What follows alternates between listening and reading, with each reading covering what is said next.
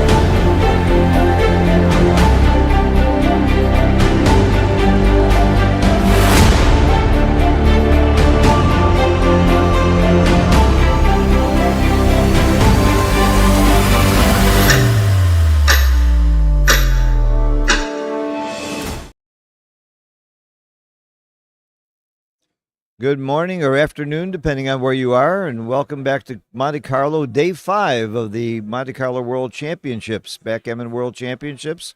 And today I have the pleasure of doing the commentary on 2 undefeated players in the championship division.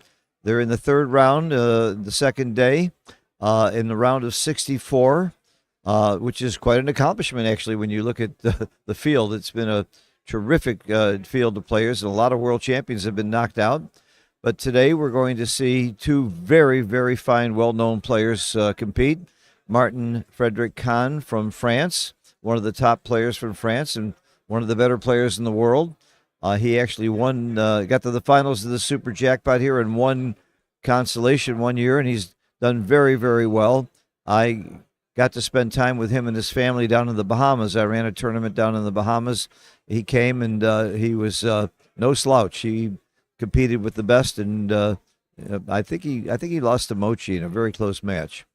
His opponent, Chris Rogers. Chris won the doubles here with David Wells, and he won. Actually, he won a major tournament. I forget which one it was, and he beat a guy in the finals in a close match, and the guy he beat was Martin Frederic Kahn. So these 2 have played before in big matches, and this is certainly a very, very big match.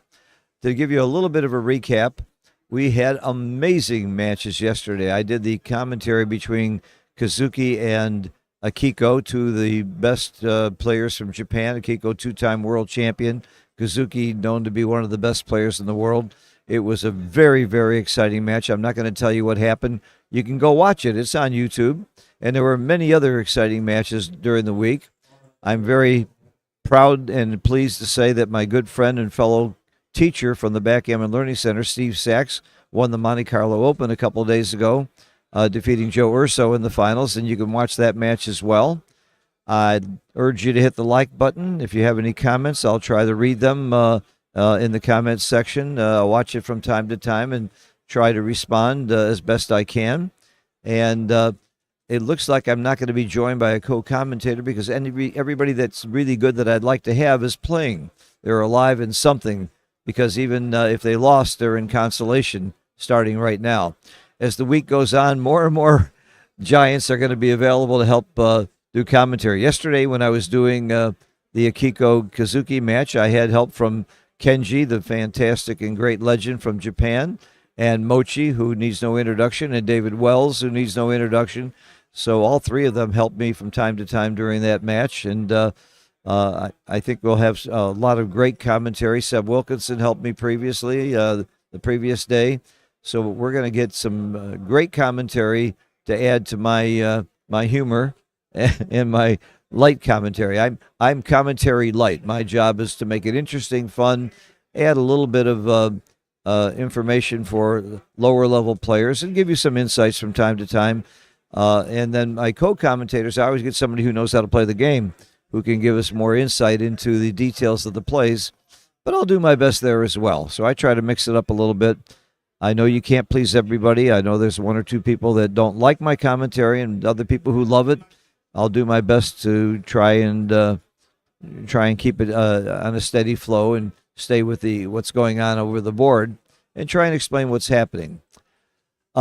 the winner of the undefeated does not become the champion, the world champion, because if you lose once, you go into the fighters bracket, and if you win the fighters bracket after one loss, then you'll play the winner of the undefeated a single match for the championship. Some people might think that's not fair, but I love it because the player who lost once has to win a lot more matches to catch up. And by the way, we do give a financial bonus to the undefeated player, so even if he loses, he gets a little bit more money for going undefeated.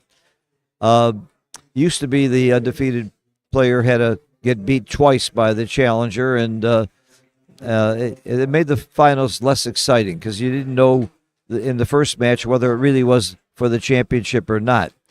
And most of the time, it's only assuming equal players, the challenger only has about 25%. Last time when I did the commentary with Jorgen Granstedt and Joe Russell in the finals, Jorgen did beat Joe Russell twice to win his third world championship. It would have been the second for Joe Russell. And I have to admit I was rooting for Joe. He's a very close friend of mine and from the United States. But Jorgen is such a nice guy. I don't know how you don't root for him, too. He's just a great guy. I just spent some time with him in Sweden. He helped organize the tournament in Stockholm about 3 weeks ago when I was there, and did a marvelous job in a beautiful hotel in a beautiful setting. So it was just a great event. We had the World Team Championships there as well. Okay, looks like they've either started without us. Yeah, they've started without us. As you can see, Martin is on the top playing the blue checkers. Chris Rogers is no stranger to the viewers of Monte Carlo. He did very well last year. I think he was third, fourth, or fourth, fifth last year. But he did very, very well, had great PRs, really impressed me. I knew him well before this as a great player, but last year he solidified his ranking and standing as one of the top players.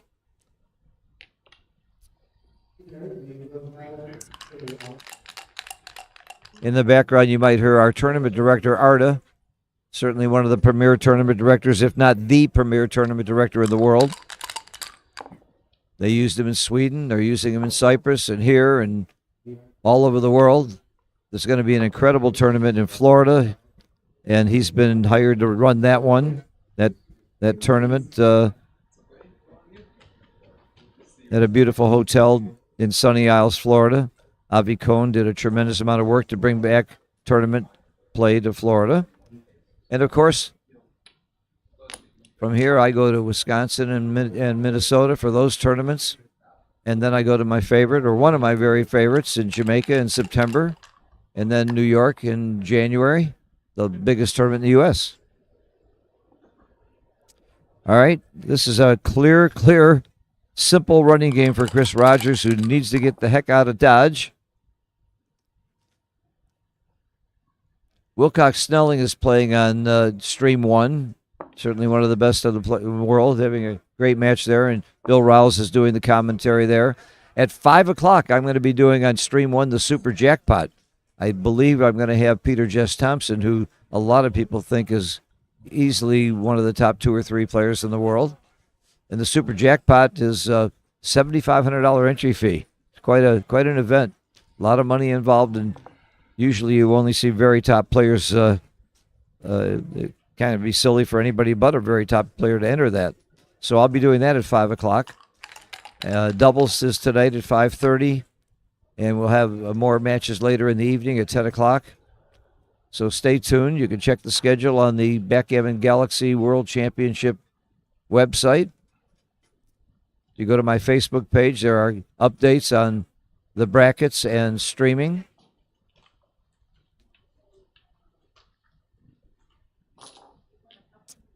Very, very dangerous to hit here and leave a blot, but what choice does he have? He's going to leave a blot anyway. If he gets hit here, he's in big trouble. Martin would love a 3, and he got it. A 3 and a 4. Hit and cover. So unless we see a really excellent roll here by Chris, we're going to see a point scored, I think. He's a dance, and I think this is going to be double pass. Maybe not. Maybe a take, but 3 checkers back, and little bit of a Swiss board. So the double to me is very clear. The take is not clear.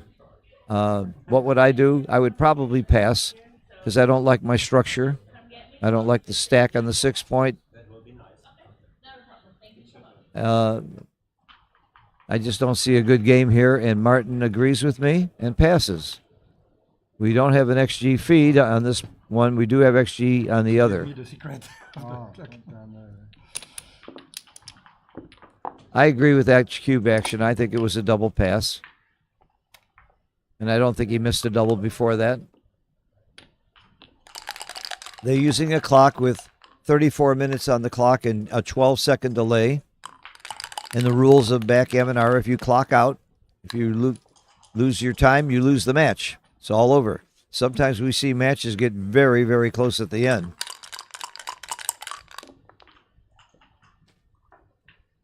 I watched a match earlier with Kazuki where he had less than 30 seconds on the clock at the end.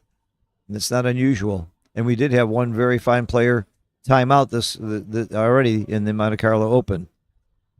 It happens to just about everybody once. And then you learn your lesson. You feel horrible and you don't do it again. I don't know too many people have done it twice. I'm sure it's happened, though. I timed out once, but never happened again. Well, you just run around the corner or make the 2 point. This is a real question for me. You made the 2 point. I wasn't sure which is right. I think I'm hitting off the 5 point here. I could be wrong again, but I like the 13 to 5 hit. It's putting the checker where you want it, and Chris agrees with me.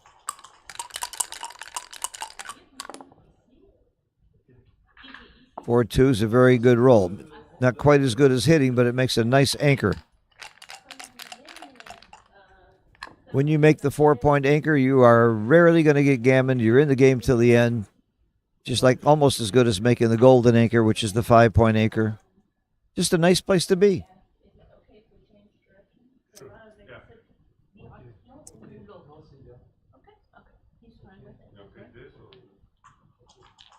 I don't see much else besides making the golden point. It's called golden for a reason because it's a good point for you to hold, and yet now your opponent can't make it. This is pretty easy. You just go on by. Slot the 4.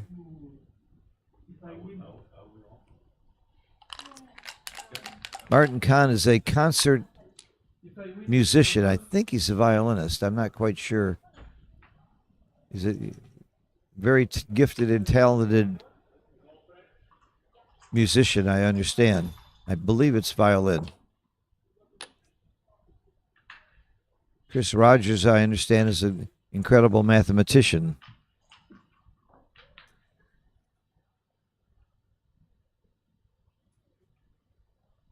I like making the 5 point with this double 5. I love this play. I love it. It's a very, very strong play and point. And he is hit if he wants to hit him. It's not a pretty board, but what happens if you don't hit him? You're certainly letting him go, so I think you got to take that chance. And he did. Chris would love a 4. He'd love double 4s. He got his 4. 5 is easily out or down, and I have no idea. I like this out, yes. Coming in and anchoring again is excellent for Martin. Chris is well ahead in this race, and now he just wants to bring it home without leaving shots. And double 6 is not going to help him completely because it only goes part way. But if he doesn't get hit on this roll, the game is over. So Martin's got to have a 6 or a 5-1.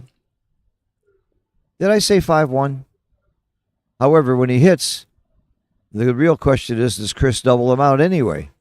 If he doesn't hit it, he's so far down in the race, it's going to be a double. So you may as well hit and hope he doesn't double. I don't see the point of not hitting. Now, Chris might think, wait, I'm too good to double if he hits me and maybe play on and lose. So it's not an easy problem. I think it's going to be a pass either way. So I like to make the play that makes it harder for my opponent to double. If I were Chris, I'd be doubling here, and he does. And I'm not sure it's a take. I think I would pass. Even if he doesn't get hit with a 4, he could get hit with a 2 or a 3 on the other side of the board. That's a lot of numbers. And getting hit here could be disaster. I think I'm passing. I think I'm passing. The other thing I don't like about Martin's game is he got the 2-point made. That's not really what the point you want made in these games. I don't think he was wrong to make it at the time, although I wouldn't have. But I think that's one thing that hurts this game. And he did pass. Okay, again, I agree with the cube action of both players. They must be terrible. They're doing everything I would do. I thought these guys were good.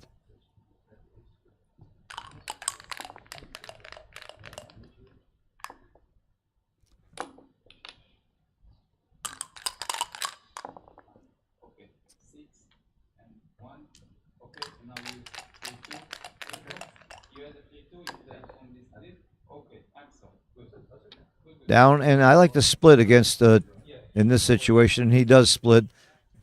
It's a real big tell to split when your opponent has 2 checkers on the 8-point. You freeze those 2 checkers so that if he rolls a 3-1 or a 4-2 or 6-1, you got a direct shot at him. I really don't know if it's right to hit or make the bar. I usually make the bar unless I had another spare down there to attack and play a blitzing game. This is a possibility too, but I don't like it. I would make the bar here, but nothing wrong with this play, obviously. And a dance. That's the advantage of hitting. 25% of the time you get a dance, and that's big. Up and down. I think it's a good time to come up when he's on the bar. Yep. Dances now. We're going to see some fireworks, I think. But again, he only dances 25% of the time.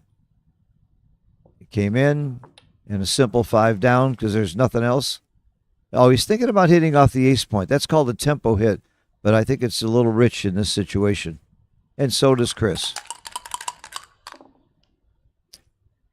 Double 1. Do you make the anchor or make the bar? He makes the bar.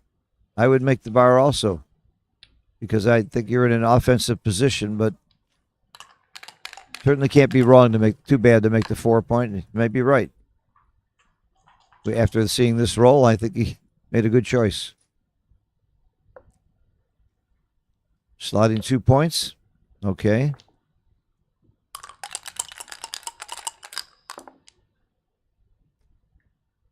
Not a pretty roll. You might think about running, though, with those 2 points slotted. I like this play. You have a racing lead, not a lot, but what else are you going to do? You're going to throw a checker down to the 2-point or leave a blot on your bar point? So there is no such thing as a good or bad play. They're only better or worse than the alternatives.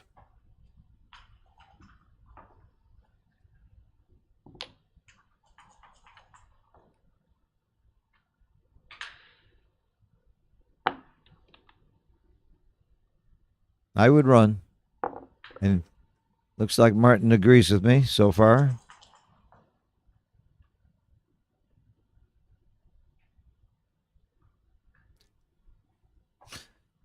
Martin, it's probably wrong because it's my play.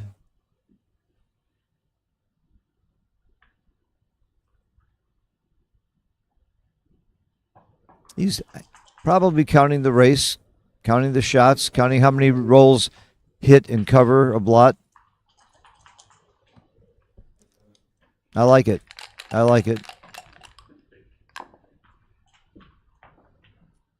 If Chris hadn't rolled the 9 there and hit, he wouldn't be real happy about it anyway with those 2 blots.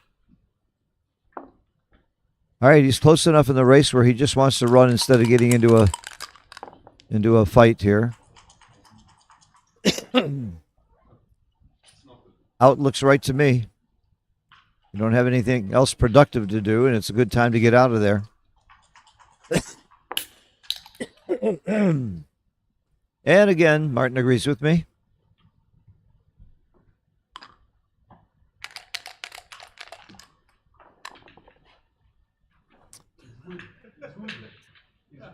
Well, I guess you make a point.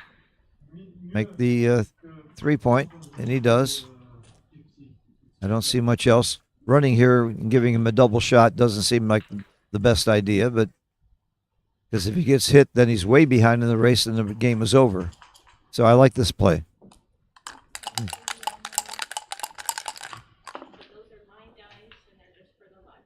I'm making the bar, even though it leaves a blot.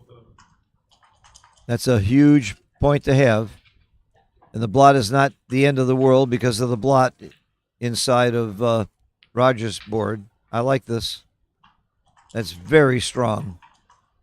You could just come around the corner, not give any direct shots. Then you get hit anyway with an indirect and you feel sick that you didn't make the bar. There aren't that many threes. There's only 12 ways to roll a 3. It's 11 threes plus 2-1 and 1-2. Here he can get hit with 6-3 and 6-4. It's 4 numbers. And double 3. 5 numbers. Let's not forget our double friends when you're counting shots. So there's 5 numbers that hit. If he doesn't get hit, he's probably a winner. And if he does get hit, the good news is it's an indirect, so he can't hit and cover. Whereas with the other play, if he gets hit, it is possible to roll a 3 and then cover with a 5, with a 4 or a 6. Oh, I can see the chat now. Here we go. If you have some comments, I'll try to follow them.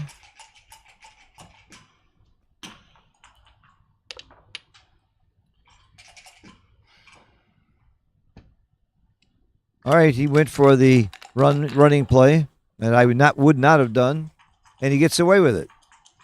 He would have gotten away with the other play also because there wasn't a 3. Chris is thinking he needs to challenge those checkers on the outside by moving up, and the race is not that bad, so he doesn't want to get stuck on the ace point. Great roll.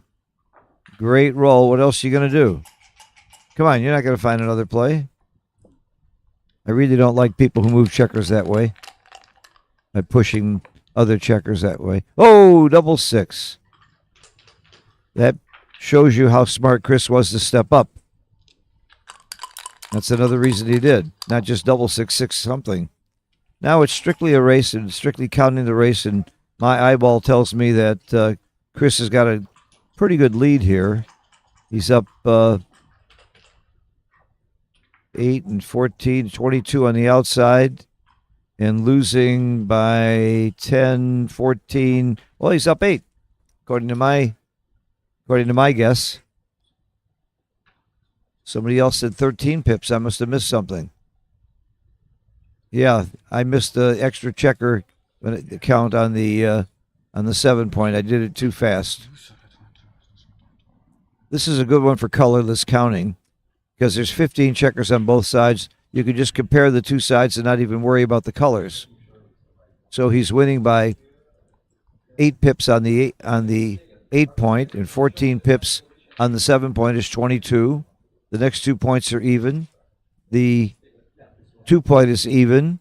So you got 3, 6, 10, and 22. That's 12 pips. So with colorless counting, you could just compare the two sides and not even worry what color the checkers are and tell the difference. When you come up with 12, you may be borderline, so now you've got to count the total pips, but you only have to count one side because you already know the difference is 12. But if you found out the difference was 2 or 3, you know you don't have a double, and if the difference is 14 or 16, you just double. And when it's 12, you might have to think about it. 12, 10, 11, then you need to know the total pip count to see if you're up enough percentage-wise. Good double, good pass, good roll. Double 6. UK has a very strong team, and I think they did very well. They got most of their players are alive. I came up with a new idea for the Calcutta, and I ran it where we sold off in the auction off countries. Instead of teams of players, we auctioned off countries. UK went pretty high. United States went for the most, mainly because we have 40 players, but we also have a lot of great players here from the United States. Japan also has a great team. Denmark and Germany, France, Israel has a tough a tough group of players. It was kind of fun to do it by country. And then Morton Holm has a book. He's a bookie, taking bets on individual players and individual odds every round. And wait till you see the finals. There's going to be a bet on who gets backgammon first and who gets the most opening rolls and who has the highest luck factor. He's really going to make it fun. I can't wait to share that list with people. I can't wait to bet on some of those things.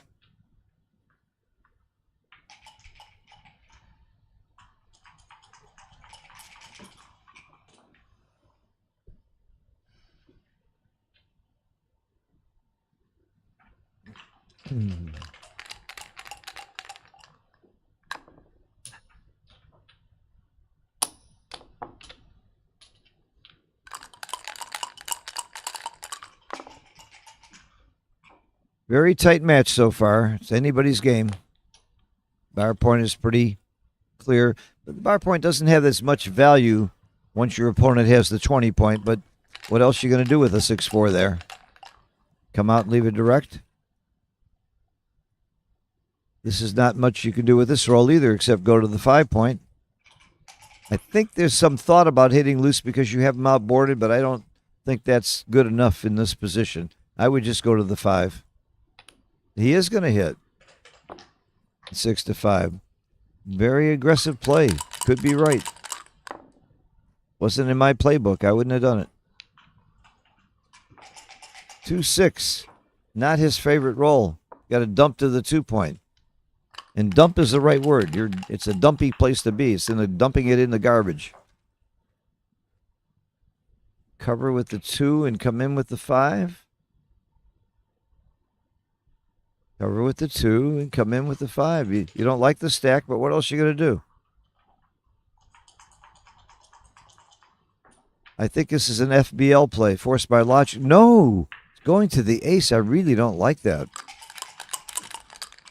There must be something that I don't know about those kinds of plays, because I would never have done that.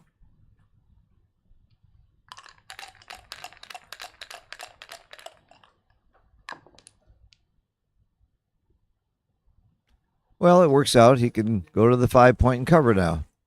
Or he can cover and hit.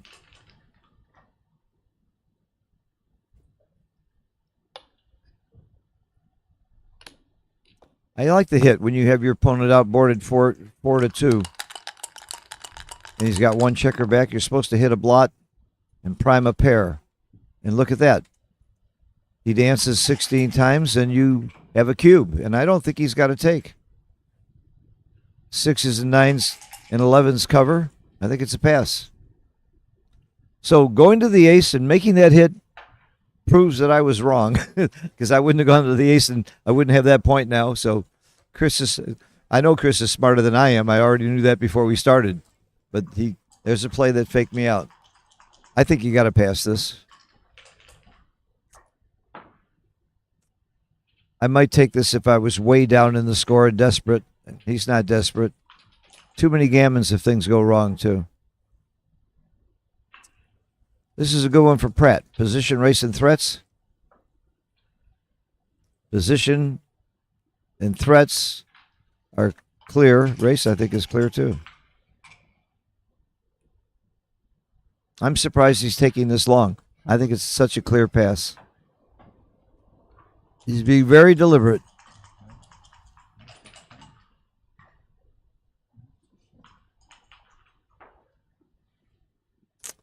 Wow. I wouldn't have wasted more than 10 seconds on this one to pass. Clock management is important. Maybe he thinks there really is some good reason to take. He covers 17 times with a 6. He covers with the 9. You don't count 6-3. So that's 3 more times. And the 11. Well, the 11 includes the 6, so that doesn't add covers. I just don't see it. I don't see a take here. Even if Chris doesn't roll cover, he's still got to perform next time. And even if he comes in with the 4, how much of a game does he have? That ugly 2 point made. And the big stack on the 6. I don't like it. Did I say I didn't like it? Did I mention that? I think I did. And not only do I not like it, I hate it.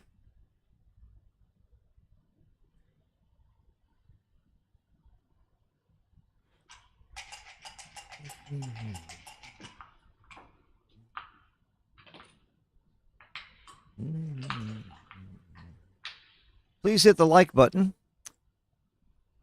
If you have the Backgammon Galaxy app, please go to the store and show that you like it. If you don't have it, get it. I use it all the time. I love Galaxy. I like what Mark Olson and his team is doing for the game. Okay, he passed. Wasted a bunch of time, in my opinion. He may have seen something we didn't see. And again, if we had XG, we would know how big a pass it is. XG is the best software in the game right now, and would tell us pretty definitively if it's a pass and by how much and why. The why is you have to learn from the numbers how many gammons, and I suspect that the number of gammons that you might lose is one of the big reasons that was a pass.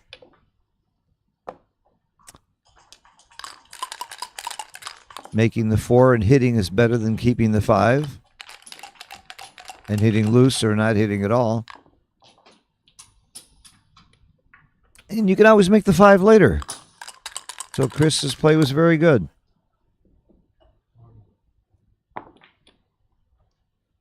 Jonah Seawald has joined us, my good buddy, who I can always rely on for great coffee and great commentary. And he is not a member of the Backgammon Learning Center, but I love him as a teacher anyway. And the main reason I love him as a teacher is so many of his students do so great. That's the proof is in the pudding. By the way, I got a little ego about that too. I have some students that are amongst the best in the world. But Jonah is really a class act as a player, teacher, and friend. All right, there's a miss. And this is a big miss because Chris's structure is so beautiful after slotting the bar. I think we should see a cube, maybe. The 2-1, I don't know what you do. Do you make the bar or do you split with back from the back? Yep, I make the bar. But I think I'm passing this cube. I don't know if it matters. I don't know if it matters. There's so many rolls that make the bar point, and there's not much structure any good on that side. Well, this is nice because now the 1 makes it hard to use the 1 to make the bar point, but he's got 3s and 6s. That's a lot of rolls. There's 17 ways to roll a 6. And a lot of ways to roll a 3 on top of that. There are 11, 12 ways. So that's about 75% of the time he can make it with just a 6 or a 3. So that split isn't going to help him that much. The split that might help him is going to the 22 point with the 2. But making the bar has some real strong value on that side. I like this cube. I would pass it. He grabbed it. Most prime versus primes are takes, but I don't think this is a prime versus prime. I think we're looking at a prime versus crime. He's going to split with the 3. I would have passed that cube. He took it very, very quickly.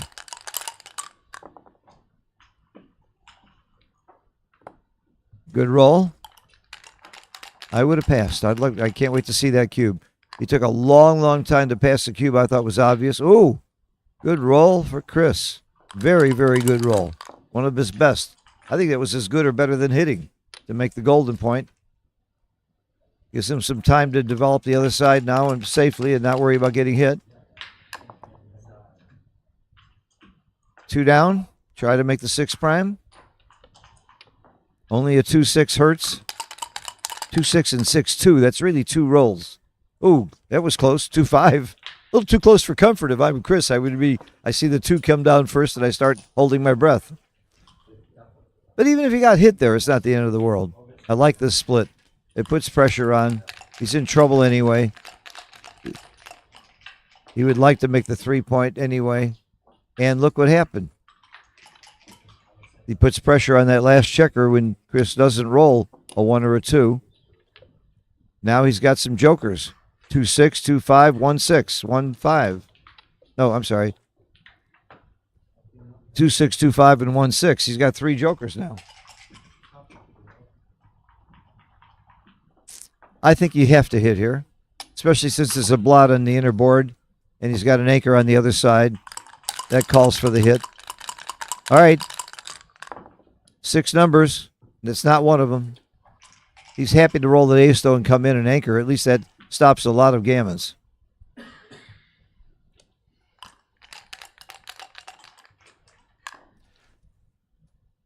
What does a man have to do to make the bar? He did it. I would make it heavy. Well, maybe you can put a checker on the 6 point. Yeah, I like the checker on the 6 point. I like leaving that blot on the 8 point, even though it might get hit with a 1-6, because if it doesn't, now you've got a great 6, and also you can roll a 2 and make a 6 prime. So it's risk and reward. Everything you do in backgammon and everything you do in life is risk and reward. Getting married, deciding which school to go to, deciding to skip school. I tell my kids that's risk and reward. You learn that from backgammon. So there's a big reward by leaving that checker on the 8 point if he doesn't roll a 1-6. And look at the reward is there. He rolls the 2 and makes a 6 prime. And he can come out with the 5. He is a little bit afraid of being counter prime, but I don't see how you don't make that play. I don't see how you don't make a 6 prime and come out. The odds of getting counter primed, I just don't think are that high.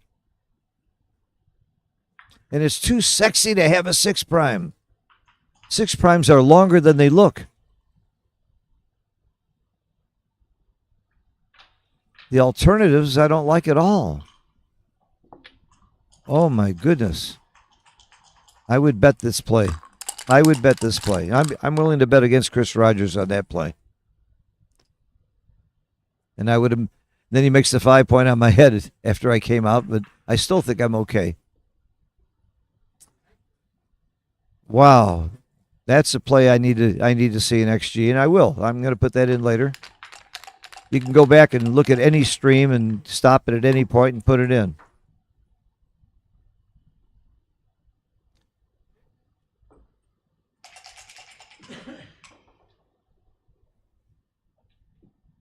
Thanks for your comments, Jonah.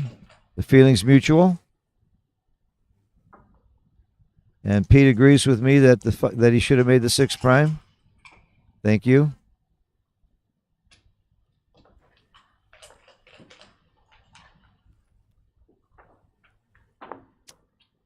I just think life is so much easier when you have a 6 prime. I tend to relax in the chair when I have a 6 prime.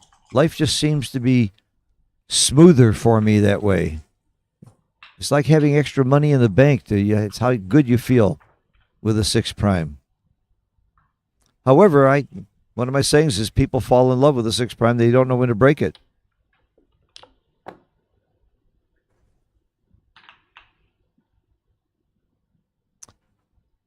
I have to remind you, as great a player as Chris Rogers is, I remember last year I was doing the commentary and he forgot to double at post Crawford.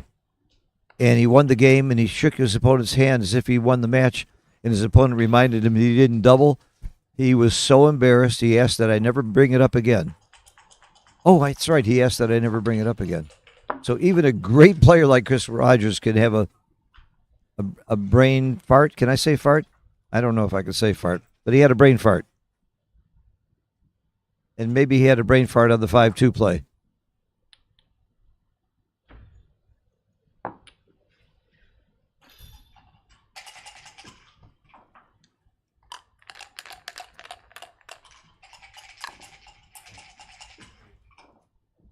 I have to have a great reason not to make a 6 prime.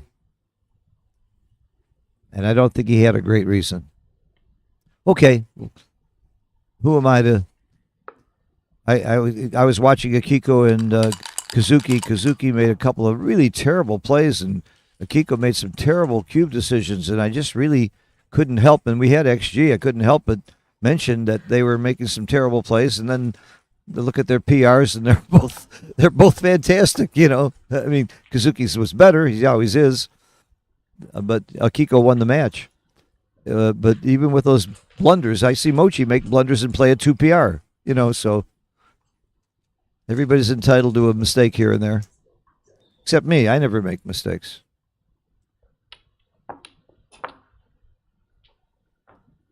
Because I don't play. I'm paid to talk.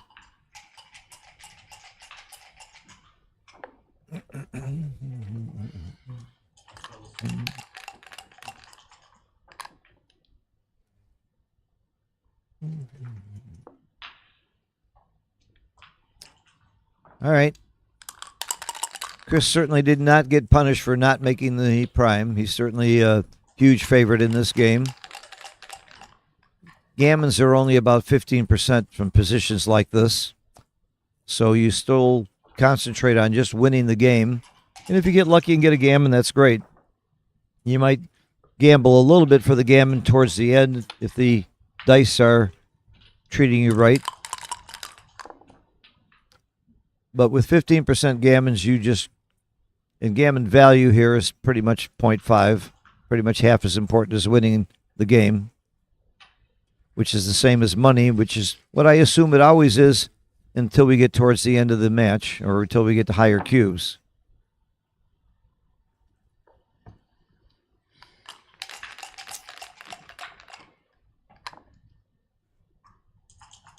All right, he finally made his 6 prime. See, he's thinking, well, I could always make a 6 prime later. What do I need to make it now for?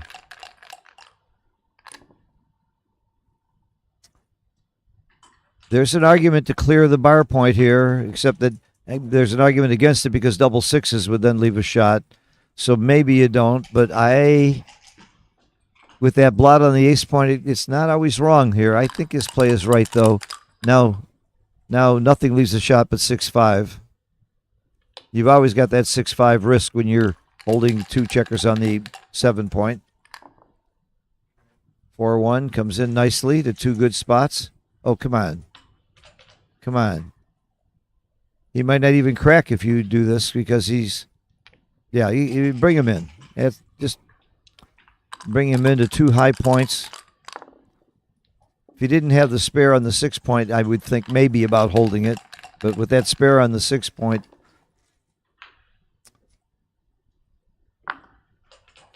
see? He made the forced part of the play first, then decides the 1. Instead of just automatically paying off the 6 like most people would. I always do what's forced first and then look around. Because he might have been right to clear the 5 point. Sometimes it is. I like his play, though.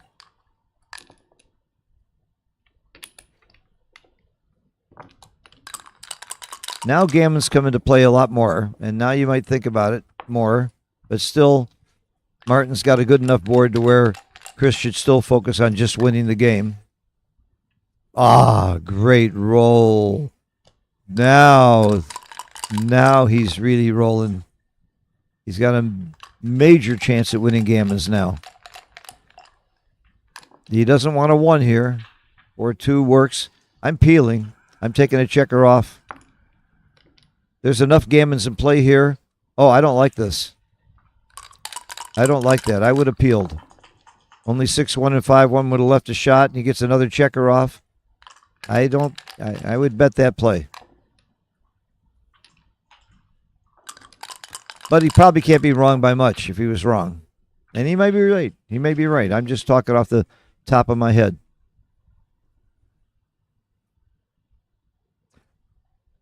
He played it the safer way, but he can still get the G. I don't know how much safer it was, though. He's still odd. He's a little safer.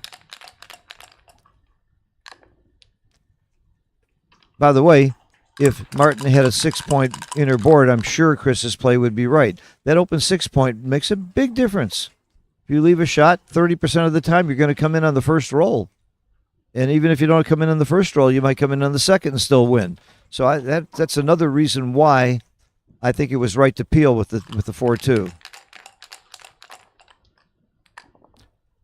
There's a couple of great books written by the great Bob Wachtel, In the Game to the End, that covers those kinds of things. He wrote the first one, I think, in 1997 or 1993.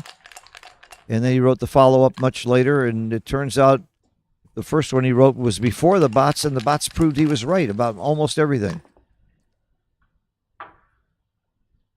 Bob Wachtel was in Sweden on the Americans team. and played very, very well. Posted some incredibly low PRs. He's really got it. And he's my good buddy on the tennis court. We play a lot of ping pong together. We're both very competitive in ping pong and tennis. We'll take anybody on in doubles, ping pong or tennis.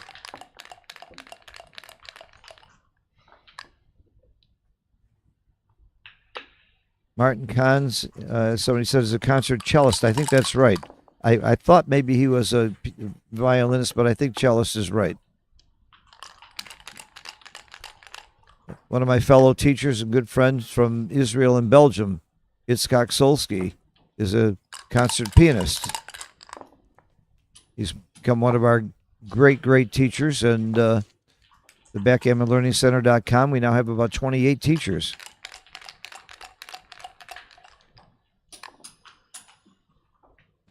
How do you have time to be a top concert anything and play backgammon? Play backgammon that well. Great roll. Do you hit 2 or make the 5? I think I'm hitting 2 because making the 5 leaves a blot anyway. I think I'm hitting 2. I really don't know. Making the 5 is awfully strong. I'd like to learn this one. I'd like to know this one. You can't be too wrong making the 5 point. I think if gammons counted a lot more, you might hit 2 here. Ooh. See how important it was to make the 5 point? Double pass. He's shooting at more blots. He's got a... Oh, double take. Look how quickly he took that. I would have passed it. It's 2 now. I would have passed that cube, and he took it real super fast. I guess I was wrong.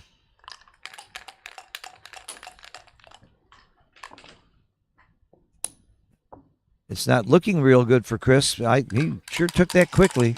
He must have been so sure it was right. I love this play. He could have hit an outside checker, but he's trying to avoid the anchor. Maybe now he sees the outside checker. Maybe it's easier for us to see it looking at the board this way.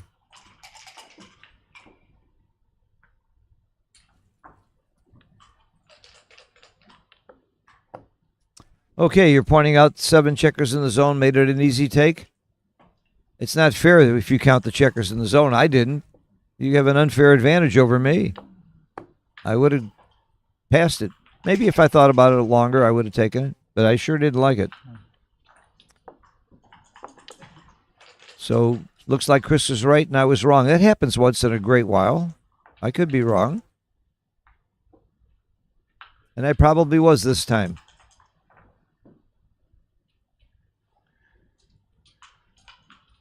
Another reason I liked the pass was the score. Are you guys remembering the score? Even in a match of 17, winning 5-1 should make you a little more conservative on your takes. So I want to put that in the XG and really see that for sure that was the take. I learned from some of the experts if they say you're wrong, you put it in XG. And if XG says you're wrong, you plus it. And if that says you're wrong, you roll it out. And if that says you're wrong, you say there must be something wrong with that damn computer.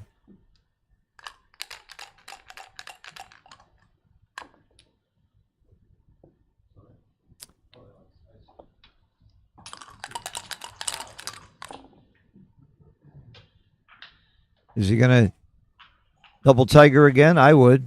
Come in on the 4 and hit with the 5. Come on, be consistent. I would.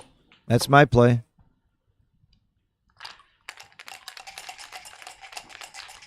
Four rolls that dance. A lot. Oh, there's one of them. That's big. That's why you hit when you're blitzing. Now you cover. Come down. I would come down with the other one and be 6 away to cover the... Well, I don't know why you don't come down with the other one. I guess because you're unstacking the mid. That's a very important roll for Chris. Very big roll for Chris.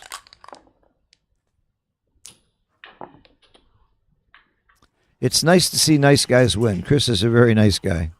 Not that Martin isn't, but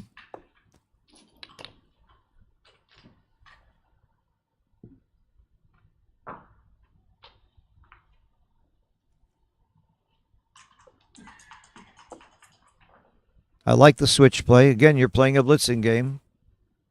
And I have no idea. I think I slit the back checker with the last one. I think I go 24-23. I like the anchor. I like the 4-point anchor. 24-23.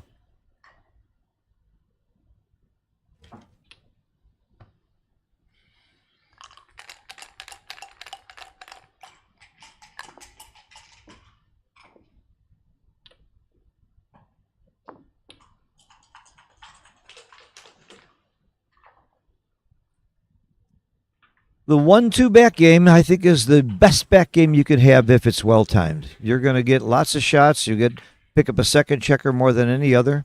It's my very, very favorite back game. When I'm playing Backgammon, I often try to stay in a 1-2 back game, but it's hard to time. You have to be down 100 pips about to have a good, well-timed 1-2 back game. But you almost always get double shots and then often hit a second checker. So people always ask me, what's your favorite back game? And that's it, if it's well-timed. Kit Woolsey once told me his favorite back game was the 2-4 back game because it's a great combination of winning the game and not getting gammon because you're up on the 2-4.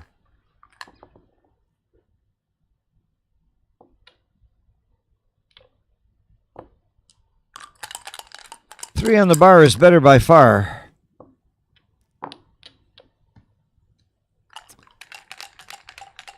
It's pretty obvious Chris had a take and I was wrong, isn't it?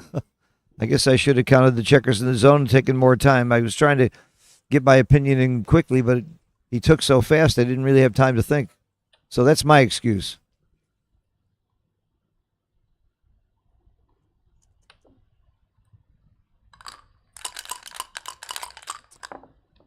So who's got the back game now?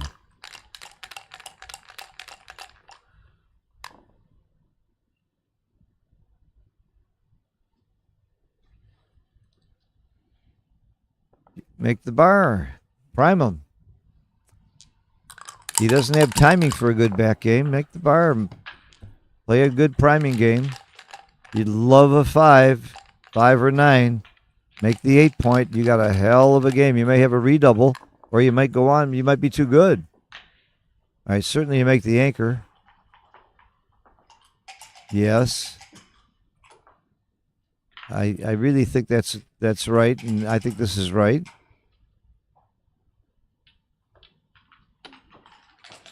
Okay. That's a big roll. He's going to hit. You just can't allow him to make a 5 prime in front of you. And otherwise you're committing to an untimed back game. You might be in and up instead of in and out. I'm not sure.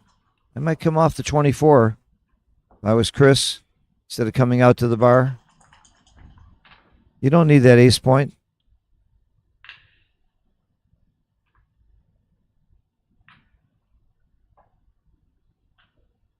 That's my play. I like this play. You're not playing a back game. You're not committing to a back game. This is a little awkward. Very little choice.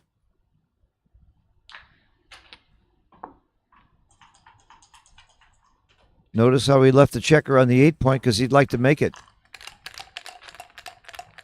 He'd like to make his opponent's 8-point. And he ain't going to make it now. All right, 24-23. That's my play. I'm going to give him the 6s and 5s because it's just so important to try and make that point. Good play. That's my play. He never should have left that checker there. Oh, I thought he had a 6 and hit him. It was a 4. Okay. A 5 would be huge here. Huge to make the 8-point. As long as he doesn't have to crack, he has something with it that he can play. Oh, no, he can't think about the double yet. Make the 5. There it is. Double 5, and you can play the back checker. Okay. Do you make the 3-point? I don't think so. You want him to play. I don't like this. I would have kept it going and kept the outside 5 prime. I don't like that. What if he dances a couple times? I really like the outside prime better than making the 3-point, but I can see the value of it.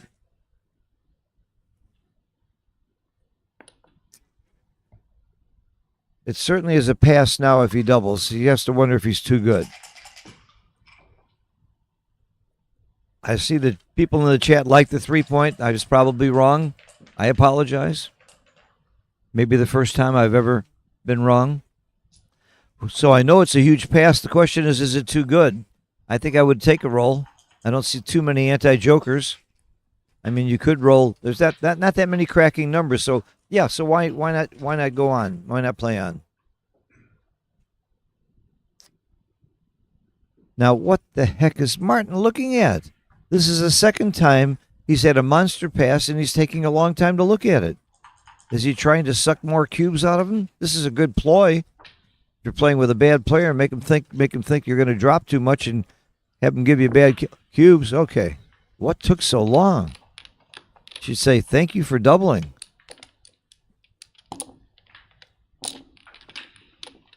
So Chris was rewarded for a good take that I probably would have passed. And probably it was a blunder to pass with 7 in the zone. I got to stop and count. By the zone, we mean the number of checkers you have in your inner board and outer board, and the ones in the outer board only count if they're 6 away from an open point. That's what we mean by the zone. And to have a good blitz, you really need a minimum of 9 in the zone, and they have to be well distributed. So the point is that Martin had enough checkers back and few enough checkers to complete a very good blitz that Chris knew instantly he should snap it up, and I'm sure he was right. And look how it turned out. Hindsight is always 20/20, but so is XG. Oh, great roll.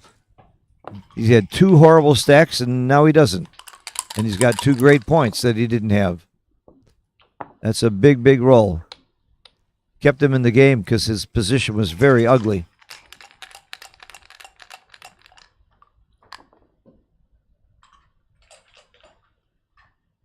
Down, and I'm not sure. I think I'd like to give myself a good 6 by continuing, but I guess he feels he doesn't want to give him a 3-6. I think I would have continued with that ace.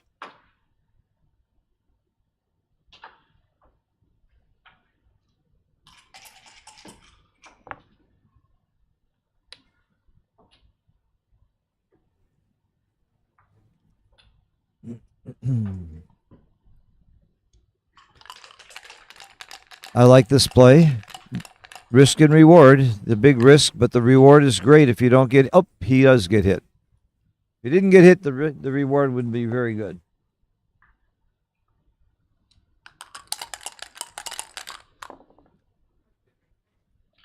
Bill Riles, what's happening with Wilcox over there? Who's he playing? Marcus Reinhardt.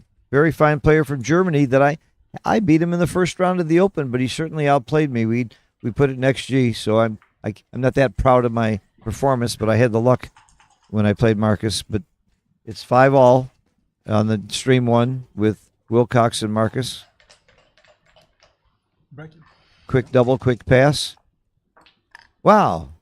Martin is able to pass quickly. They're going to take a break, and so am I. I'm going to get a cup of coffee, take a little time to relax and stretch. And that was smart of Martin. When you're losing 8-1, you take a break. Give yourself a chance to think about what's happening and change the dice. I would change the dice. I'd sneak in new dice. They wouldn't be loaded, but I'd sneak in new dice.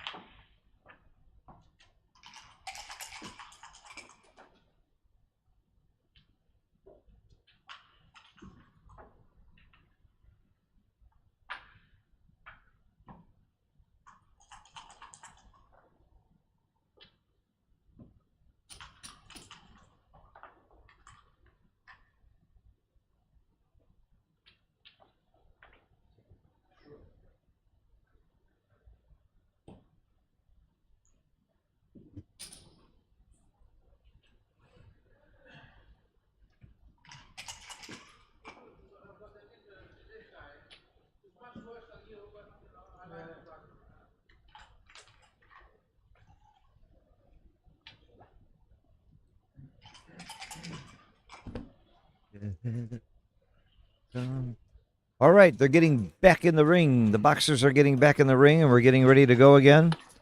It's a comfortable position for Chris Rogers. Nothing can go wrong. I think I saw a match yesterday where Nesvat was winning over Elaine Babian. I think it was 11-1, and he lost the match. And he played very well and lost the match.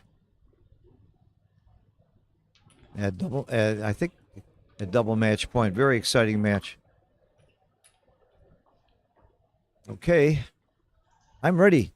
Roll 'em, baby. Sure.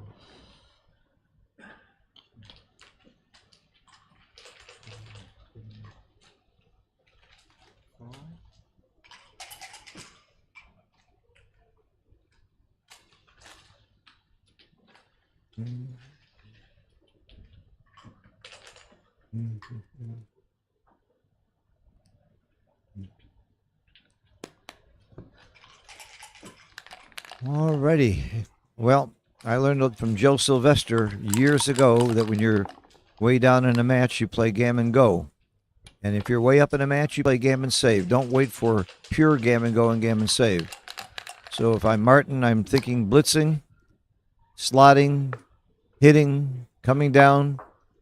If I'm Chris, I'm thinking anchor, don't slot, play gammon save.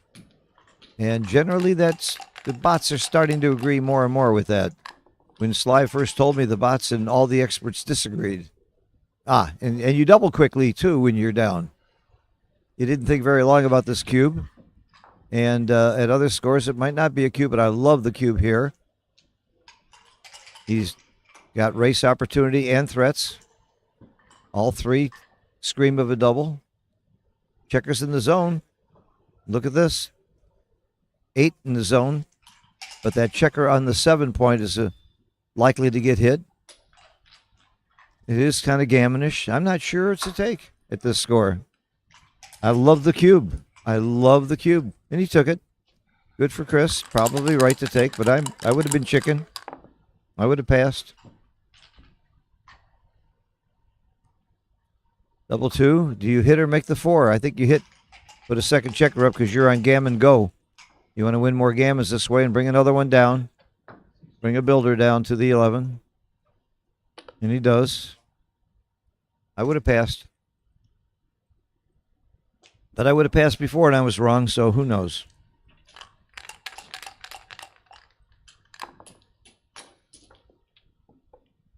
All right, you're going to see a blitz here. Martin's going to hit that checker with anything he can. Bring the 5 down. Another builder. And if Chris doesn't perform very quickly, he might start regretting this take. And he performed beautifully. That's what I call performing. Make the 4 point? I would. I can see the logic of... No, I can't see any other logic. I make the 4 point. What a roll. No, I don't like this because it's not as good a point, and you're stripping the mid.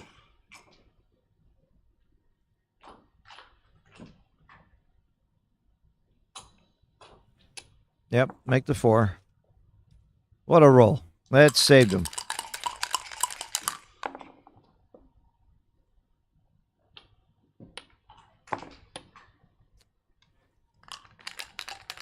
It saved him, and he's still not looking great.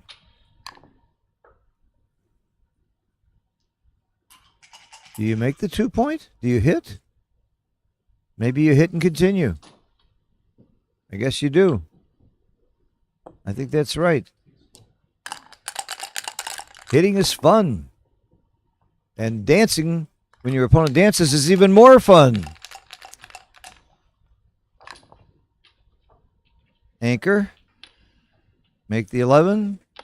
Smile. Have a much better feeling about the take.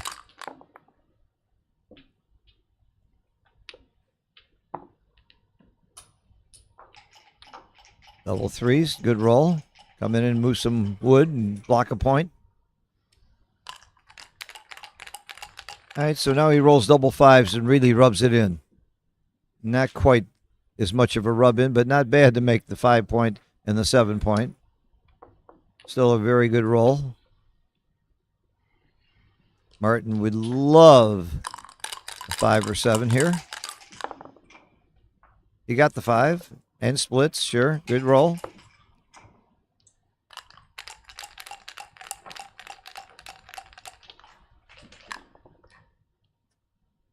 Whole lot of fighting going on. I like 6 to 5, but I can see the value of going up to the 3-point to get out with 6s. Martin should move his checker from the bar before moving. I totally agree with that comment, Mr. Turner. I don't like the way Martin moves the checkers. They're actually illegal to move the checker until you bring the checker in from the bar, and he pushes other checkers over. It's cool, it's fun, but it's wrong. I don't think it's polite.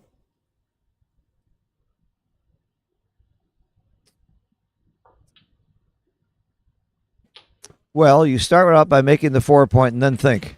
I think you make the 4 and go to the bar. What is there? Oh, he's thinking about the coming up. That's true. Coming up has a real strong value as opposed to going down to the bar and leaving that shot out there. Oh, the switch. That never occurred to me. It just looks so ugly. I would not switch here. It could be right. It's either this or come up, and I'm not sure what's right. Ooh, I like this. And come up. Come up. Oh. Okay. I didn't like the switch. All right, just moving a checker around. What else can you do? That's it.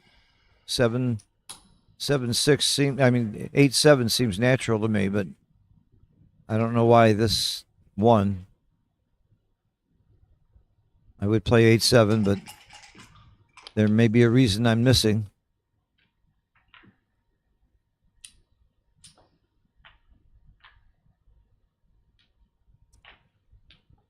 Love to hear your thoughts out loud, Martin, on this play. Why do that? You don't want to get hit, and you don't want to make that point. You only have twos and 7s to make it.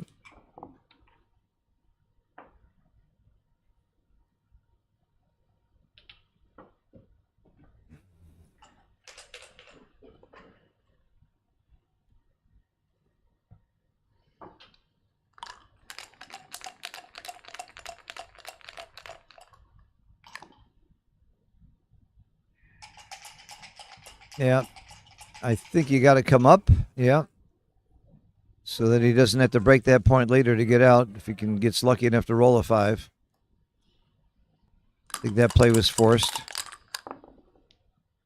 He loves that 6. He just loves getting out of there. It's a nice feeling to get out of there. That's not that much risk. Well, it's a double 5 and a 5 too, so there is, and he wouldn't like to get hit with a double 5 or a 5-2, so maybe you don't do this. I'm not sure you do. I wouldn't.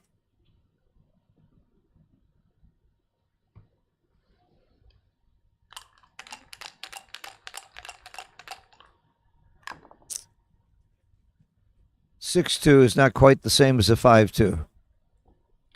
He's bringing it in to kill his 6s. Because he certainly doesn't want to play a 6 to the ace point next time. And his 5s are going to play out. So I like this play very much. I clean up all my blots here.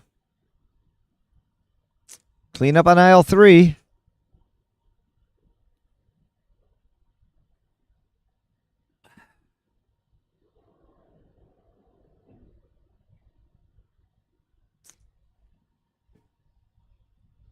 I don't know why you don't make the 11 and clean the blot up. No, I don't know why you do this, but okay. It's cuter, maybe.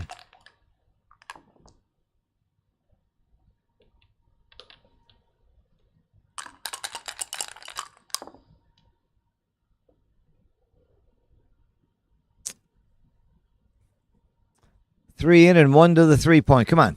Next. Next, 3 around and 1 to the 3-point. No, you don't want to let him out. You want him to crack. 1, 2, 3, and 1 to the 3-point. Let's go. Don't waste your time on your clock on automatic plays. Plays that an amateur like me would make.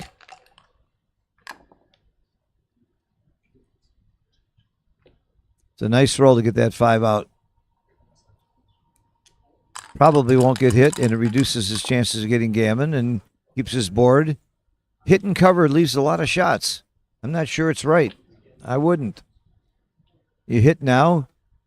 He's got 5s and 6s plus 1, 2s, and 4s. Yeah, I wouldn't hit. Like 12 shots.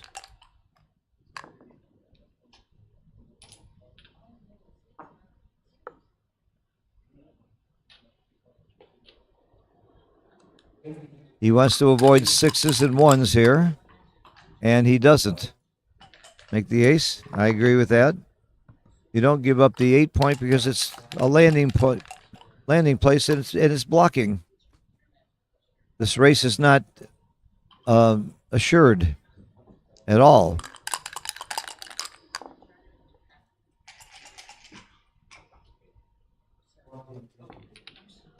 This certainly helps the race quite a bit. He could have played to the 2 point there, but you can't get him off until you bring him in.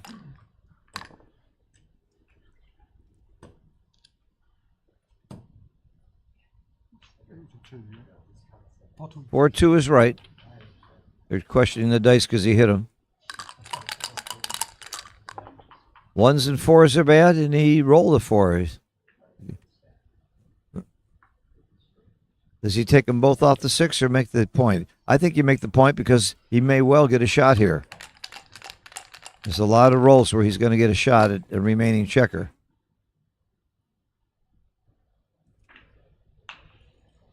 And he's thinking about giving it to him. I don't think you do because he's picked and passed too much. There's an argument to run. I probably wouldn't, but he might be right.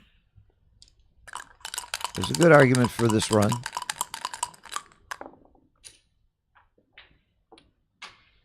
Good roll for Martin. Bring him in safely. Chris is not out of this race. One big double. A couple of big rolls. That's why he's going to run. That plus the fact that there's nothing that leaves a shot. He stays. And he's absolutely certain to get off the gammon by running. That's a very fine roll for Martin. Okay. This match is going to be closer after this game unless miracles happen for Chris. Miracles never happen in backgammon. Come on. You should have seen the end of the Akiko match yesterday.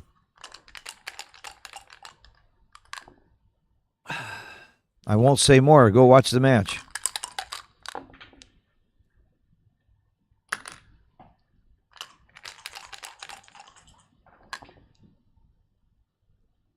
This proves that Martin was right to take a break, doesn't it? It was a very smart thing to do. Now Chris should take a break. Dueling breaks. This isn't a bad beat or a horrible turnaround, so I'm sure Chris is not in panic mode yet.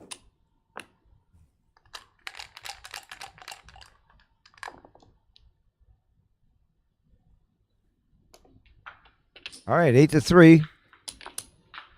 More of a match now than it was a minute ago. Now, do I still play gammon go and gammon save? Hell yes, I do. I don't think XG does, but I do. And I've got another reason for it. The more aggressively you play, the more scared your opponent gets. And the more he'll play gammon save and tighten up, and he'll win less games because of it. Now, that's very true of intermediate players. When you get to the level of Chris Rogers, I'm not sure that's true at all. They're not going to be fazed by those kinds of things. He's too seasoned and he's too smart. But I've seen it with really top players who are winning, getting scared when their opponents get aggressive.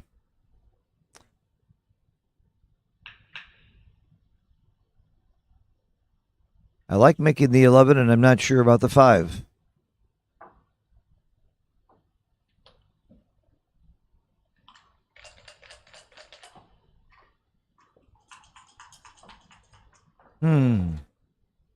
That's not a bad play. Running all the way might well be right. Something about the 11 I like in these here. I don't know why. It's a great builder for the 5 point. in the 7-point.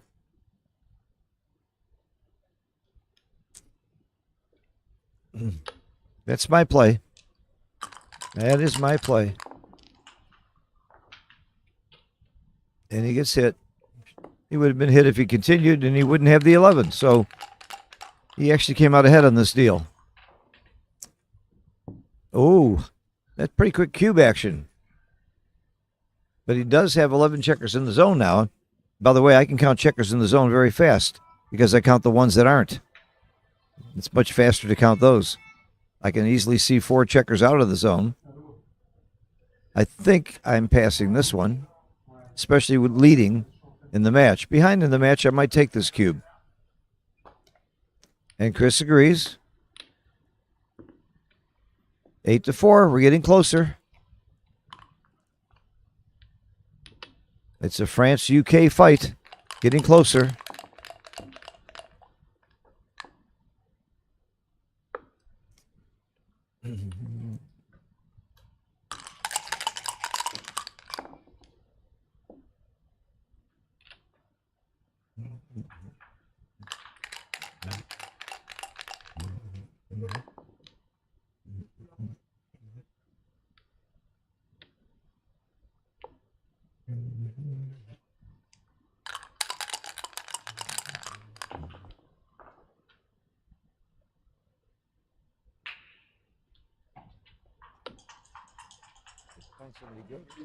John Barnes, would you like?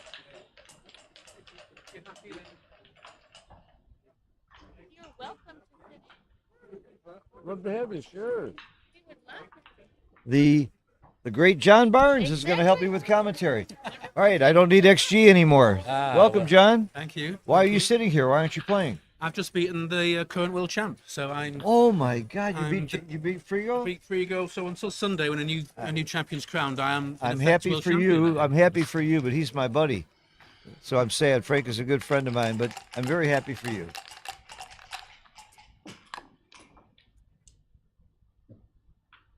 Jon, yes. Jon Barnes. Where do you live, John? South London. South London. So I bet you know Chris Rogers. I do very well. Uh-huh. Yes. Do you know Martin Kahn? Played him a couple of times, but I don't know him. I know he's Uh-huh. a French philosopher. I think he teaches philosophy. He's a musician. He may musician? also be a teacher, but I think he's a concert musician. Okay, you can see it was 8-1 a couple minutes ago. I saw You're making a comeback. nice play by Martin. We can watch the chat. A lot of your English friends are watching and I commenting. don't have any friends, but acquaintances. Jeff Hall, yes, starting this. I know them well. It's a good roll. So prime versus prime. Step up with a 2 if you can, I think. This on. Make sure you're on. Speak into it a little more. Okay. Okay, with 1 man back versus 2, Chris has got the edge. I'm not sure how big an edge with that structure. No, that was a That's an evener, at least an evener. Wow, Oh, that's a joker. great roll. Wow. If he doesn't get hit with the 4 here, the game's over. It's double pass. Double pass. Doesn't matter how he plays it. It's going to, you put it next to you, it says 1,000 no matter what. Don't waste any time.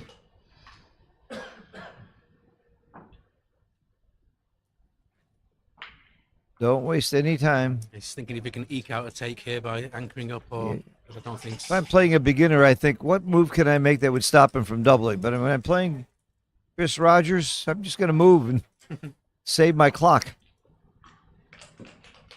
23 anchor against with a gap on the 21 isn't too bad. I still don't think it could be a take. So you're undefeated. Oh no, I Oh, that was in the second fighter. chance. Yeah, That was second chance. So Frank Frigo is out. Frank's out, so I'm. Frank is out. There's no way he's going to be a repeater. Yeah. There's a bet on that. I came up with an idea that we'd bet how many the chance of a former champion winning and of a champion repeating. Well, So I lost one of those bets, but I had I had Still some a few in odds. there. There's a Kiko. And, I had some odds. Yeah. No, yes, I bet that Frank would repeat, but I had some odds on that. Okay, like I said, double pass, pretty simple.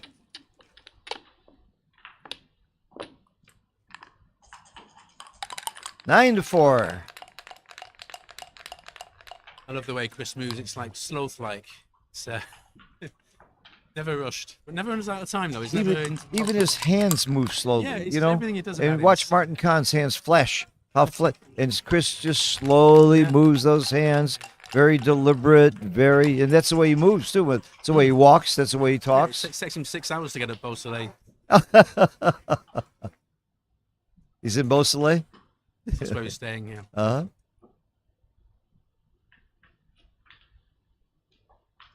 He beat Martin Kahn in the finals of some tournament. I just forgot which one it was. Last time, I think it's the last time they played. Okay. I think I'd step out here with a 5-1. Uh-huh.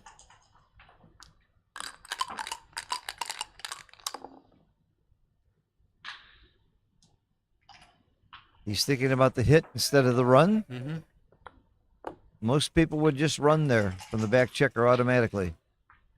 There's a saying, you hit a blot and prime a pair.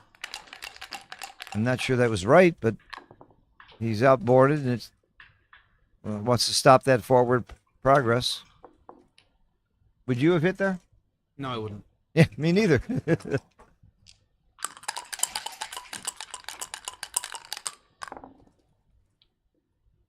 Wow. Cracking roll. Wow, you can make the ace or the I 4. think he made the ace. Yeah, you can make the ace or the 4. So he did the part that he know he's going to do either way. Make the 10-point and Now I like this. get ones. I like this. That's fine. It's a bit too quick for Chris.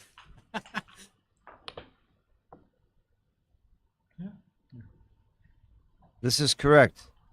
He did move Three. The 1. He did play. One. He's played 1, Right. 2, 3, 4. He can play 5, can't he? Yeah, he tried to play a 5th one. Oh. Yeah. That's why I said I like that play so much. Martin caught it. Legal moves. I don't think they're playing illegal moves in this tournament. The two No, players might I agree to always it. play legal moves, though. I always Yeah. point them out. Just the way I am. I'd hate to win a match just because someone misread a die or whatever. I play legal moves with friends, or people that I completely trust and like, which is 95% of the players here. Mhm. There's a few people I wouldn't play legal moves with because I don't trust them to, and I'd like to see them make a mistake and just let them live with it. Going to give us the initials of these people? So give us, No, we'll work it no, out. I can't trash people publicly. In my phone, I have pictures of people who are known cheaters, and I've given them to all my friends who play for money, Really? so they know. Yeah, people who play for money and go around the world cheat. There's not many of them. I've got 3 pictures in my phone of people that I warn all my friends about, and I think because we have no official way of stopping them. Okay. All right. What do you take this for as, Chris? At this score, I am very, very tempted to pass. He's got another couple of blocks lying around. Yeah, the score at an even score, I'm probably taking. I think I would take this. I would take this. At this score, I would Yeah. pass it. He's likely to get a chance at the block. He's got a decent structure as long as he doesn't get one of those blocks hit. I think it's a pass at this score. Again, and he agreed with me. He agrees with me. Oh, and Gaz Owen agrees with me, and Gaz is almost as good as XG.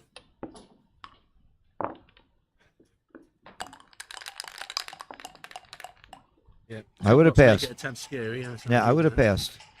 I like the pass. Is anyone There. doing the XG on the No, nobody's doing XG. Rose or anyone like that doing it? No, but if you got Gaz Owen and Jeff Hall saying it's a pass, I mean, what do you need? What do you need XG for? Come on. These guys know what they're talking about. And you do too, but It was I do two tend against to take one. more than most people. That's why I'm not as good as these other guys. Simon is doing XG sometimes, according to Jeff Hall. Sometimes isn't good enough. What the hell are we paying you for? Can I say hell? Is that all right? Yeah. Okay, thanks. They're far worse in this room than that. All right, 5-2. Make the 11. Yep. A lot of players would be afraid to come in on the 5 point where you get shot at more, but again, risk and reward coming on the 2 is gives you a very ugly 5 somewhere. Also, Okay, crucial roll coming up. very critical roll.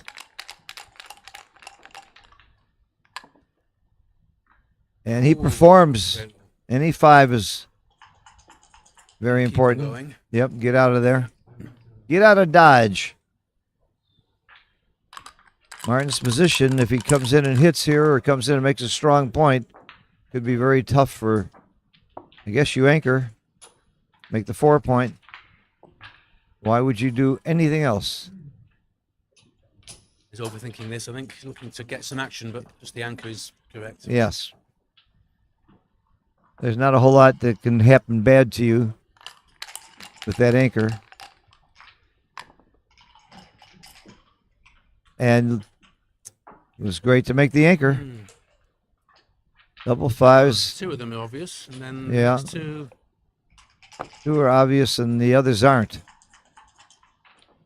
I'm not sure if I make the 3 point. I don't like the structure. No. I think I play more pure. This is a more pure play, and I think I like it. There's argument for the 3 point.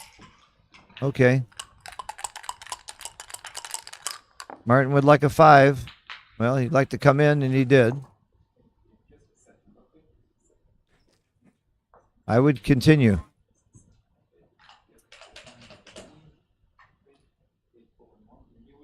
That's my play.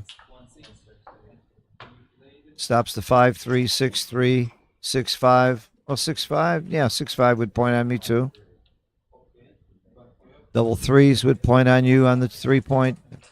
Yeah, I like lifting that blot. He's trying to get some more action going with a stronger board, but it's not clear, I don't think. It's not clear, but it's what I like.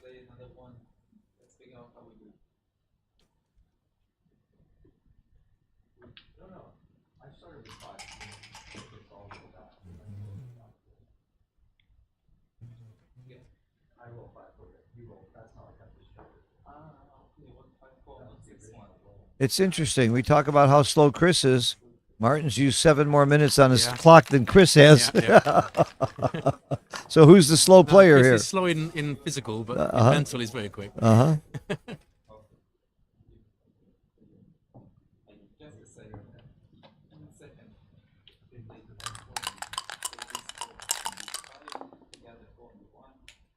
Good roll. Yeah. Making the bar is very good play here. And Chris needs a 4 something. Double 4 would work. Double Oh, 1s lovely. works good. Do you make the 5 or the 7? I'm not sure. I think I would make the 7 and then step up with a 1 because that's something to see daylight with the last one. I really wasn't sure. I like this play. Yeah.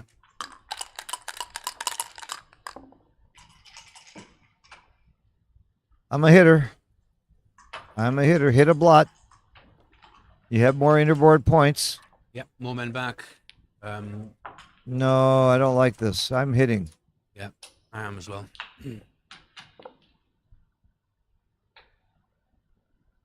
Okay, well, he's slotting to create a prime, but Chris is already at the edge of it, so... Nah, I don't why not like just this at hit him? all. I don't like this play either. Didn't he just move 13-7? Yeah, he did. Just hit the checker. Come on, Martin. Is there a possibility that he doesn't see the hit? I don't think that's a No, I possibility. don't think it's possible. Not at his level. Oh, I really don't like this play. No. If he doesn't get hit, he's still got his. Good 6s, good 3s. He's still got 6s. Yeah, I would have hit. Why isn't he coming out quickly, all the way? What took so long? I mean, is this not automatic? Yeah. and keep going. Fewer shots. Oh, he's trying to duplicate the twos. But look how It's not look, worth losing the no. distribution of the. Look how ugly the board. one is. Just come on, just keep going. It's No. not worth the tactics of that. Just keep going.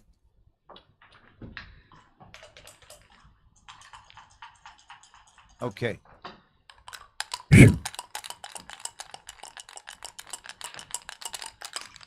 Fours and ones. Any misses? Mm. But at this score, it won't be a cube after this miss. Because Chris's structure is not the best, Okay, and the race is not that great. So he doesn't have a cube, even though he got away with that shot. I love this play. Yeah, I'm just thinking that's. I love it. It's creative. It's fun. It's risque instead of risky. There's no cube here. Roll the dice. If you were losing 9-5, you might think about it, but you're winning. Look at the scoreboard. What is the race here? That's what Chris is counting. Frederick's doing that. I presume he's Martin. Sorry, Martin Frederick's doing. Oh, just Martin, or do I call him Martin Frederick? What do I call him? MF?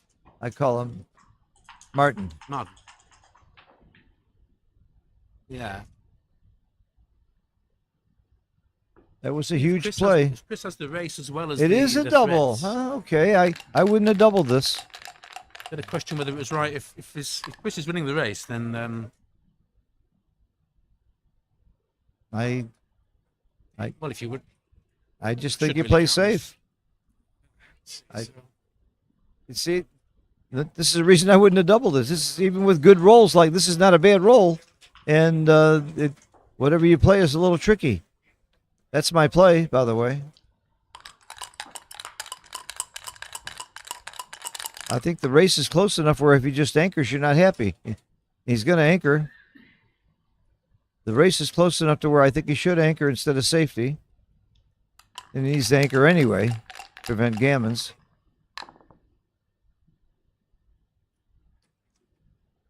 If he hits, there's a It's lot of very return handy play. shots. Yeah. A lot of return shots. 1, 2, 3, 4 plus 5. Wow. Sixes. A lot of sixes here. Hit back and double Whoa, five. it's the old, all the way around. Wow. Have I got a name that where you swing it around? I really did not like that cube.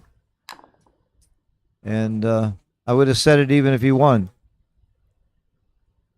I think this is double pass Yeah, at this score. I would cash it now. I would cash.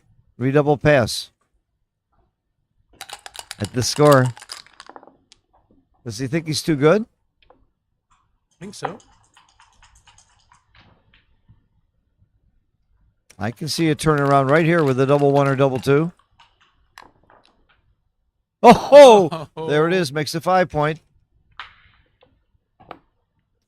I would have cashed. But he still hasn't lost. Oh, Wow. can he still Wow, cash? wow, wow. Wow. This may be the smartest. This is what we call weavering. Paul Weaver, not Paul Weaver, but Tom Weaver. Can't pass this. He put him in a position where he might have to take. All prime versus primes are takes. Wow, that was big. What a big sequence this is. That was a case with Martin where I think he was playing too good and then automatically shipped it when he didn't go according to plan. He maybe should Yeah. have thought a bit more, maybe. How about Chris rolling his best roll and then getting cubed? How's that feel? All right, you got to play big. You got to hit. Play big or go home. You as Scott must says. hit. You must hit. Come up and hit. Take your medicine if you lose, but you become a huge favorite if you hit and don't get hit back. Yeah, this is a case of he knows it's the right play. He just in a shoe he'd play it straight away. He knows it's right. You got to hit. There's nothing wrong with thinking about it and taking your time, unless you're me. 'Cause the more I think, the more likely I'm going to get it wrong. All right, he did it. Big roll here for the match. This is huge. This is a swing roll. Oh, double for. I think I'm switching points. I'm making the 2 point here.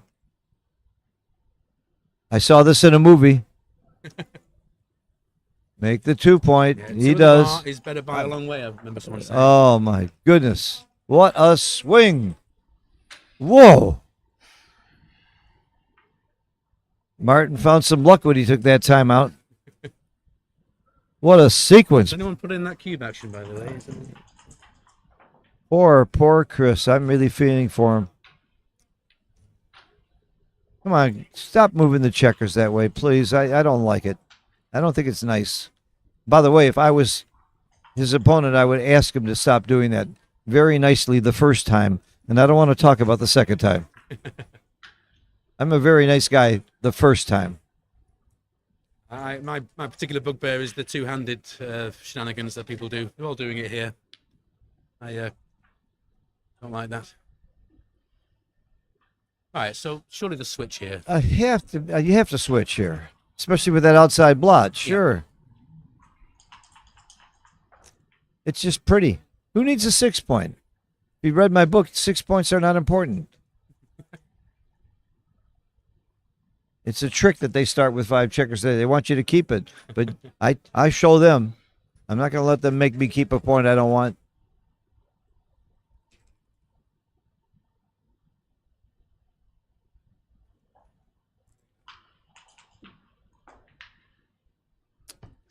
Yeah. Okay, he did it.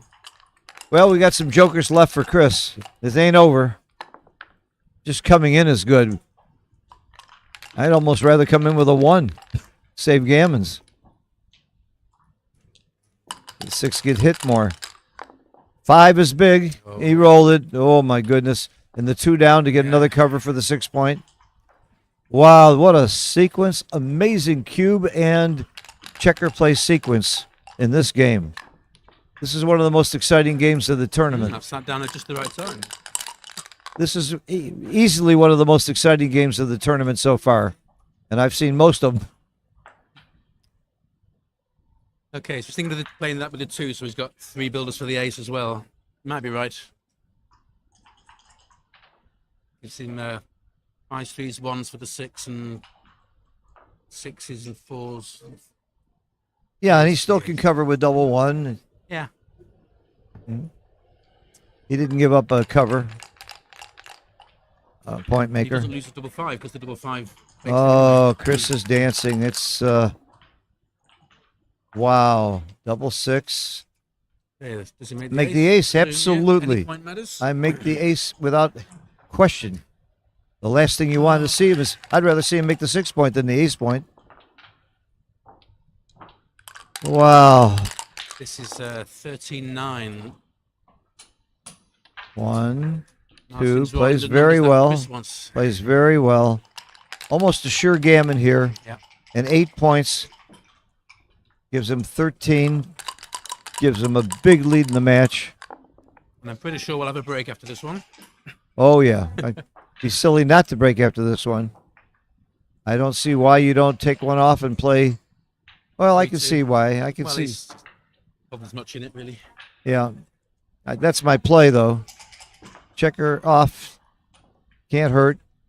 You do want to clear from the rear because you're going to surely win a gammon this way. There's no bad rolls the next couple rolls this way. I can see this play. It might be right. Yeah. Like you said, I don't think it's big. Oh, man.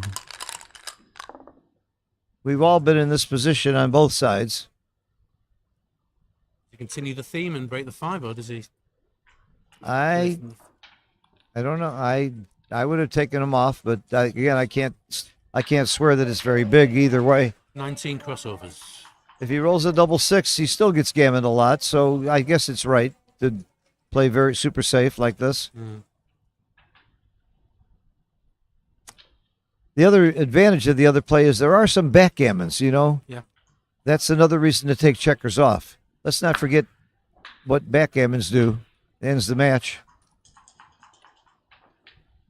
In fact, it ends the match exactly, which makes backgammon value high. Mm. Might be 2. Backgammon value might be 2. More than 1. Well, Oh, there's a double 6. If he gets off this G, 19 crossovers, and that was 4. yeah, if he gets off this G, Martin is not going to like the way he played it. No.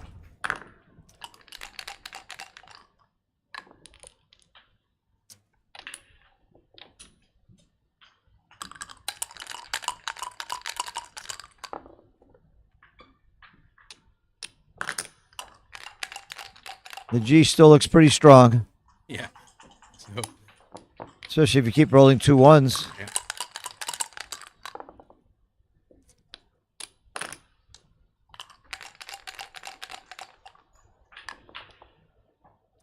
Oh! I was thinking whether we should have played 1918 with one of the ones to give himself an efficient double six. An efficient 6, yeah. Yeah. You might be right there.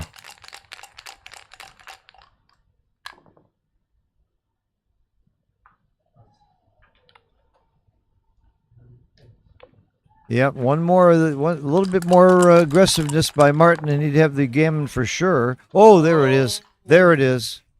There it is. One more set needed from Chris. Yes, Chris needs a set, and it better be the right set. Bring. Okay, so I think if he brings 2 in, doesn't Yeah, everything work?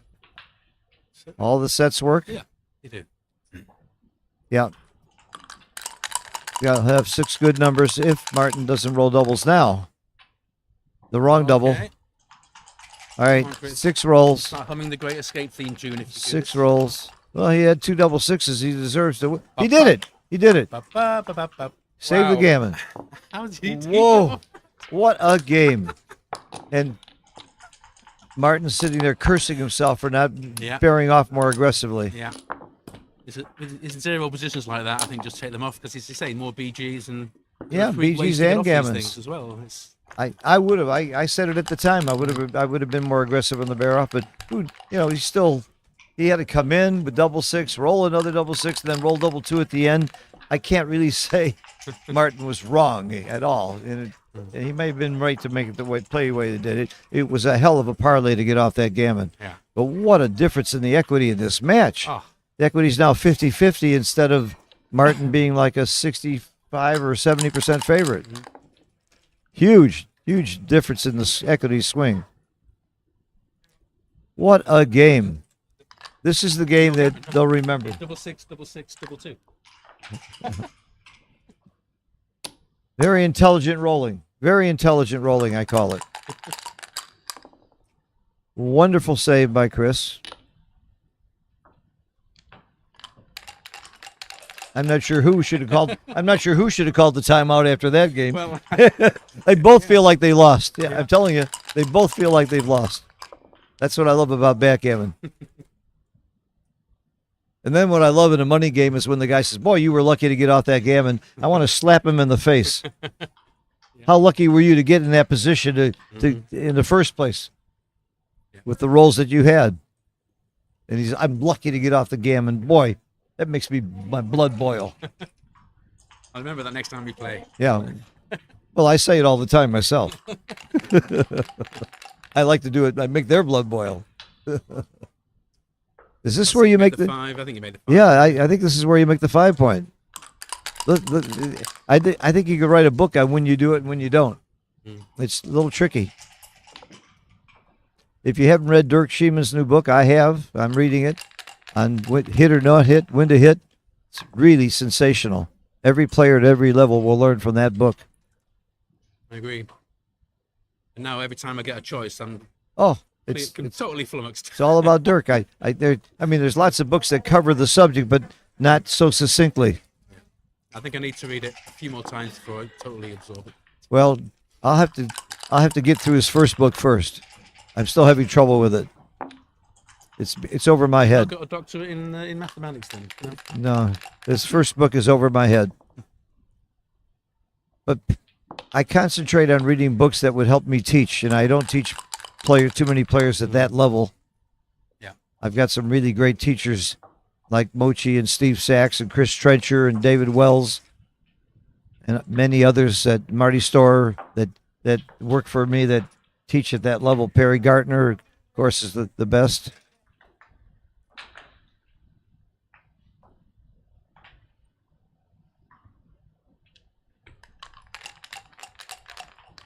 This is one of those games where waiting for a double from somebody, really. Not much going to happen. We'll build the board. Well, There it is. Okay. There it is. That. All right, we got an 8-point match here. 8 away, 8 away.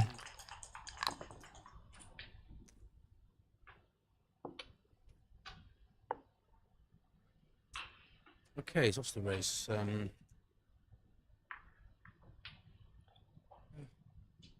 Looks like it's got enough there to keep. It's getting close. I think it's got to be a take. And your market losers are only when you clear. So I'm not sure it's a double.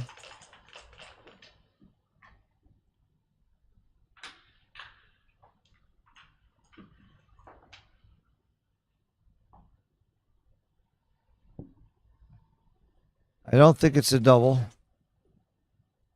He did. He thought it was a double. Do you remember that you're not behind in the match anymore, Martin? I don't know if this is a double at an even score, but it could be wrong. Well, depends on how far ahead he is. 11 pips, according to the guys. And at 102, just barely over 10%. And there's shot equity. It's an easy take. Race, yeah, Easy take to take for the race, and you got shot equity. I don't think that was a double.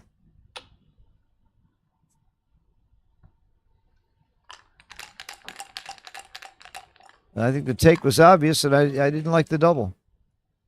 We'll see. But the cube action in that last game, when Martin played on, and then he rolls a great roll, and then he doubles. Wow, that is you don't see that kind of a sequence too often.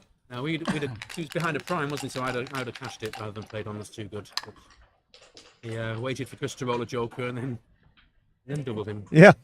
Right. You don't usually have a joker. You don't usually have a double when your opponent rolls a joker. Yeah. It must not have been a joker then. It must have just been a good roll by definition. Yeah. If a joker just gets you to a take. Whoa. It's a waste of a nice double. Well, it's a lot of pips. Oh, I got it. I'll fix that.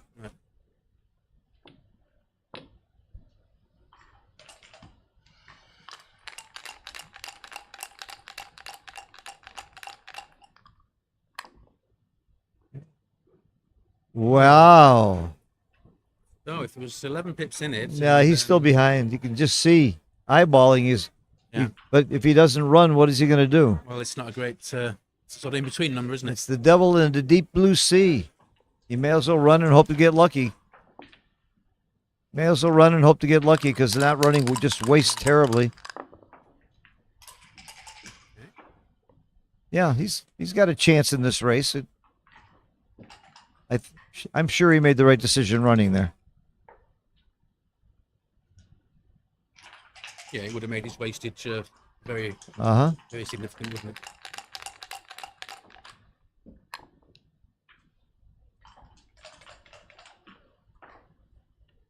I mean, Chris must feel like he can win any race, having got off that gammon last game. So. Well, Chris is a double away from being right in there. One big double. He already proves he knows how to roll them. Go to the 2 point and in. Right. You would slot the open 4 or 5, but you don't waste a checker by slotting the open 3. Yeah, because 3s play well from the 6, don't right. they? Oh, there it is. There's the first double. That gives Martin a huge edge.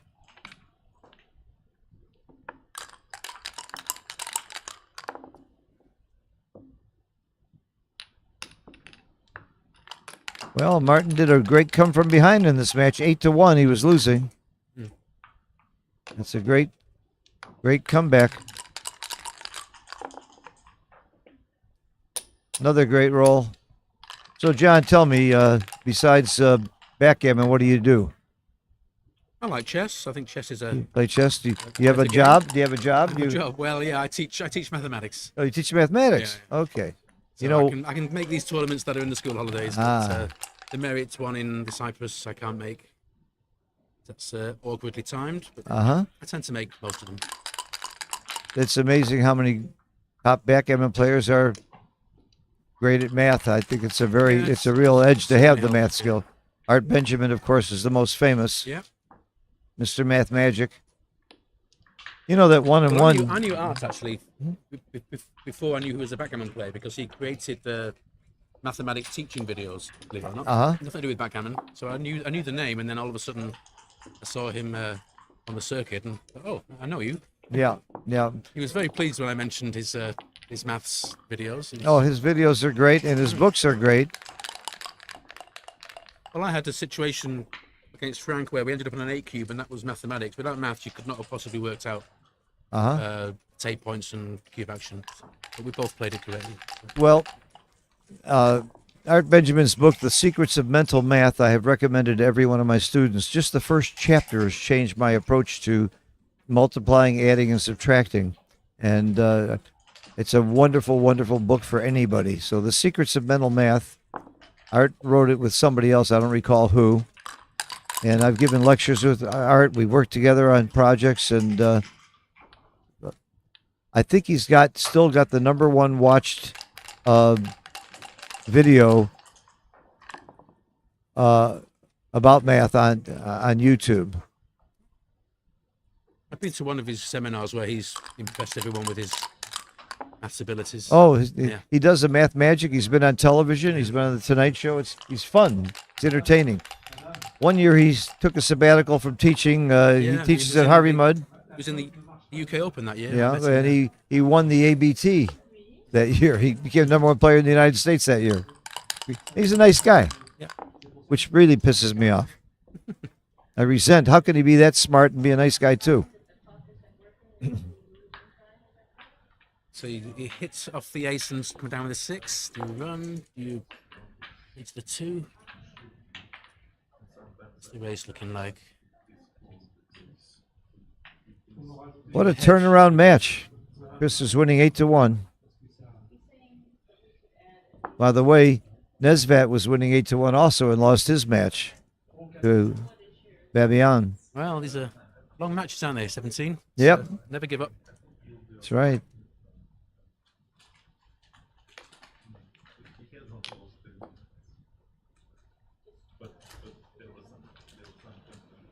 I think I like this play.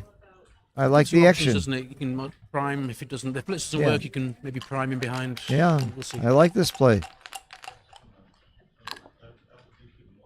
I hated that play.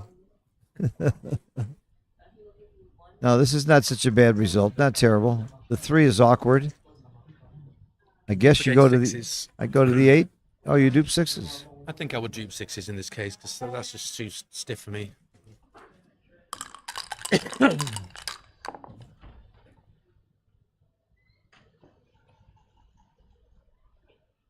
Slot the 5. It's fewer shots. Yeah. The point you want. That's me.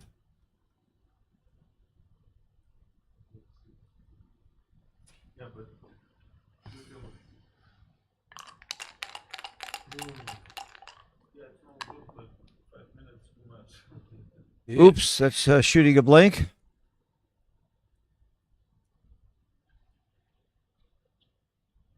I might slot the 5 myself here, just because Friend here, I think I like slotting the 5. 23 is not where you want to be, really. But No, I don't like being on the 23. And it duped the 1s to slot the 5. Make the bar. No, swing it around. And Yeah, oh yeah, I like the builder there. You're right. I like that much better. if Chris doesn't roll a 5, I think that could be it. Disconnects the army a bit. Yeah, I like the swing play better too. I like your thinking there, John. A 5 would be big here, or a 3-6. A 5. Good roll, Chris. Big roll for Chris. Make the 11. Yep. That swung the game. And he's going to hit. Yep. Because he got him outboarded and he had nothing better to do. And a 5 is big again. Double 3 wouldn't be bad. 5 and a 1 Yeah, hits it's actually twice. 5s. Hits twice. Mm. Don't even think about it. Pick up the dice. Or hit the clock. Oops. The best laid plans.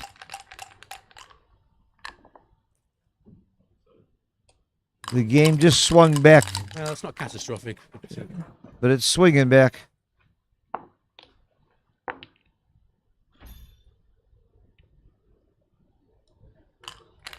Chris needs to not dance here. There's 25% dancing, and he doesn't. He comes in and hits.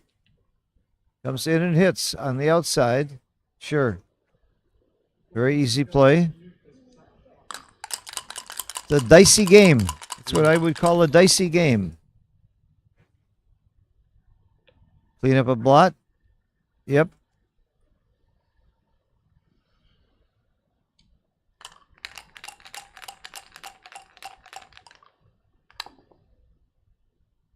$64. Hits off the 4 and comes out. connect. Yeah. Comes out. I don't see much else. I guess you could go to the 6 Play to the point. 6. I like your play better. Although he is outboarded Then 3-2, that cries for not hitting. I'm not sure what's right here. I think he might be right to just go to the 6. Yeah, because if you do make the 16 point, then it's all stripped, isn't it? There, so Chris Bray is in the house. Hi, Chris. Talk about good books. Chris is a Chris has read a few good books. fantastic author. Very great books.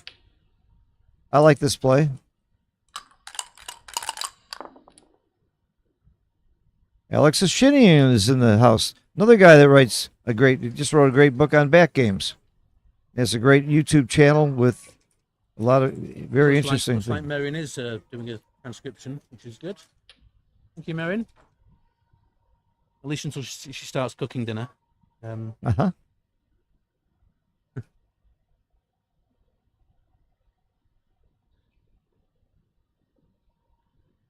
Well, this is, Very tricky little game. I'll bet you the PRs in this game are not great.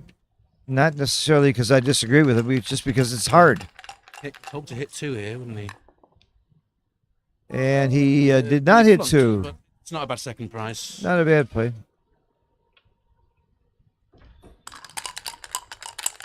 Needs to tidy up a bit here, Martin. He does. He does. Makes the bar. Makes the 18.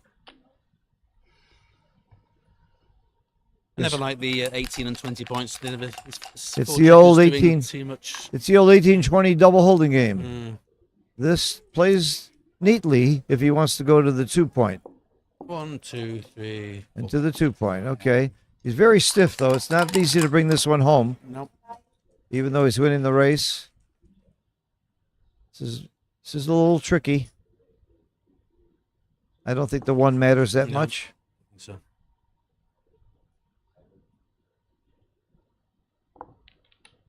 So if Chris can bring this home without leaving shots, I'll be very impressed. All it takes is double 5 right now. Double 4 is pretty good. Not bad. Not bad. Not bad. Got to continue with those 2 checkers, right? That's all he's got without leaving a blot. It's getting easier to bring home. Getting more jeopardy if you don't. This is the luck of the dice. From here on, it's luck. Can't cube this. No way. Oh, Another one, which is, loses a point. wow. Ah. That's actually a very bad roll. That's actually a very bad roll. That greatly increases his odds of leaving a shot. You've lost your landing place on the 6. And if you don't leave a double shot, I'd be surprised. Here comes a double shot right now, unless he really performs well. And as predicted, wait, he has no 4. Wow, no 4. No double shot.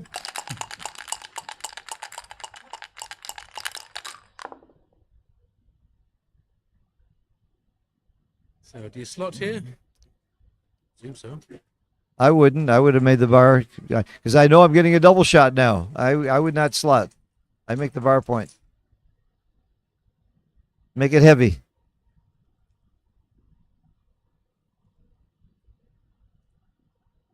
I make the bar heavy. I don't like a blot right now when I'm very, very imminent to get a shot. Good. That's my play. How do you not leave a shot? I'll show you right now. That's not it. The double shot. And it might be a cube. I don't know, because you're leading, it might be wrong. If you were trailing, it might well be a cube. I'm not sure either way. What is there, 25, 26 shots? Double twos doesn't work. Oh, You're he's, likely to get another bite of the cherry, though, aren't you? So I might double here because I think he broke the wrong point. I think he broke the wrong point. So that's why I might double, because the repeaters are much greater now. I don't like that play. It was a great play. It was fewer numbers, but more repeaters. So, what do you do with the I make the ace point. Hmm. I make the ace point. Yeah, if you lose the 20, then it's too many pick and passes, and Yep, yeah. that's me. So many repeaters. I really didn't like the play he made there. Dice on checkers are no good. And did I can't mention play all the did I fours, mention repeaters? I was wrong. But we're not done yet. Well, one of those anchors might have to go here. And it does. I think he's got to go. Yeah, he's got to go from there. Yeah. Can't give him the 6. There are fewer pick and passes here. And you're blocking double 3s, double 6s. This might, I guess it's not a cube. I would have thought about it, especially losing. Oh, it was a great Hit roll. and cover. Oh, Wow, my God. Mr. Rogers. It might have Shame been a it's- cube, huh? That's- Couldn't have been a cube there? It's definitely, I don't think so. I think is you have it- to roll a joker. And I don't think it's too good. What are your, yeah, it could be too I good think here. it's too good. Yeah, I think the market gainer sequences are too small where your opponent could have a take next time, so you might as well roll. He's got some stinkers, like 5-1. Yeah, but still, if he rolls a stinker, he still has to get hit, Hmm. and he can still win with an open 5 point. So you got to roll on. You got to roll on there. And it costs you nothing to keep rolling. You might get lucky, roll a bunch of doubles. If not, you just double them out whenever you feel like it.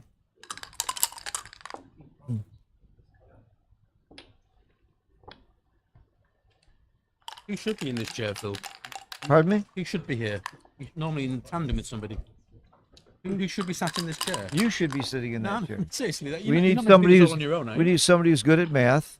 Well, early in the tournament like this, when everybody's playing, I don't have a co. Oh, I see. Right, okay.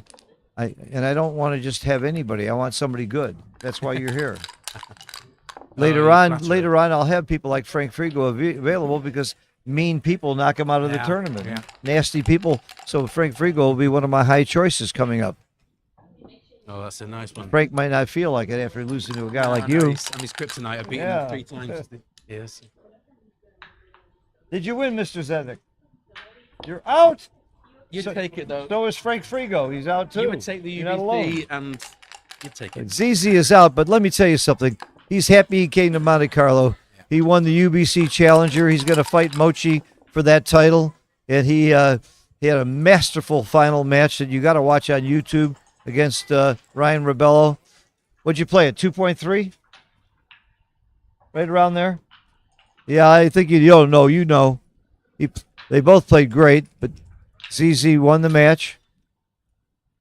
He proved last year he's one of the best, and he's proved it again this year. You can get double 4s, but you lose double 5s. Uh-huh. So, whichever one you think you're going to roll.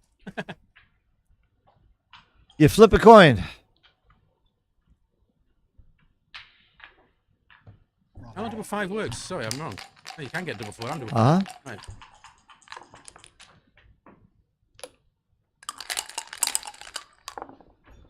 And, all right, he got his gammon. We got a tie.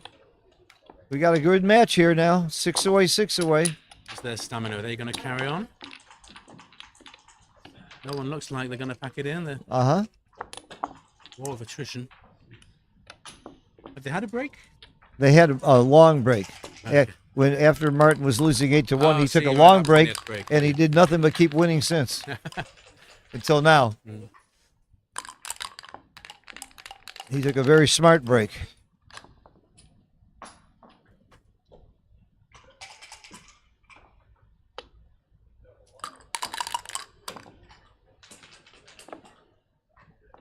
A lot of people make a mistake of making the 4-point there, hitting is right. With a 3-1, you make the 5-point. With a 4-2, though, you hit.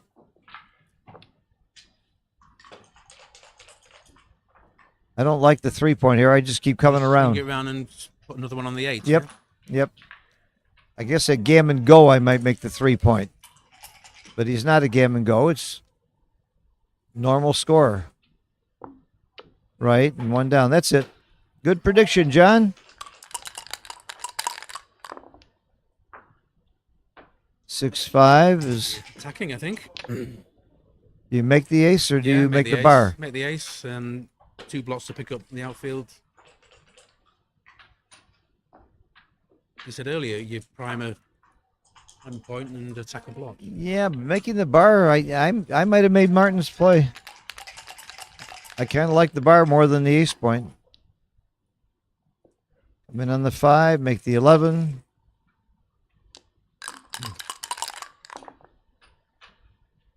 Nothing to do but run here. Ooh, I there. don't know. He could make. He doesn't want that block on the ace, so yeah. This is Wow, I wouldn't have. I would have just run. I like the play though. Yeah, it's got a lot to do. He can't escape and safety that block Yeah. easily. So okay. If Martin doesn't perform here, and he does perform, he comes in and hits the outside checker. That is what you call performing. Well, he's a performer.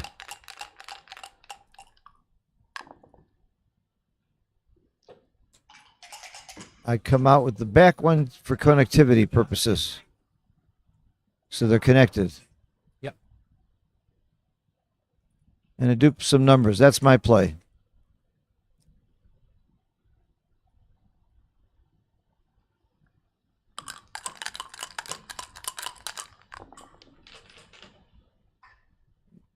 doesn't do 6-5 doesn't do anything. That's an anti-joker, I think.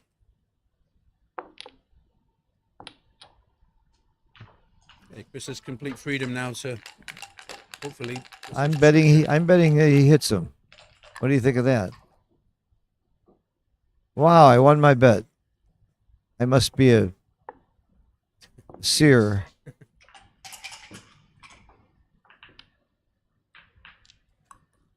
All right, Martin needs to perform, and there's a lot of ways he can. Of 4 helps. Oh, This that's does not help. bad. This could be a double. Could this be a double? I would certainly think about it. Yes. I like think you this can double. improve it a little I'm bit more, I doubling. think. No, I'm doubling. I'm doubling. 6 away, 6 away. I know I'm going to make my 5 or 4 point here. I don't like Martin's board with the ace point made. I'm giving this cube. If you make a point, then you're still giving him a 4 to hit. So I think you can improve it and still get a take. He's doing it. I like this cube. I'm with you, Chris. And I don't like it. If I'm Martin sitting here, I don't like seeing that cube. Even if it's a take, I don't like it. That's why I think it's a great cube.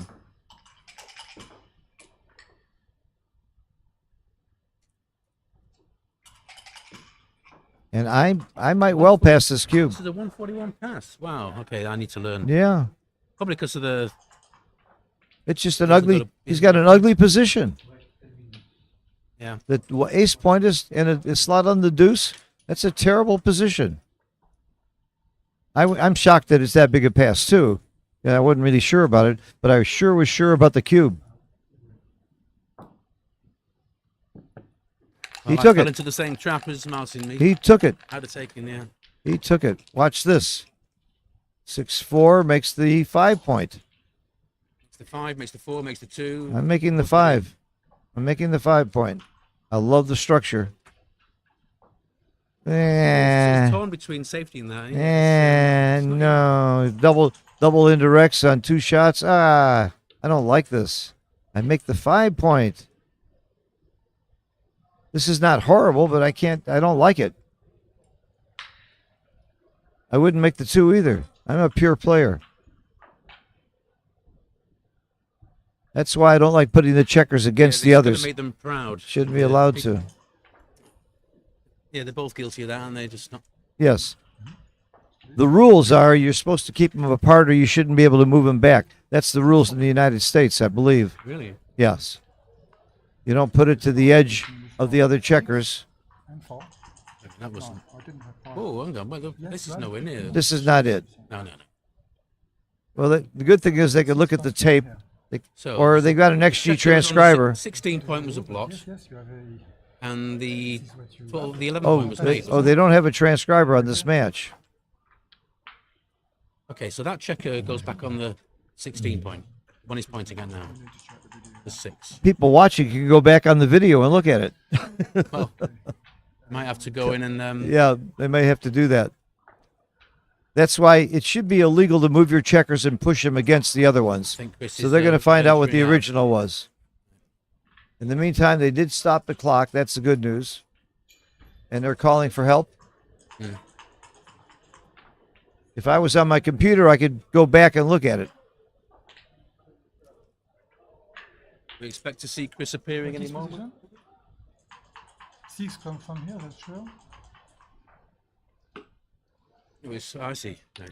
Ah, it's easy there. Ah, so we were there. neither right. CZ was watching and helped them. This looks right. You have the video? This Yeah, is I'm right. looking at the- And again, I make the 5 point. This clock should be running now, though. This clock should be Are running. we sure it is? They're just triple checking, are they? No, they're happy. Yeah, so, Let me check the video. I just want to see the video. everyone happy? Okay. This is right. This is the right I position. think to an all-star, let you ask. I don't know. You move the checker, so we. Yeah. I think it's this, but I'm not. Chris is saying, I'm sure I really doubled sure. this when it was a better position. I'll be happy to confirm this is right if they want me to.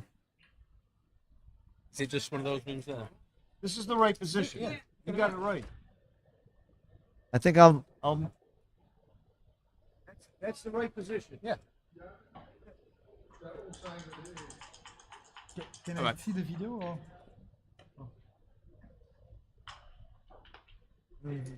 Maybe Martin doesn't believe it.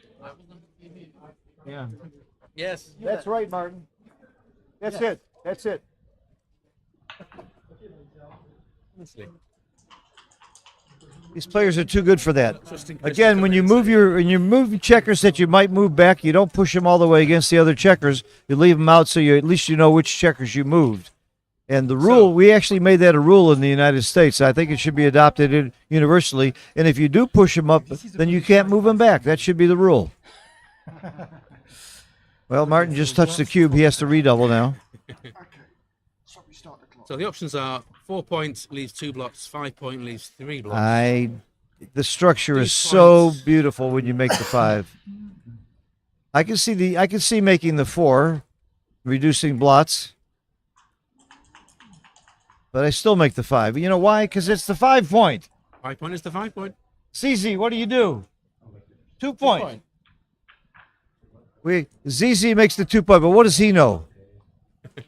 He knows backgammon. That's what he knows. ZZ makes the 2 point. I didn't like that 2 point, but you're unstacking the 6 point. You're taking away half his roll. The door. If he comes in and hits you with an indirect, he's still got that blot in his board. The 2 point makes sense. They all make sense. Would you have taken that cube, ZZ? Borderline. It was a 1-4-1 pass.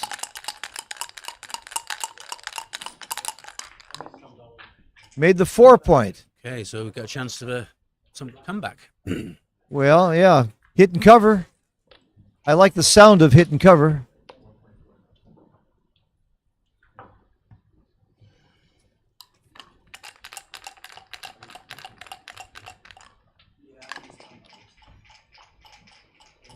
In, and do you clean up the blot or do you step up? think Oh, they I make like a this little play. prime, Yeah, they make the broken. I five love points. this play. Love this play. Three sixes duped as well, which is really nice. Yeah.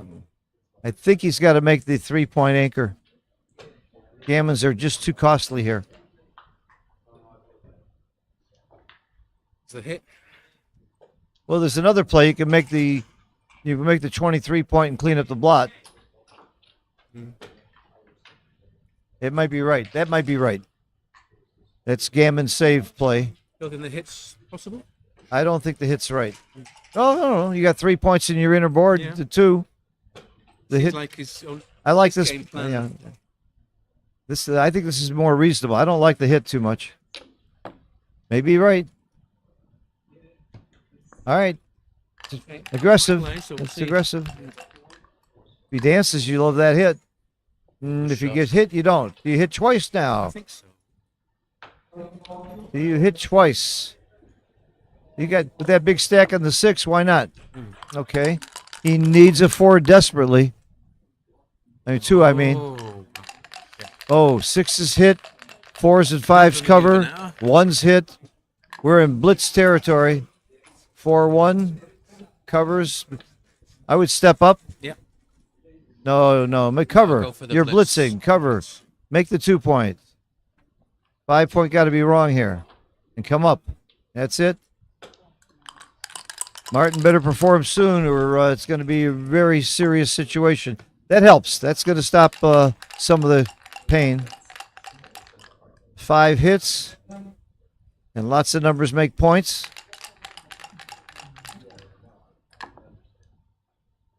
The 5 hits. A lot more gammons with hitting than making the 5 point. He's got time to make the 5 point later. Right. Well, you better make it now.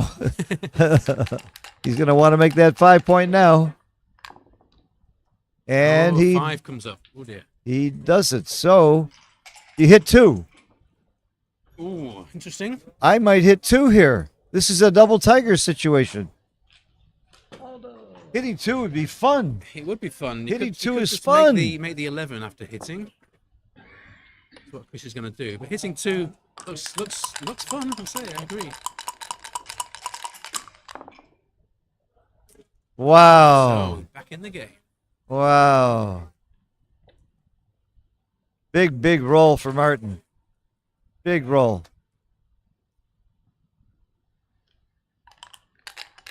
Now, Chris could easily break his prime here. Rolls bad. Oh. Or not come in. Now Martin does not want to play a 1-5 game. The 1-5 game stinks. Sucks. You want to get off that ace point as fast as you can. to slot. Now then, that's could have slotted the other one. Maybe give himself 2s and 3s instead of 4s. But it's more blots. He'd love a 4 to come up or a 2. He got it. The 4 to cover. 5 out. I like it. Chris still has plenty of game here with a 3 or a 5. No. This game is swinging. This game is swinging. That 4 4's comes a good up. roll. All right. Chris, you're going to start. You're going to be unhappy if you keep dancing. There he goes. In and out. He needs a 4 to hit, 4 to come up, and he rolls 5s to get out. Not the worst. Because the race is certainly a factor here if you can Well, get yeah, that back it's, checker moving. And every game is a race. It boils down to a race.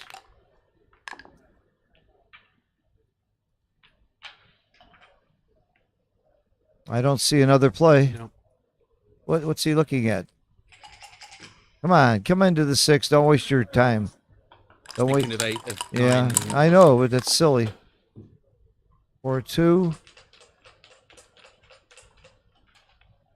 Takes guts to come up here. It takes guts, but I think it's right. 1, 2, 3, 4, 5. Ugh, 25. 25 pointing numbers. Maybe you don't come up there. 5 times 5 is 25 pointing numbers if all doubles work, and they do. So that's an easy shortcut to count how many times you get pointed on. He's going to get pointed on here 25 out of 36 times, and that's not one of them. that's not one of them. So there had to be 11 rolls like this that don't point at him. That's what makes it right to come up. It's worth the gamble. Now you count the race, and If the race is close, then he might think about it. But I don't think I don't think you hit. There's too many shots back. You know, you have the 11 shots plus double 15, 2 and 3, 5, and 1, 4. That's a lot of hitbacks. I think you just break the 9 point. I think you just break the 9 point. Clear the 9 point. He's still doing okay in the race, isn't he? If he breaks the 9, he's still. Yeah, this is. Yep. No need to hit. That's the play. It's my play.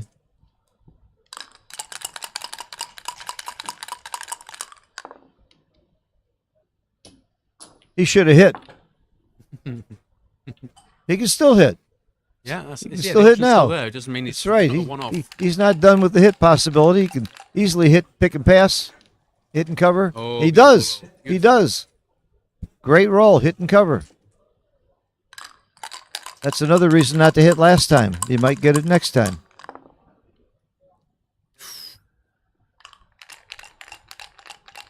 6-2, 6-3, 3-2. Not 6-5. Ooh, yeah. Well, You got to clear the 8. yeah, it's not too bad. You got to just clear the 8. Okay.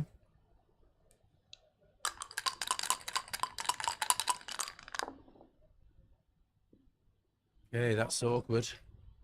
That's good. That's good for Chris. Yeah. Oh, I forgot what side you're on. Oh, well. You prejudiced I UK have to man, be you partial. Exactly. prejudiced Brit.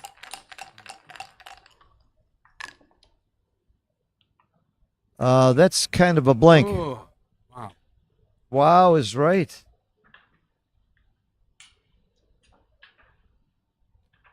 You break the 6. Are you up enough in the race to just break the 6? I'm not. If you hit, you're leaving a lot of. Well, I guess you You're might. leaving one blow, aren't you? Yeah, you just play both off the 7, Yeah. So the race is 10. and I think it's right. 35, 59, 13, so 73 is Chris before the roll. 1, 7, 6. Chris Bray said coming up with the 4 was wrong by Martin because of those 25 pointing numbers, and there were a bunch of pick and pass numbers too. You're up enough in the race. This is right. Yeah, he's got a decent lead. He's going to stay back with the back checker. I don't think you go out and make the point. Unless the race is close. If the race is close, you make the point.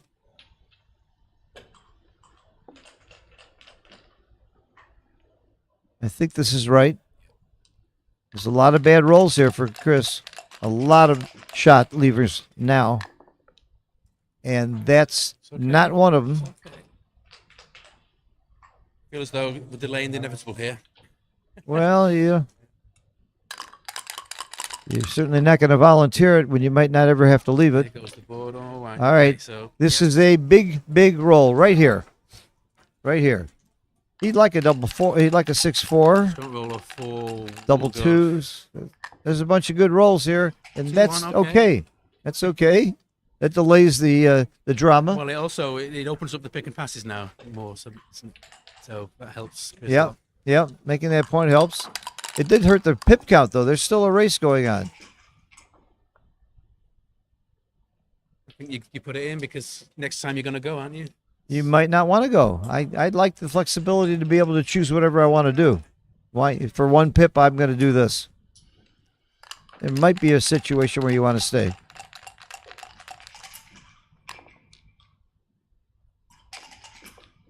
Five. Oh, Mr. Rogers. That's a bit of a. Oh my goodness. Joke. Oh my goodness. He's got 20 hits.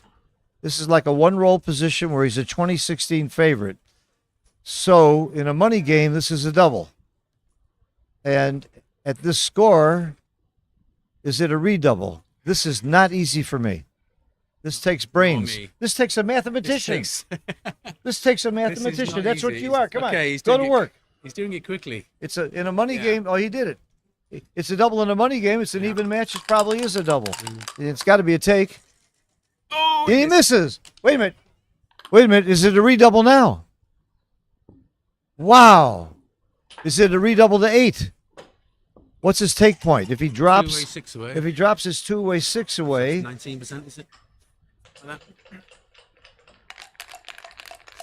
he's not redoubling. I would have redoubled. Why not? I think it's a redouble. I should have taken a picture of that real quick. Wow. I can go back and look at it later. This is a game to study. What about now? You're not playing now on for the gammon. He must be, because he's thinking even after double six, he can still cash. But I wanted to double him in. Maybe. I guess he can't be too good. I'm certainly going to play safe here. With XG, it probably is slightly too good. It's just, Really? Yeah. Okay. It's just not. Nothing can go wrong. But I'm not playing for PR. No, it might be. I don't know. They might be doing a B map. Who knows? I stopped doing that as soon as I saw my PR.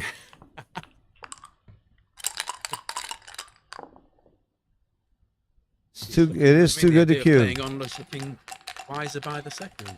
Prove me wrong and win a gammon, Chris. Not that I'm rooting for you. I'm trying to be neutral, but I'd like to see you prove me wrong because it's fun to be proven wrong. I learned something. I would have reflexively cubed after he missed the double shot right at that moment. Wow, what a stinger game for Martin. That's smarts. I like this cube to 4 though. Mm-hmm. If it's a cube for money at an even score, it probably is a cube. Okay. That's a big game. Huge swing game for Chris. We've had a couple of games like that were just really exciting. 2 away, 6 away. So that 6-5 was a stroke of genius from Chris because it lured the 4 cube. Yeah. It was as good. It actually turned out to be his best roll. Exactly. How else is he going to win 4 points? Sometimes your worst is your best. Isn't that something?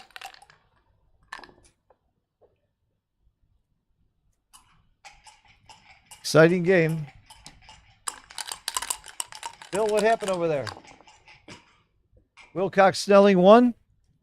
What a surprise. Well, if I'm a betting man, I would have put money on to win the tournament, I think. And Will? Yeah. He's got to be one of the favorites. He is one of the favorites if you look at the odds. All right, I like this double a lot at this score. A lot of people double slow when your opponent's 2 away. You should actually double faster. Yeah, I tend to double quickly. You double quickly because it's a dead cube and you throw away the risk of losing any gammon. So you can play more aggressively to win. And also, it makes your opponent a little bit afraid to get gammon. So if you lose your market when you're at this score, then yeah, and you can lose your market very quickly. Good point, John. So you should double aggressively when your opponent's 2 away. Even though if he wins the match. But think about it. If he wins 1 point and wins the game and you didn't double, you're in pretty bad shape anyway at Crawford. Crawford 6 away.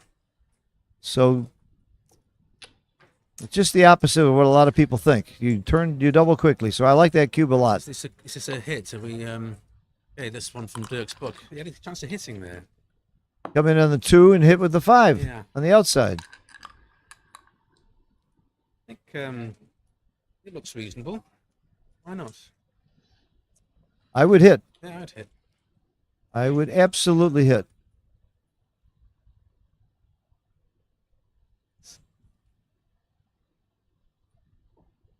If you slot the 4, then you're giving Martin good 3s and 4s. In the early game, it's as easy as 1, 2, 3. Can I hit? Can I make a point? Can I escape a back checker? 1, 2, 3. That's Steve Sachs's motto when he teaches. There you go. He found it. He found it. Nothing wrong with taking time. 9 minutes on the clock is plenty of time. Martin, however, only has 2 minutes on the clock. So he should... Martin's 6s aren't great. That's another good reason for him. Another good... Yes, very good point.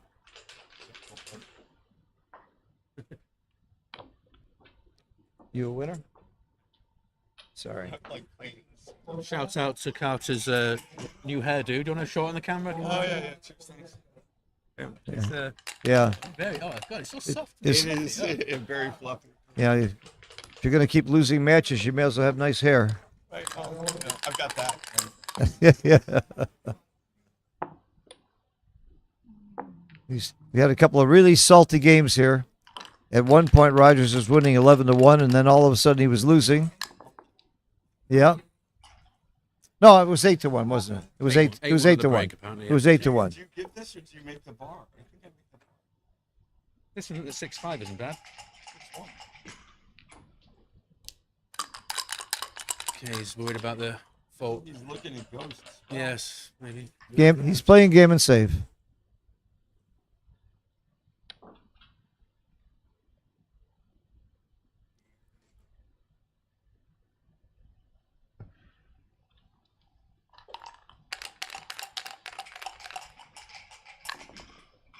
He's looking for To stimulating enthrall. contact.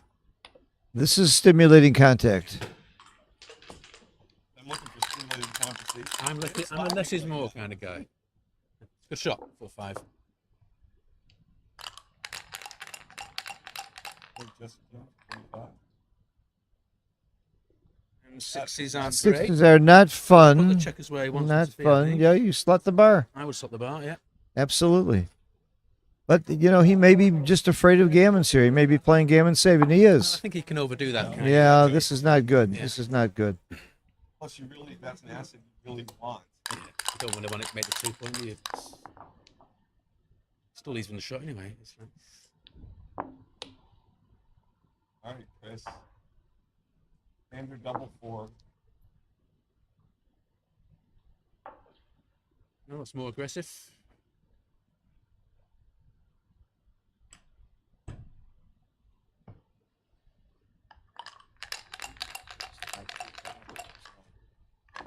No, I'm fine with that. I'm not worried about that. Just making use of that check on the 2-point nicely. Oh, big dance. Big dance. Oh, it's a good shot. Very good shot. That works. Okay. We're seeing Chris turn this game around quite a bit, and is on the road to victory. And there's no way he can lose now. No way he can lose now. He's got to. Sure, you can turn off your sets now. You Whether can make it, create an extra go box home or and whether you have a just carry drink. on. Just look at Martin's face. He doesn't look happy. Nice. Okay, 4 blocks.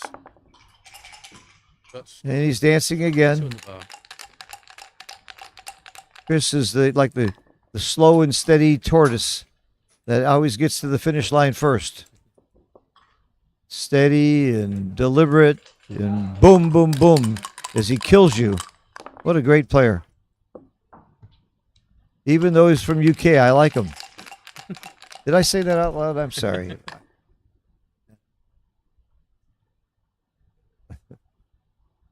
All right. Yes. Why not slot those two? Or slot 2 somethings that give you coverage. Maximum coverage. I like the maximum coverage idea. I don't like this at all. With 3 checkers up, I'm not worried about buttoning. I guess he's worried about ghosts still. As my friend Carter says, he's afraid of ghosts. I'm blaming you. You can't. Well, I think he's certainly got to come to the bar. You get that builder. I'd bring a 3 down because he's not doesn't give anything and it gives. Well, he's already got double 3s, but it helps him with double 6s. No, double 6s does the same thing. I don't know why 3 down helps any. I think this is good. I think this is very good. All right. You don't want him to anchor. You got to hit here or make. Yep, you hit. And come closer. Hit. You might slit the back checkers here. I don't know. Oh, I don't like this. I don't like that play. With 3 up, you don't have to play that safe. He's thinking, well, I don't need a gammon, so I don't really need to close him up, but I don't think that's the right idea. Certainly he brings 1 down. The 4 has got to come down, and I think the 2 advances to the 8-point, so you've got coverage for both the 2 and the 4. I don't like this 2. I would play to the 8-point. You can cover both the 6, both. Double 4s with those blocks, double 4s pretty good roll anyway. So I think. Yeah, I would have too. I want more builders. There he goes. This is the way things have been going. I'm sure we're going to see a double 2 by Martin here. Nope. All right. Simply get more builders. That's Chris getting excited then. I would be excited if I was Chris. This is a very big match. This is the World Championship round. Hey, do you switch anything here? No. No. No, I mean, you get more builders by switching. You also have more problems.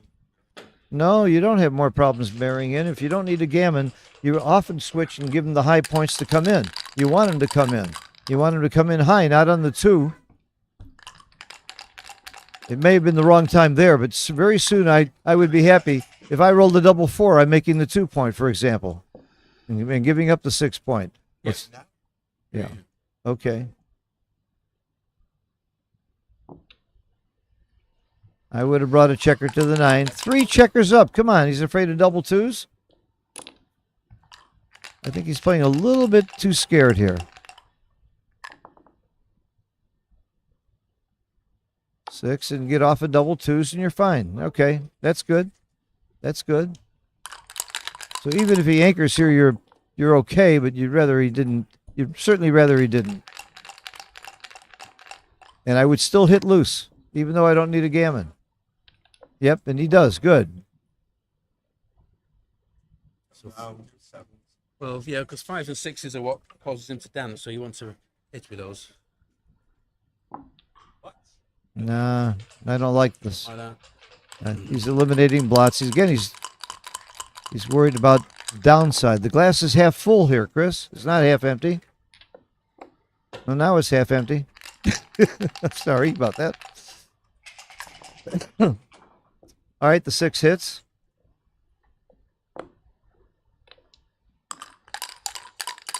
I wouldn't have that checker on the ace if I were Chris. If I were in Chris's shoes, I would have it. It would be a builder for me, or it would have been a made point by now. He's a 1.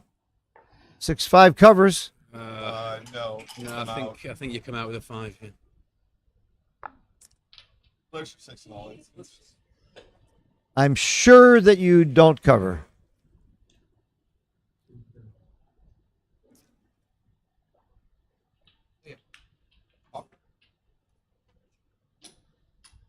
I think you come out here. There's too many crackers. You guys, take it over away. There's too many covers, too many cracking rolls if you don't come out. He did it. Okay. He did it. You can't play 6s. 5s come out, so maybe it's reasonable. 4s are really only bad numbers now. And he rolled a 5 with it, so that's great. I'd be interested to see that one in XG if you cover or come out. I was surprised he covered. With 3 checkers on the bar. With 2 on the bar, I guess I would have covered. With 3 on the bar. Virtually identical, 2 plays. Pardon me? They're identical? Yeah. Okay, good. Good. Nice to know. So it's a good problem.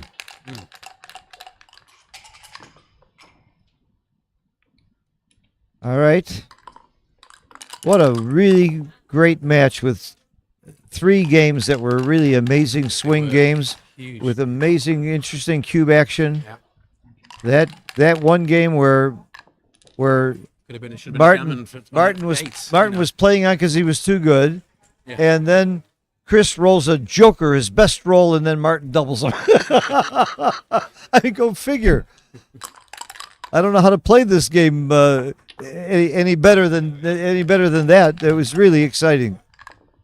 And of course, the 4 cube when he left the double shot, Yeah. and the recube back to 4 was correct. I understand, and I liked it because so it was a one roll position with 20 shots and 16 misses.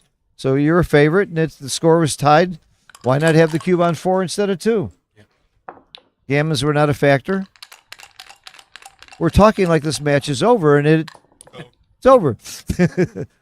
Well, no. That's it. 100% safe.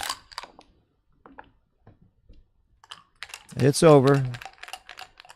Chris Rogers last year showed how great he is, and he's repeating. He's showing what a great player he is this year. All right, great done, match. Chris. Well done. Very nice match. John Barnes, thank you so Thank you, much Phil. for your Yeah, no help. problems, no problems. Excellent commentary help. Nice to have some intelligence here. I want to tell everybody to hit the like button. I want to remind you that we're going to have these at 5 o'clock. We're going to be showing the Super Jackpot, and then at 10 o'clock we'll continue with the main event. At 5:30 there's going to be doubles. I don't think we're streaming the doubles though, because we'll be streaming the Super Jackpot on stream 1. I'll be doing that, and take a little break in between. And if you missed any of the great matches from the previous days, be sure you go back and look at them. Bill Riles, did you have a comment? It was 6-5. What was the roll? 6? No, 5. No, come here. Mark Olson's going to play on stream 1 in the Super Jackpot. The high roller, that's a $7,500 entry fee on stream 1. Okay? All right, so if I trash Mark Olson, I think I lose my job. Roll twice, I'll have to be I'll careful. volunteer to Yeah. Okay, thank you everybody for watching, and hope you're enjoying this as much as we are. Great matches, really great play. Bye-bye, everybody. We'll see.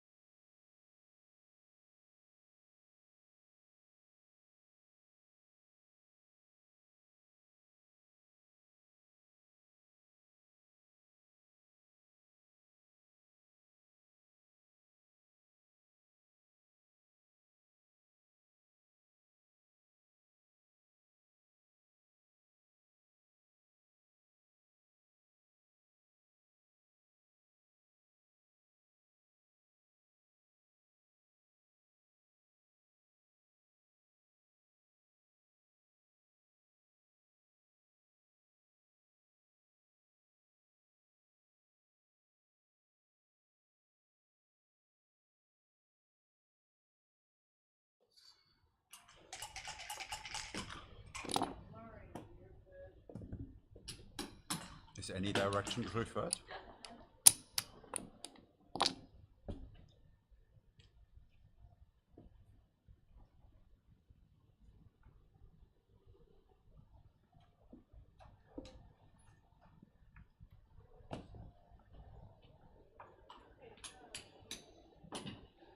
We always play in the high roller. Favorite opponent.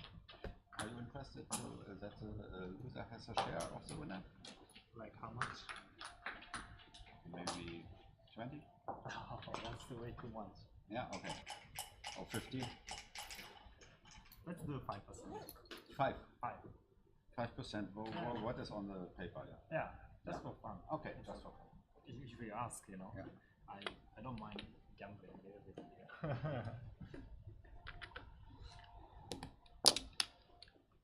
I'll be back soon, okay? Okay.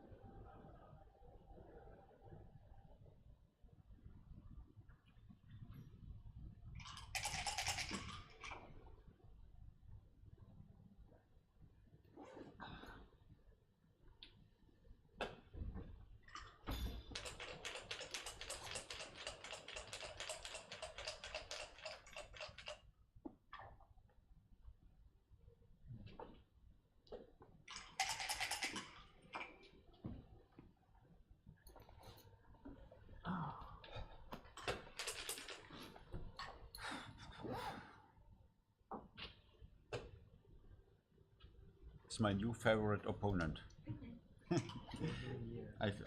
Maybe we didn't play for 3 or 4 years, and now we play always. Second match I get already here. Yeah. Also in the first round of the main.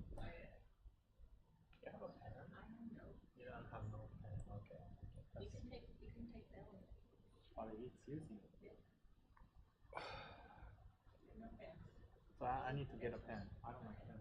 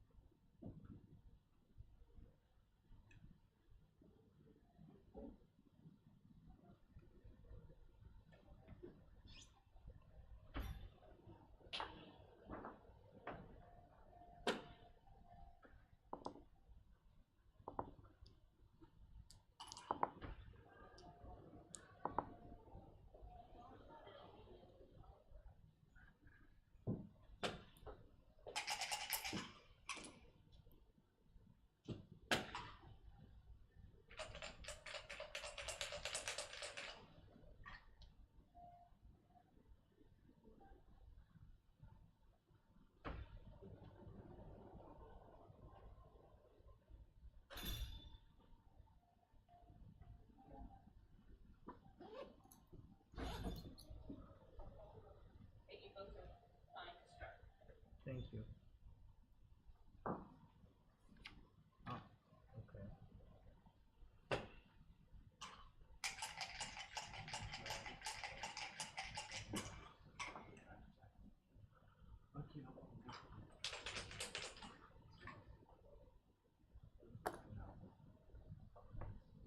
Good match.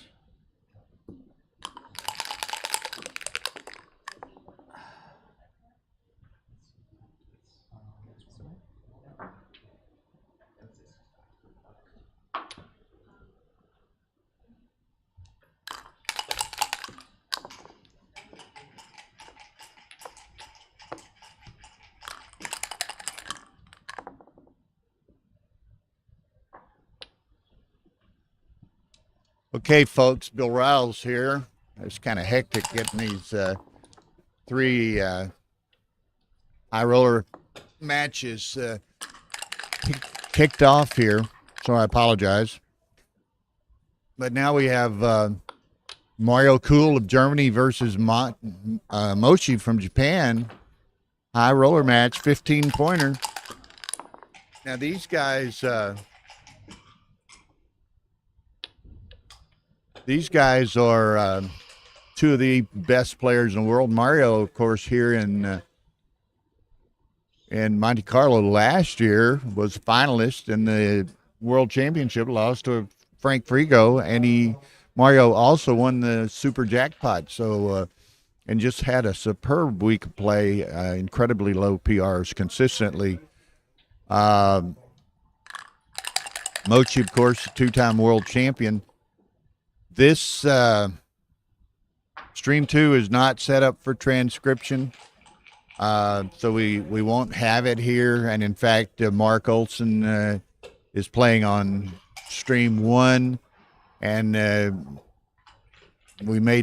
were no advanced plans to transcribe a match at 5 p.m. So we don't have a transcriber. Aviv Ziva, who typically does the transcription, was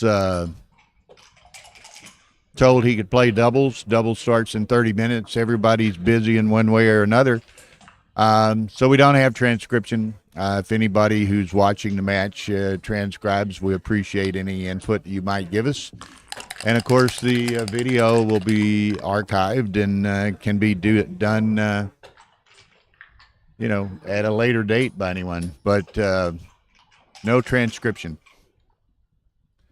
Unfortunate, because this is an extremely, extremely good match. Okay, so what are they doing here? Seems as though something. Okay, Mario has made his play. 3-1 by Mochi. Make the 5 points on stacks those the 6 points. So perfect roll.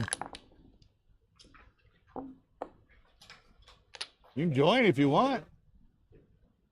Oh, you're going to play doubles? Okay, no problem.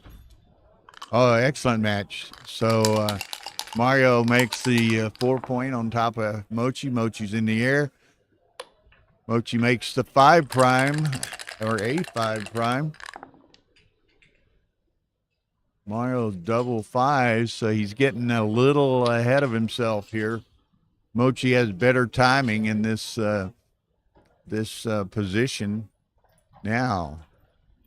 By virtue of that better timing, does he entertain sending this? Again, most people will say, hey, Marin, thank you. Again, by virtue of this timing advantage, does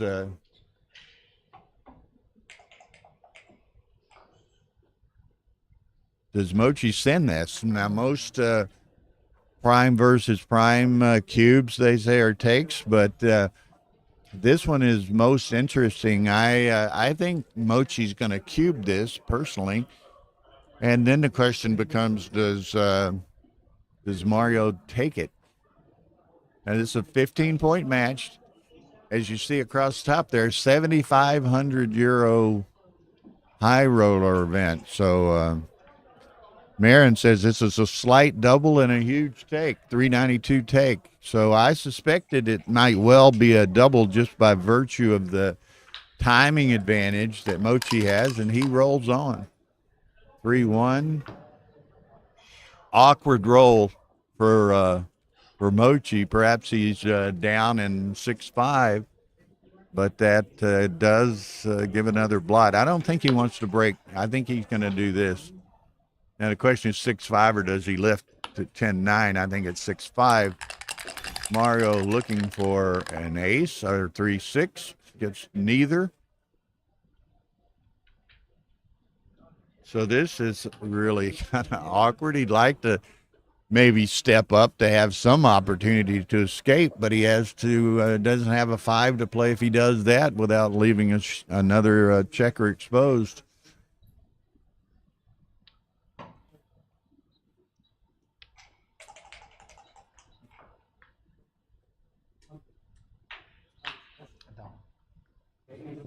Okay, there's the double. A bit of a more significant position for Mochi this roll than last. Apparently he missed a small double on the last roll and sends it this roll, but he's got the threat of a 6 prime. He's got another blot available. I think he's still a take. Yeah, it's just went from a 390 take to an 043. I'd be surprised though if personally I think Mario's going to let this go, but Mario plays in a 2 range, so I'll certainly defer to his decision.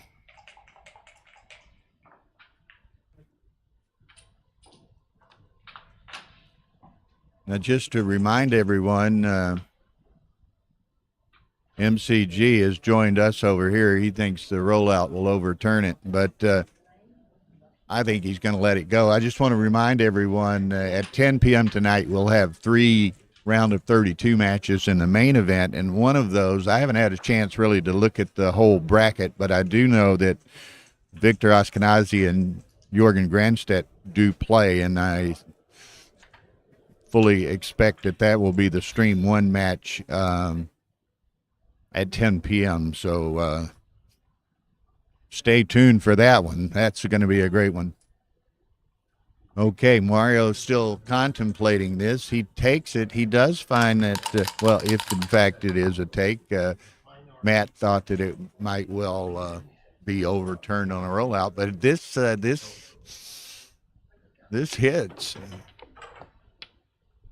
He could hit with the, my blind, he could hit with a 5-6, but he apparently wants to deny Mario the chance of making that 4-point. But I can't believe Mochi wouldn't come out and hit here.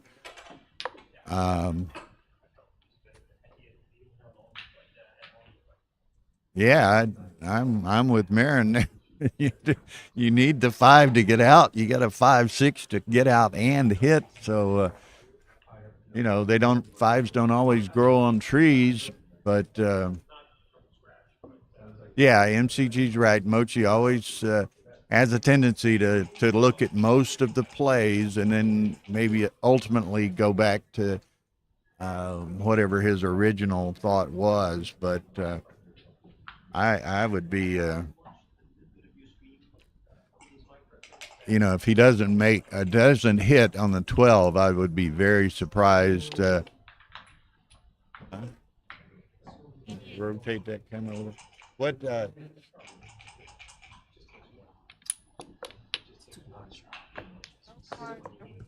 Did he win? Okay. Now this. Apparently, the Didier Asaroff beat Petco, so that match on 3 is over.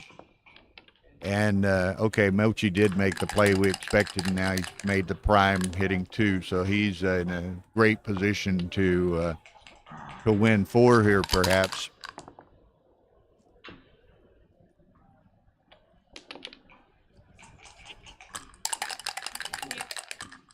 Oh, really? The start of this tournament, so.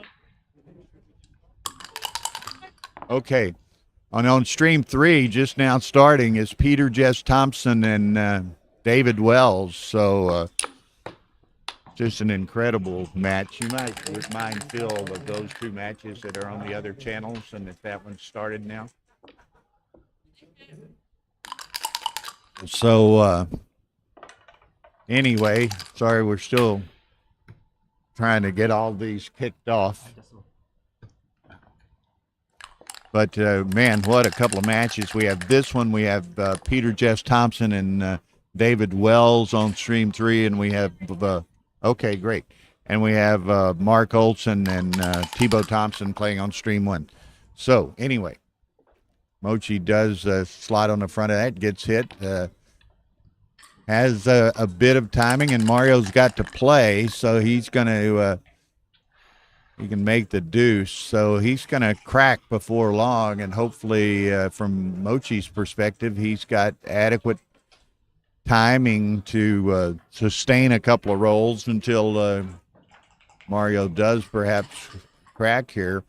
Now the ace is a question. He's going to go ahead and make the 2, which I guess he might have had some idea of perhaps making the 23 with the ace.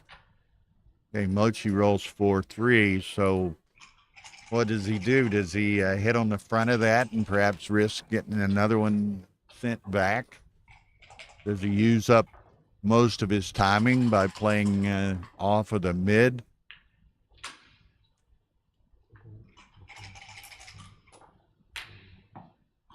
So some tricky decisions early on in this match.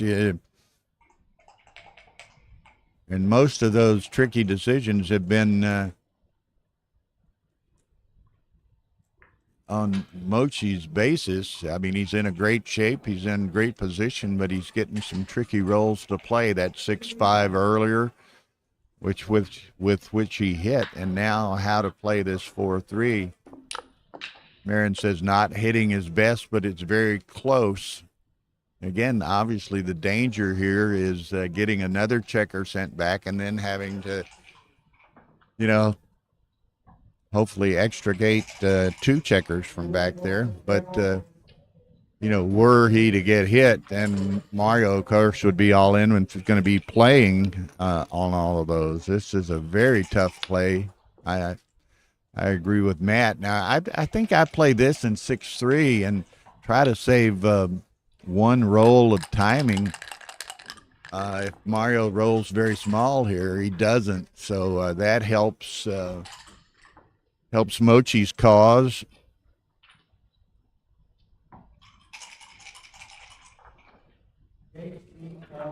Right. So it was a real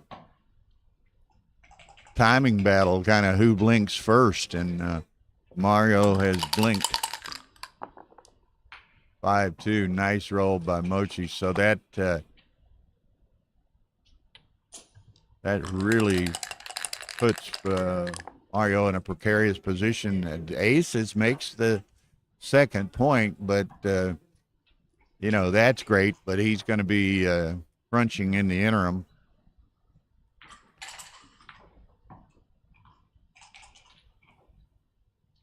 Ian Terry watching. Hello, Ian. MCG, Marin, how many others? This is we got 3 incredible matches going on right now. Mario maybe playing to kill his 4s as well as the 5s and 6s, which are already dead. So, but he decides to maybe maintain a longer board than he might otherwise if, okay, Mochi's looking at the trap here.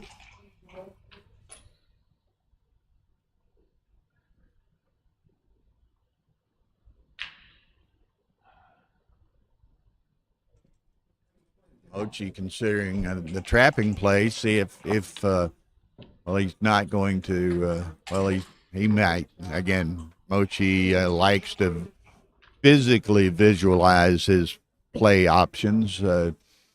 Many, not many, some others have a, more spatial visualization and not moving to all of the various options. Mochi likes to physically see them. So, Matt, it seems early to me. I think, meaning he wouldn't run the trap at this point. Typically, you want to, down to a 3 or 4 point board. And this has the potential of becoming a 5 point board once again.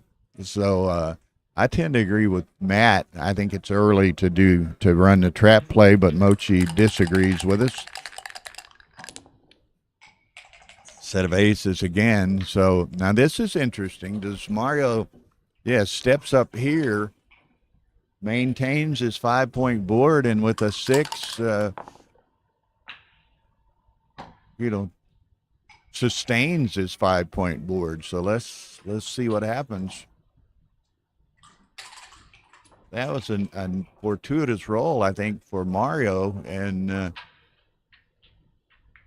Mochi still has a considerable advantage, racing advantage, but Mario has a pulse. If he can roll a 6 here, he doesn't, so that breaks the 5.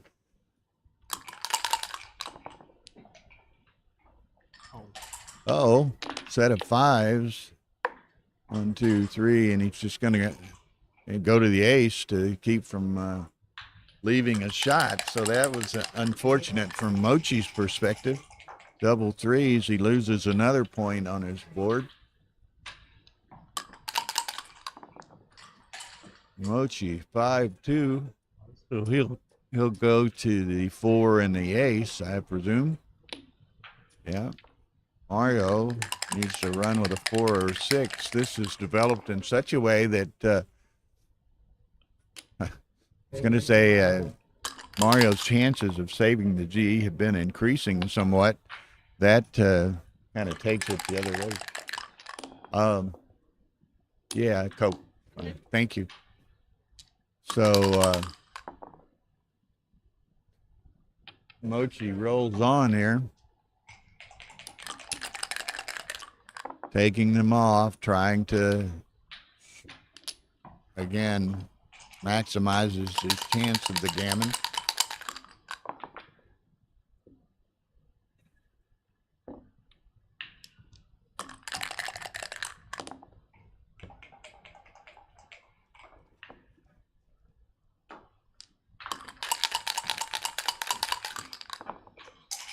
Okay, 5-4, nice for Mochi. Gets him even on those back 2 points. He would have liked to maybe cleared more checkers. Ours double 4. I misread it. I apologize. Carl Sellers is in the room. Hey, Carl. I read it as 5-4 initially. 4-4 is obviously even better. And the question is exactly how does he play it? He takes 2 off. And Mario doesn't have too intimidating a board over there, so that's fine.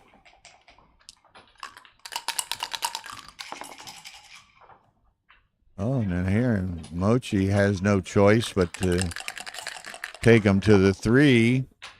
Mario running. Can't leave a shot this roll, but maybe next.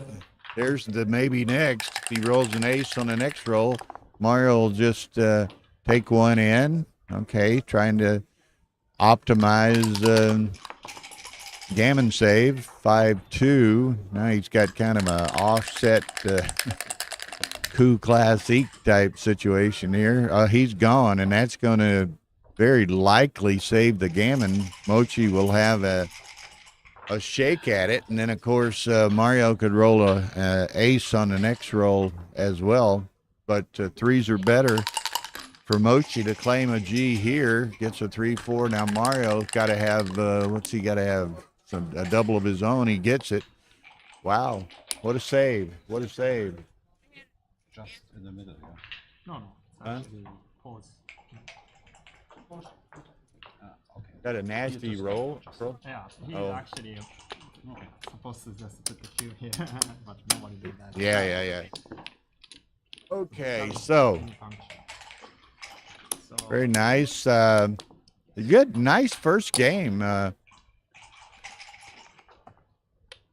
Complicated, interesting game.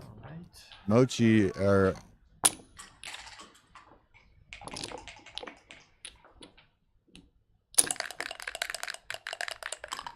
wait a minute.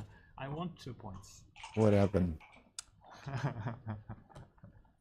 What? Yeah, I was sitting here trying to figure out what and how did Mario get 2 points. I looked away for a second and I'm like, whoa, what happened? Again, we're all trying to settle in with these 3 new matches getting started here, and thank you, Tar. And I was totally confused. There's Trencher sitting down over there with Mochi for a few minutes. Thought he was playing doubles with Urso. Anyway, Mochi gets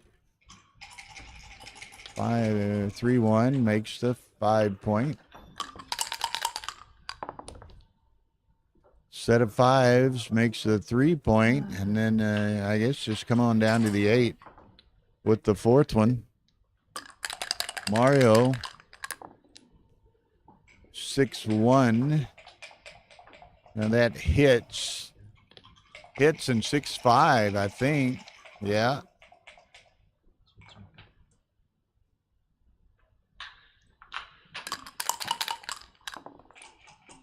Mochi 3-5 hits. Now what? I think he hits on the ace.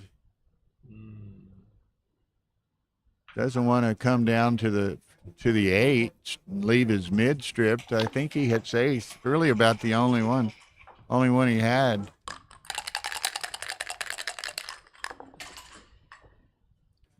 6-2.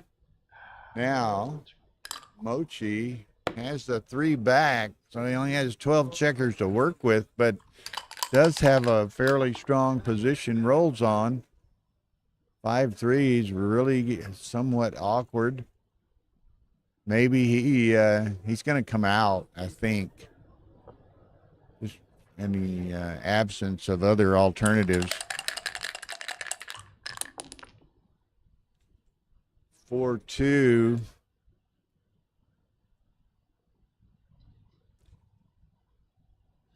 Well, that's a hit or enter and hit, I guess, huh?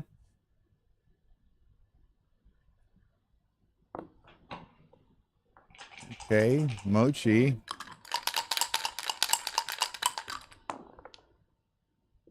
Two, 6, which comes in, hits there. Mario, 3, 6, dances. And I'm thinking Mochi may get risky again here with that cube. He's got one in the air already. He's shooting at another one. Could make the bar, but he rolls on. 4, 5 is not the best number Mochi ever rolled. He hits there.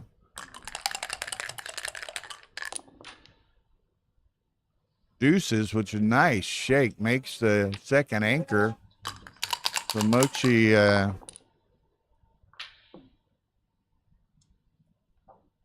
6, 5. Now, what does he do here? He could make that and then come out to the 18, I guess.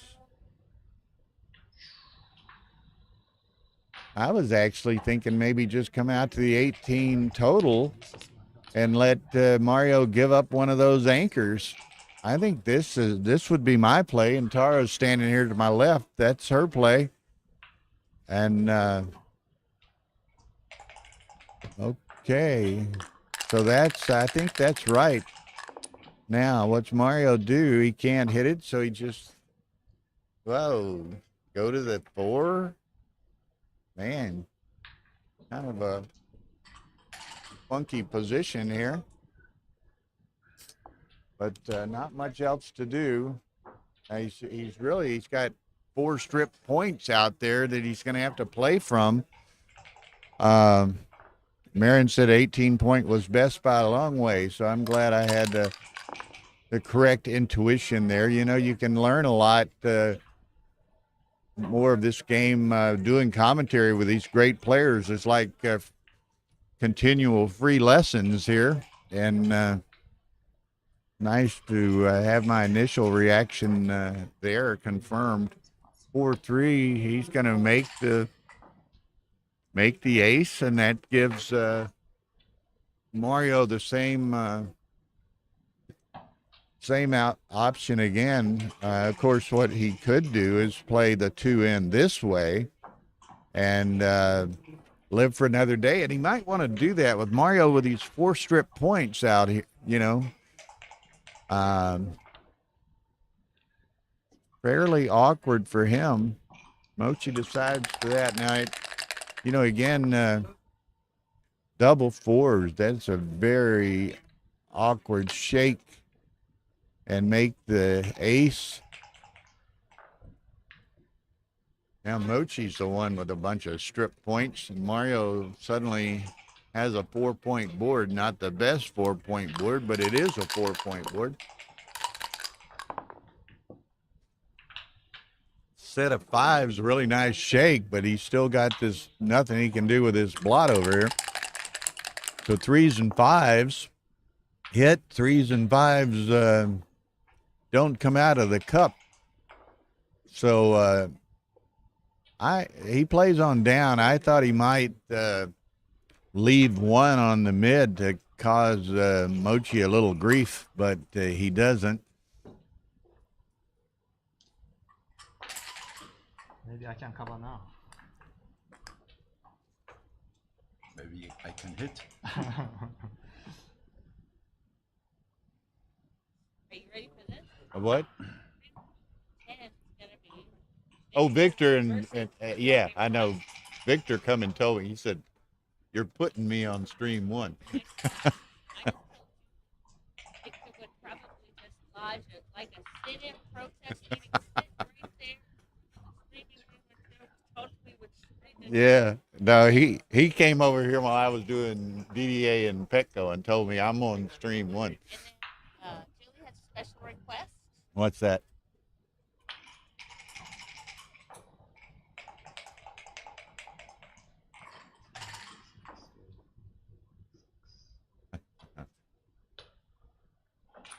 So just shy of a double, Marin says. Very accomplished French champion who has a case of Parkinson's. Who's that? Oh, So we're either going to put him on stream Okay, very good. And then we'll find a third, huh?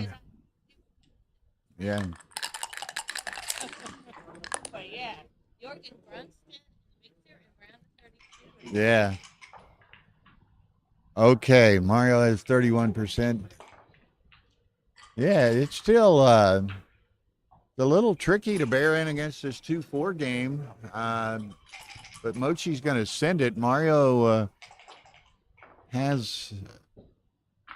he might have to abandon one of those before, or abandon the 21 before Mochi gets into much trouble. Double pass, Marin says. Just, if Mario had a little bit more timing on the other side of the board, perhaps he could take this, but it's borderline pass, she says. Borderline pass. I would pass this too.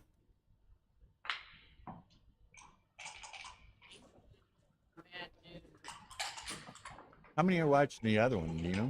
This one's 129, but.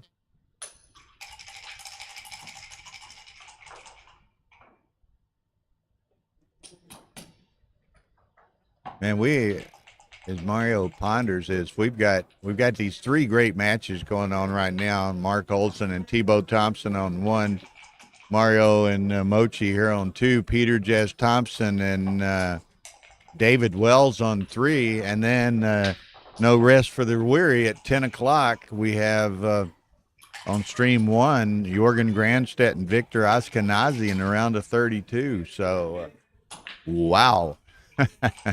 Just wow.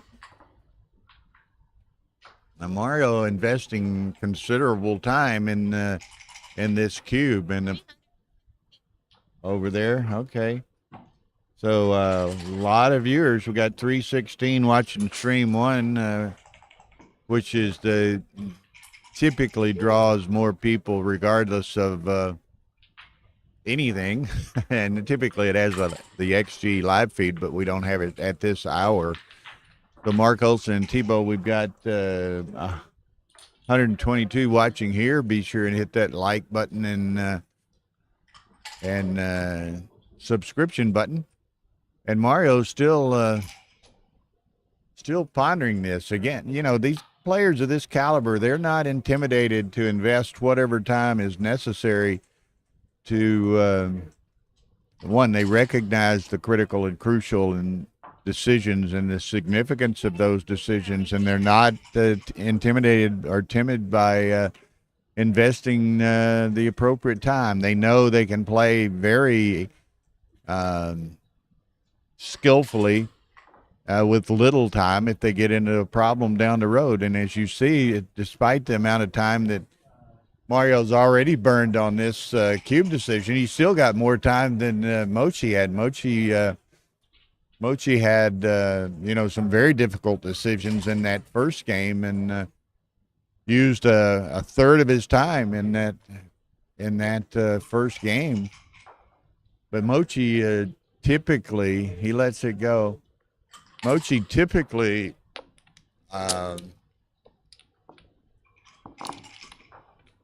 gets down to little or no time, as is not uncommon among various elite players. Victor does the same thing. Many of them do. And they can play with very little time. So it's not so much a problem with time management. It's just the way that they think, the way that they play. I don't know, baby. Yeah, probably 4, but I don't know. I think Tara's going to go investigate how many places they're paying on this 7,500 euro high roller event. Well, I told her before, it's probably 2. And then the semifinalists, of course, are free to hedge if they wish. But 5-4 is going to take the advanced anchor. Mario's extricated his rear checkers, so he's got a bit of a racing lead. Now he can go to the 6th. Probably will. Doesn't just as soon not stack them, but he's well ahead and doesn't want to offer up a return ticket to Mochi's home board. So nice 3-2 is kind of awkward. He's developing 2 big stacks here, which he would like to unstack. Mochi's hard at work building a board. Mario needs a little help, doesn't get a little help. So now this is really awkward. Now you put another one on the 6. Do you maybe put one on the ace?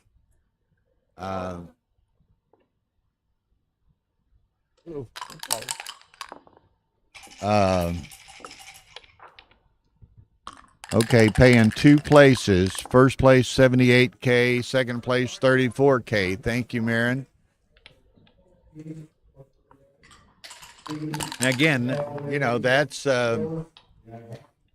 reasonable. It's what I would expect, probably. And of course, the as semifinalists, the people who ultimately finish 3rd, 4th can have the opportunity to hedge in the semifinal match. So maybe not a, you know, no one's forced to hedge in any way, but perhaps it effectively could pay 4 places by virtue of the hedge rounds in the semifinals.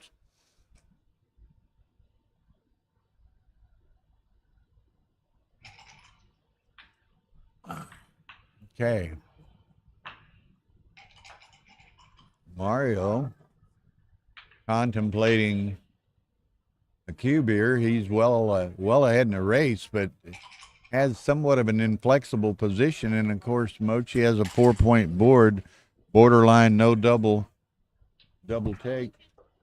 Yeah, that's what Marin had told me that. She had found that out. So 78,000 euros to the winner, 34,000 Right. to the runner. 78,000 and 34,000, and the but of course, again, they can hedge in the semis, so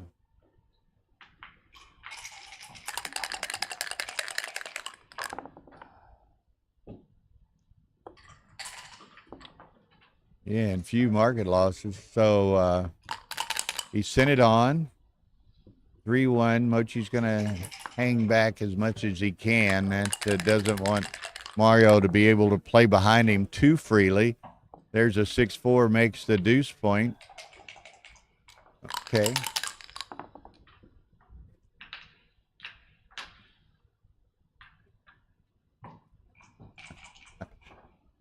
So,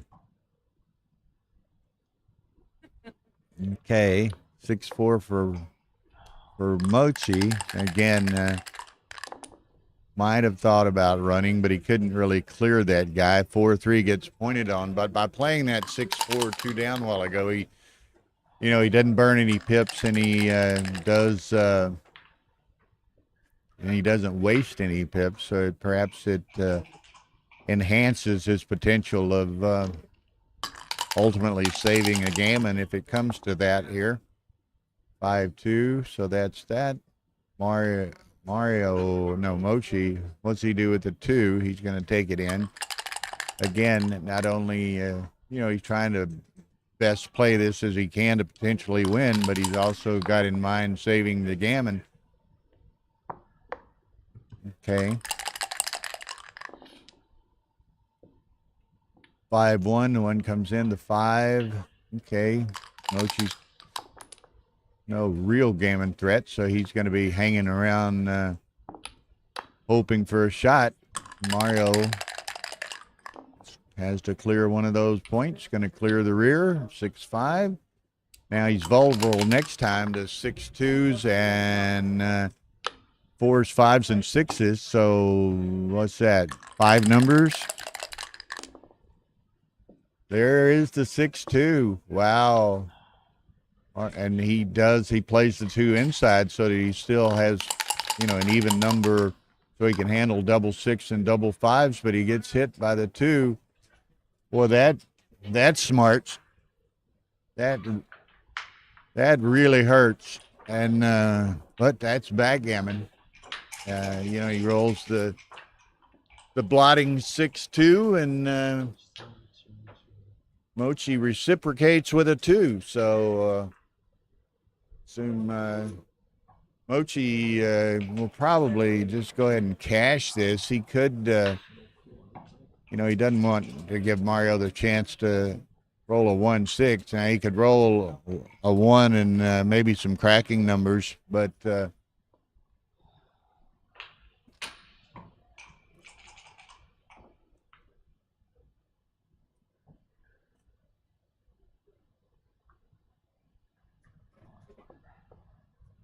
yeah, I think that there's no real probably future in fishing for a second checker, so I suspect Mochi's just gonna cash this. There it is. Mario has to let it go. Boy, that hurt. Only vulnerable to 6-2, and he rolled 6-2, and Mochi rolled a 2 to hit. So 5-0 Mochi.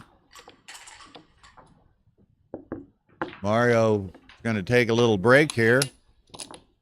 So what are my other scores? 6-5 Tebow against Mark Olson. And how's PJT doing with Wells?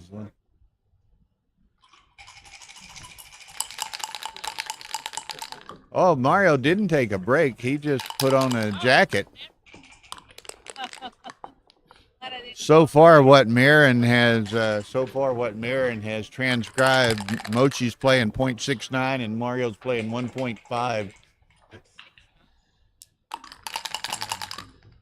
Now she may have started a little.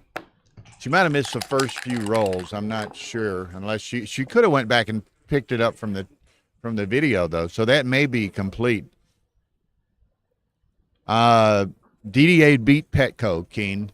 DDA Ozerov beat Petco. That was a rematch for the 2017 World Championship. Okay, she's got it all. So, amazing play. Not surprising, though. I mean, these guys are awesome. Absolutely awesome.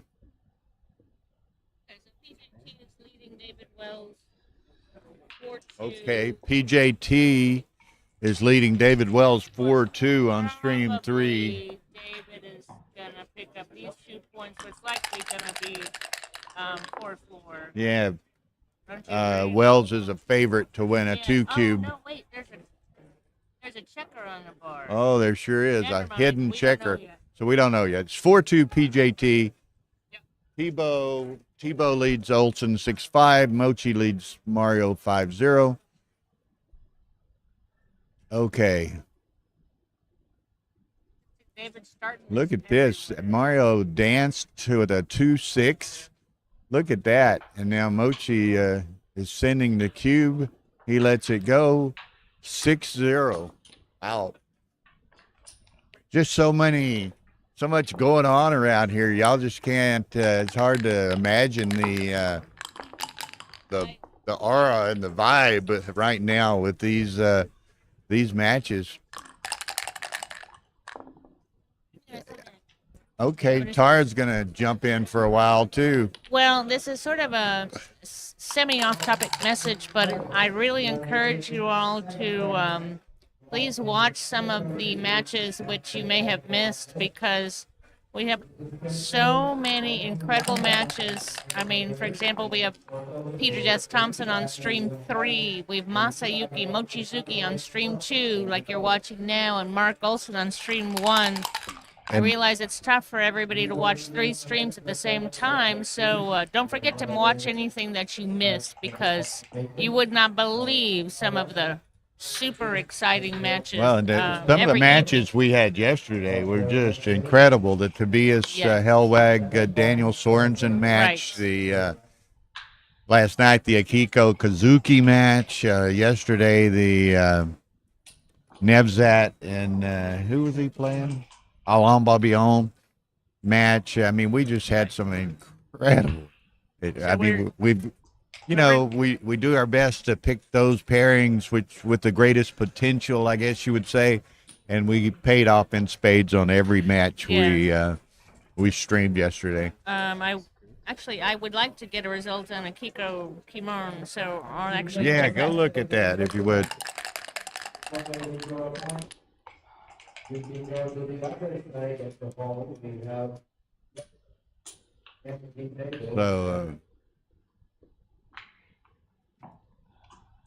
okay, so there's takes the anchor. So both of them with almost a mirror image situation here. Both of them with 3 back, 1 on the 3 and 2 on the 5. Mario rolls a 6-4. Now what does he do? I guess he just maybe takes the 2-point.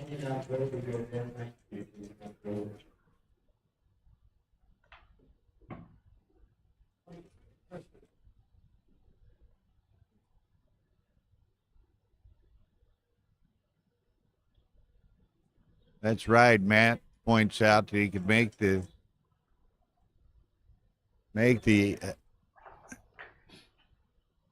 6-4, make the 16 point here, which is great minds think alike. Mario and MCG.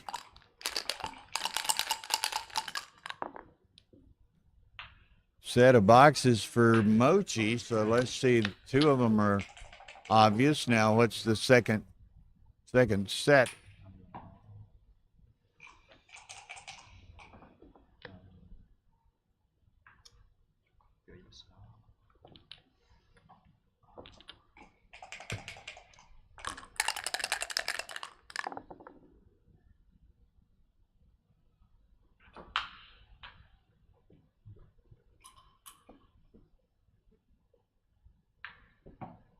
Humpty, look at this. To this point, Mochi's playing 0.6 and Mario 1.5. So, okay, 3-1. Mochi hits twice. Mario doesn't need to dance again like he did last game. Gets in with 1. Now Mochi's a favorite to make that 5-point. Does 14-5.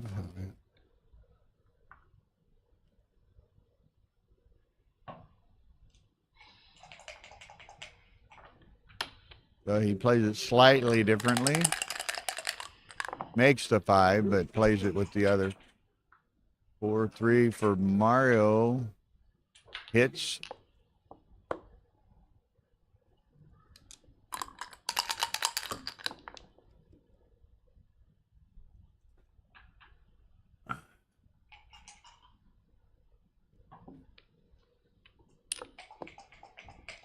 Okay. 4-1. Hits. Bit of a hitting exchange program going on right now. Mochi's got the better. Now he can make the 4-point if he wants to. Certainly going to hit on the 4-point. Could do a double tiger type situation. He plays this. Okay. But Mochi has 3 back over there. Mario can tidy things up a bit.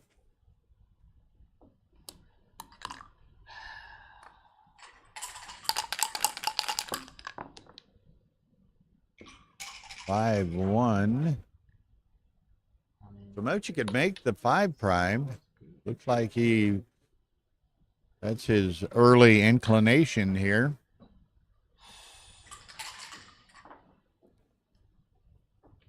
Kind of odd. Some of your first instincts are disrupted at times when people have odd points. Mochi doesn't have the midpoint. He has the 14 points. So, when you first think, he'll cover the 8 with a 5. Well, he didn't have a 5 to cover it, but he does have a 6 from the 14.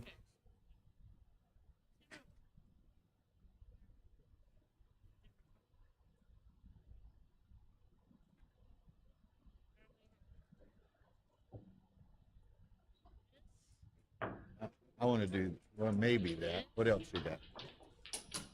Yeah. Yeah, I know, right? Tara's showing me all the brackets, Tanaka, but we just streamed. Yeah. And then this week, I promise. Okay. Okay, Serge Gahan, Steve Sachs, Okay. and Victor. Yeah, that's cool. What's the, Contender. We just took three the ones that I would actually. I'm tempted to do that one third, but I don't know. We'll see. Who's that? Bertoni and who? Johan Morgan. Yeah. Kimon sounds pretty good though. Kimon's. Let's do Kimon. Okay. So, what are those? Sorry, we're looking at the deciding on which matches to stream at 10. Yeah. Kimon beat Akiko at 2 p.m. Kimon Papakrisopoulos beat Akiko, so knocks her into the fighters bracket. So I think Kimon and Mark McGowan. at 10 o'clock tonight, we're going to have Victor and Jorgen on stream 1. We're going to have Steve Sachs on stream 2 against a French guy who I'm not familiar with, and I don't have the name in front of me right now. And then on stream 3, we're going to have Kimon Papakrisopoulos and Mark Magali. So, again, 3 great matches. 3 great matches. We've had our eye on that potential of the Jorgen Grandset Victor Eskenazi match since the bracket was posted almost. And that has come to fore. Victor has been giving me grief about having not been streamed, and I said, "Well, Victor, it's your option. You can be streamed, or you can have a very easy draw," which he has experienced to date. And he just kind of laughs. But now he came to me earlier when he and Jorgen had both won, and kind of waves his finger at me. "I better be on stream 1 tonight." And I said, "Well, if Grandstead won his match, you'll be on stream 1 tonight." So anyway, here we go. We're still, but look at this. And Mochi's up 6-0 in a 15-point match, but he's already burned half his time. Now, this is not atypical of Mochi, but we can fully anticipate, particularly if Mario can begin a rally at some point, which you almost have to expect that Mario will rally at some point. Then, and he's used a third of his time too. So I think we're going to see very possibly some time complications, which only enhances some of the excitement and intensity down the stretch in this match.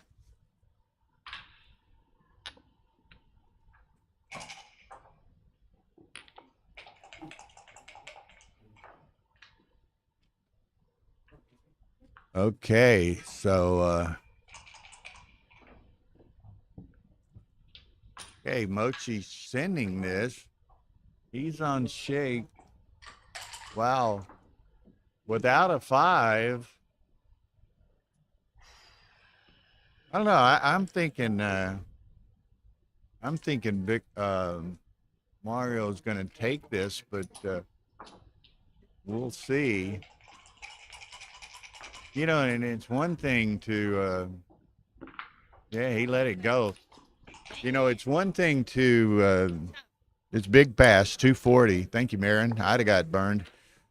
It takes a lot of knowledge, skill, and discipline to keep turning down cubes like this to Mochi, and now he's down 7-0 on a 15-point match. But you have to have that discipline and that lack of emotion to excel at this game. And Shout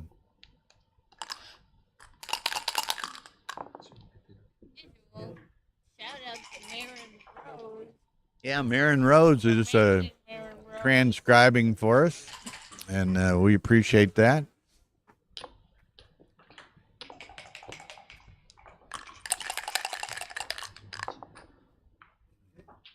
Whoa, man, that's twice he's done that.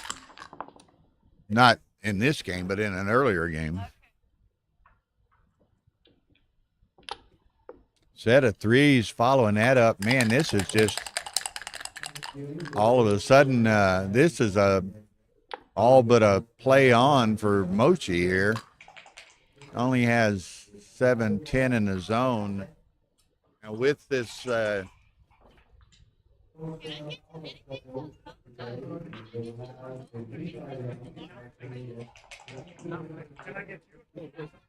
hey, Johan,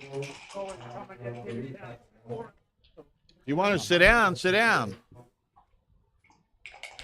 I only have a minute or two. I'm playing the doubles. Okay, Johan Banell from Sweden, good friend, great player, joining me briefly. He's in the doubles, but quite a match here after like 4 games. Mochi was playing 0.69 and Mario was playing 1.5. Oh, wow. Wow, it's amazing. Yeah.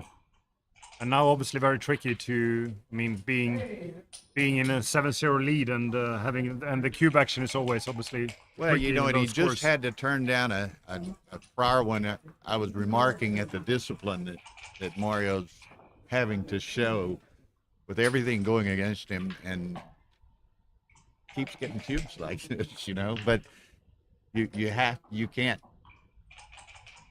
get away from that. You can't be emotional. You can't not exercise the discipline that let it go if you got to let it go. But I think that distinguish those great players from the ones being just behind is that they never let go on their discipline, and for sure also take their time in these kind of situations. So yeah, it's and it's very impressive. You know, he had just had to turn down a somewhat similar cube. All right, yeah. And then this time Mochi hits 2 and he rolls double sixes. Oh wow, from the bar on ace point. Oh wow, wow. So it's just like it. It's like a avalanche rolling down the hill. It just won't stop. So I mean, obviously, when you're down 7-0, you very much want to have the cube ownership, even though. So as soon as you get the chance, I believe it's that Mario's concerned. Oh, another drop. So we have 8-0 then. Wow. So again, just hats off to.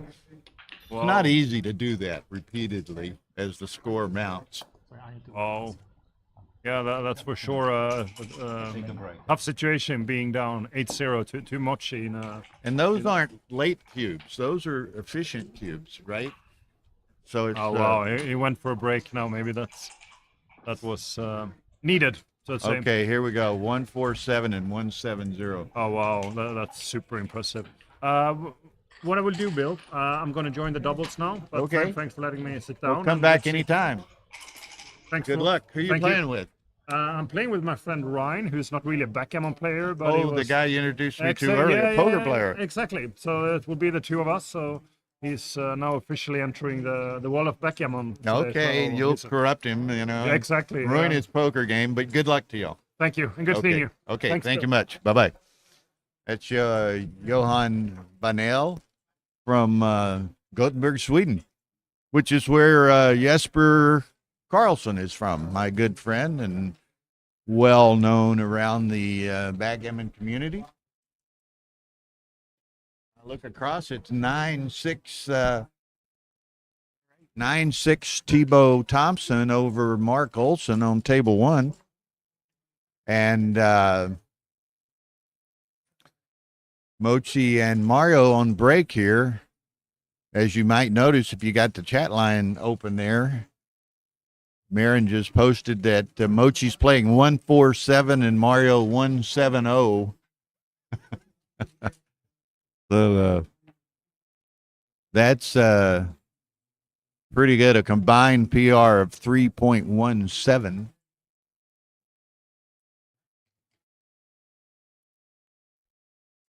So, man, it's this is a match. I mean, can you imagine? Just think about it. You're playing in a €7,500 high roller jackpot at the Backgammon World Championship in Monte Carlo. You're playing 1.70 and you're down 8-0. Haven't even broken the ice as far as scoring a point, and you're playing 1.70 and you're getting outplayed as well as outscored. I mean, come on, you know. So, just amazing. And, you know, I expected out of both of these players. You know, it's, that's what's remarkable as well. It's not a surprise. I mean, Mario, well, Mochi, 2-time world champion, 3 or 4-time UBC champion. You know, the only, well, up until recently, the only super grandmaster, and now Dirk Schiemann has joined that also.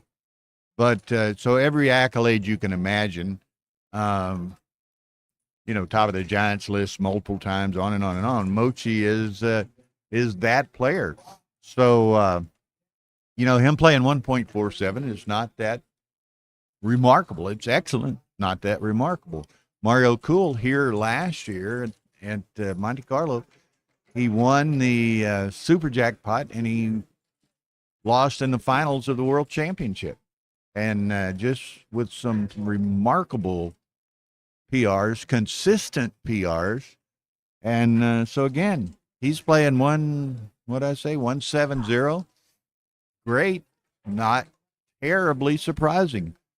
So anyway, most just, you know, amazing play. What else can one say? It's just, and we're all, I mean, I'm privileged and honored and ever to sit here and commentate and view such a match as this firsthand. And you people in the viewing audience have the opportunity to watch this. And certainly, it's, you know, all of these matches are obviously archived, so people can go back and study these matches in the future. I certainly suspect, and I don't want to speak out of hand, but Marin is transcribing this, and I'm certain she probably would make this file available to those who might want to take advantage of that. And that's what we do with all of the live transcribed matches here. So it's, you know, it's just such a great event, a great community that we have growing right now, and a growing game, and a growing community, and a growing community of service and innovation and what have you, where people are wanting to contribute in various ways. You know, it's interesting, and I just recall I'd sent myself I found something on the internet today that I wanted to, I wanted to find a quote, and that I'd thought about yesterday, and I emailed it to myself this morning. But you know, and this is really good, and this is kind of the essence of some of the things we do here. And this is from you know, it's easy for people to sit back at home viewing these things and critique some of these players and what have you. And in a couple of those matches yesterday, some really great players played well, but didn't perhaps play to their usual standards. And some people were giving them flack about, oh man, I can't believe this guy played this or made that play or whatever. And you know, and until you're sitting at the table in the World Championship with a camera on you, you can't imagine how tenseful and stressful and intimidating it might be. And I'd thought of a quote I'd read long ago, and I wanted to repeat it today. Since we're on the break, having the opportunity, I'll do so.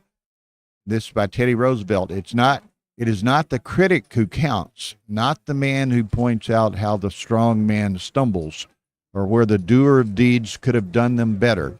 The credit belongs to the man who is actually in the arena, whose face is marred by dust and sweat and blood, who strives valiantly, who errs, who comes short again and again, because there is no effort without error and shortcoming, but who does actually strive to do the deeds, who knows great enthusiasms, the great devotions, who spends himself in a worthy cause, who at the best knows in the end the triumph of high achievement, and who at the worst, if he fails, at least fails while daring greatly, so that his place shall never be with those cold and timid souls who neither know victory nor defeat. And I just think that's so appropriate. And that's true, of all sports and games and professional endeavors in life. Just a great quote for us all to appreciate and reflect upon. Okay, what do we have? 10-6 looking across at the other TV. 10-6 Tebow Thompson over Mark Olson.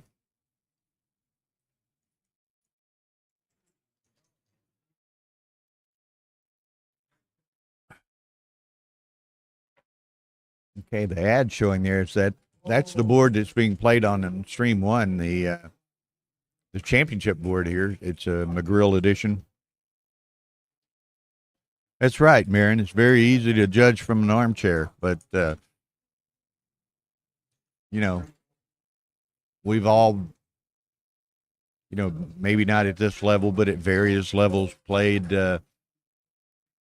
in key matches. I know Marion played in the ladies team championship final in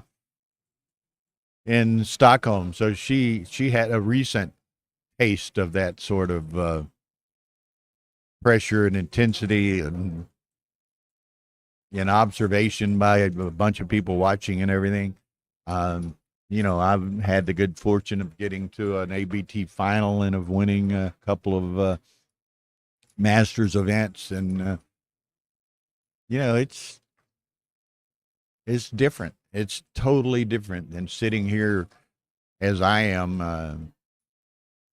And I know I've talked with several of the other commentators that we've been doing matches together. It's so easy.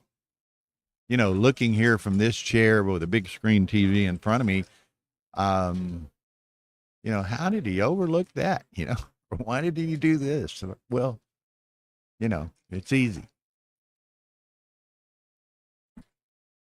So anyway,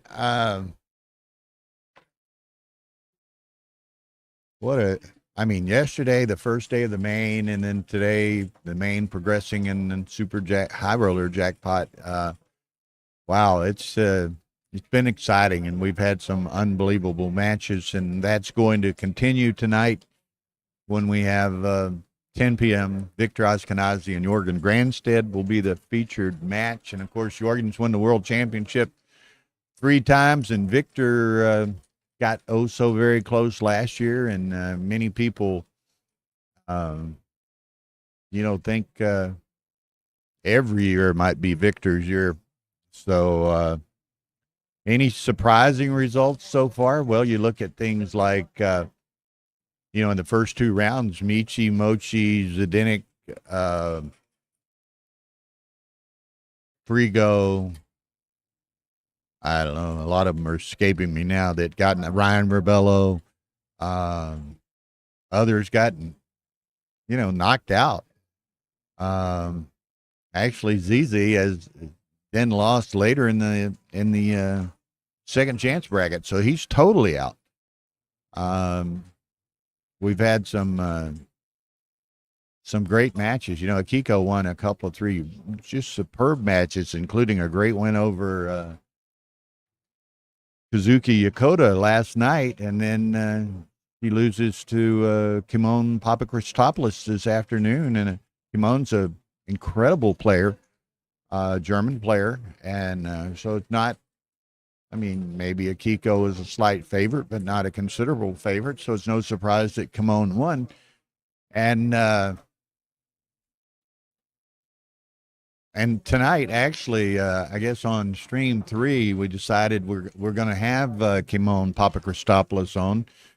Kimon versus Mark Magali from the United States, who strong player. And I had him on stream 3 at 10 p.m. last night against Ryan Ribello, and he knocked Ryan out of the undefeated bracket. Okay, Marin's checking out some of the brackets, and looks like Michi's knocked out too. So, and Michi is in that category of, best player to never win the world championship. Start naming them. But Michi's near the top. Michi and Victor and Petco and, we can go on and on. Oliver Squire's out. So it's incredible. I mean, Wilcox won this morning, so he's still alive. And a lot of people don't know the guy, and here we go. But as of the beginning of play this morning, Christoph Wagner of Germany was the betting favorite. So here we go. 6-1 by Mario. Makes that. And again, he's down 8-0 in a 7-point match. He's going to be looking for opportunities to press the issue, as it were. So,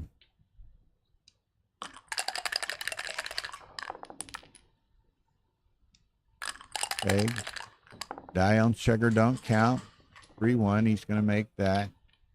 Also, unless otherwise agreed upon by the players, it's a responsible moves tournament. Now, does Mochi make the point, or does he make the anchor, or does he come in on the 2 and hit with the 4? I suspect he may do the latter. No, he takes the anchor. Okay.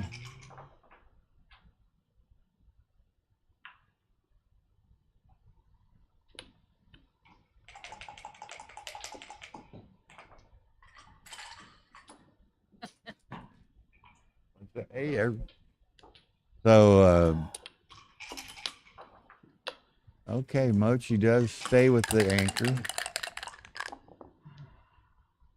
He tried to get Mike Robotnik to sit down, but he didn't want to do it. Oh, really?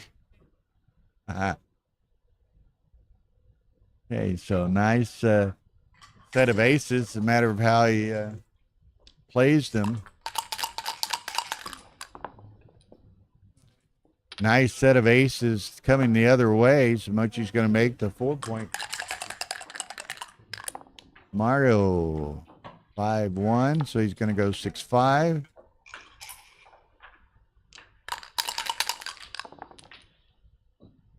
Okay, set of boxes.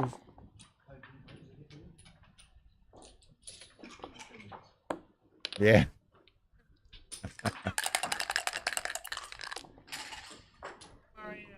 Okay. Marin and I just catching up with the chat a little bit. That making the anchor earlier was the correct play by .09. Set of sixes. They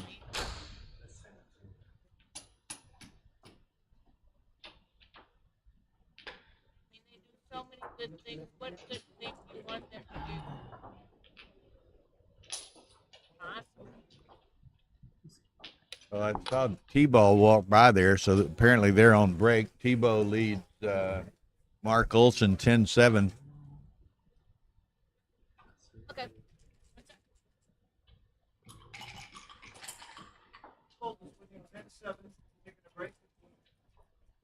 Hang on one second, folks. You might.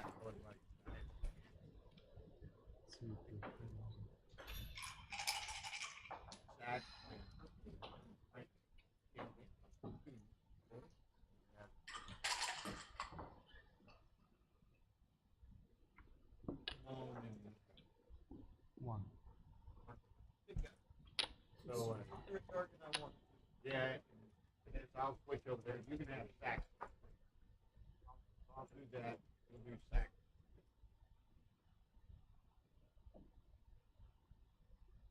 Okay, I apologize. Just trying to. Hey, Alex.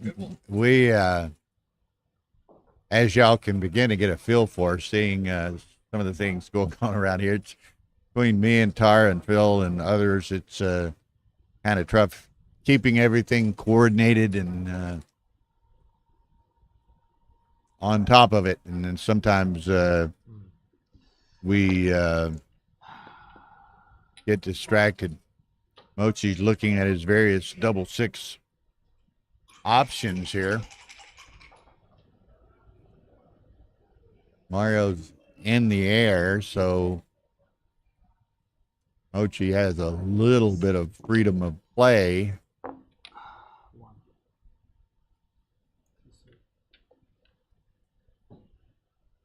And again, as we've noted, Mochi's style of play is not to be concerned with his, oh, that's his second double six dance, is not to be concerned with his time management skills. He just takes the time, however much time it is that he feels is requisite to make the best decisions. And if he gets short on time at the end, he plays with no time, and he can do so very effectively. Okay, so again, Marin says this is too good. And Mochi, you know, he doesn't really have any losers. He can take a free roll or two here.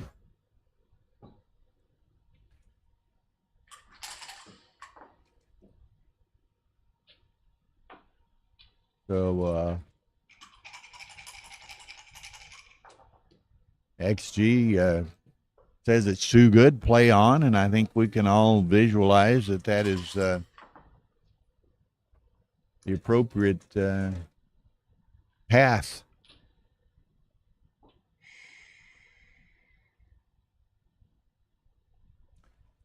But as we've talked, I mean, okay, Mochi is sending it, lets it go, and I've reiterated this several times, and I'll say it yet again. It's tough to keep turning down cube after cube after cube, and this one was too good, so perhaps it was a little easier to turn down. But Mario's just demonstrating a remarkable discipline to not get frustrated, not take cubes he knows he shouldn't take. The window, of course, gets a little more. It was too good by XG, too good. Yeah, 0.57, too good. So, but as this score continues to mount, then of course it's going to be perhaps easier and easier for Mario to perhaps consider taking some of these.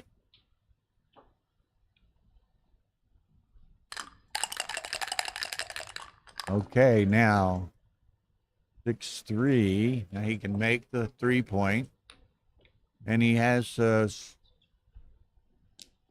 fair builders should. And Mochi finally dances on a 2-point board. Mario's been doing that all match. Now Mario's going to survey the situation, and I wouldn't be at all surprised to see him send this. I think he's going to send it, and I don't think Mochi's going to drop it. I think this is a take. But, Mochi, he let it go. He has a 9-point lead, but, and I guess, he doesn't want to put big numbers. Double pass, Matt Tongeyer says. So, huge pass, Marin says. So that's obviously influenced by a 9-0 lead, but I'm sure Mario is glad to be on the scoreboard.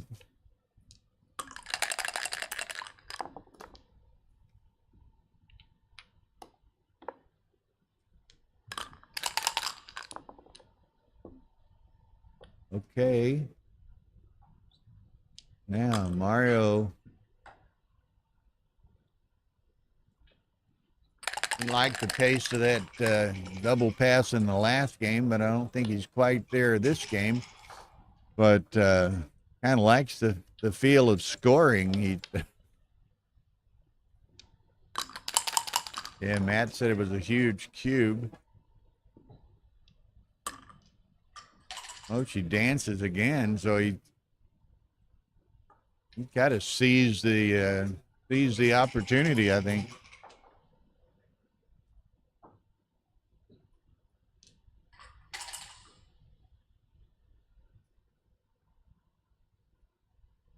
Mario's counting them. There comes the cube. Okay, MCG says he lost his market by a ton, and I think we can all see that. Mochi lets another one go. 9-2 Mario. And again, with a huge lead, maybe it's a little easier for Mochi to let a couple of them go occasionally and not where it becomes more difficult for Mario to do so. Huge double borderline pass, so accurate play by both.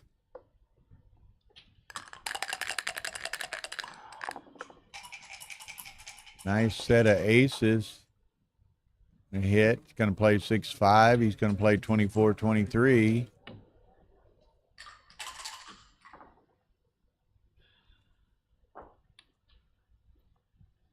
Here we go, as we expected. 3-1 by Mochi.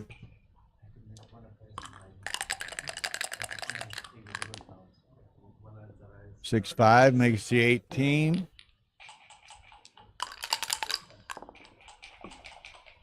Bet of fours by Mochi. This will be interesting. After that double four, he may think about it because Mochi's getting kind of ahead of himself here. Mario's got, a number he's at least got his checkers out of Mochi's home board. So I wouldn't be surprised. I doubt that he's got a. Here it comes again. Yeah, I imagine. Okay, so Mochi says enough of that. I'm taking this one. 2-1. Nice shake. Makes the 4-point.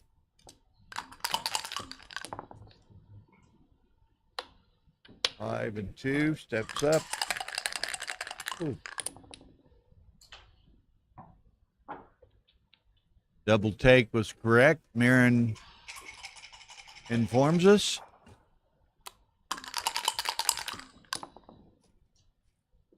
He's going to make that.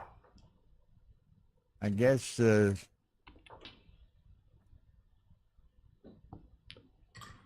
3 now. It'll be interesting in that 1, 2, 3, and where's the fourth one? But Mochi stripped on 3 outside points here.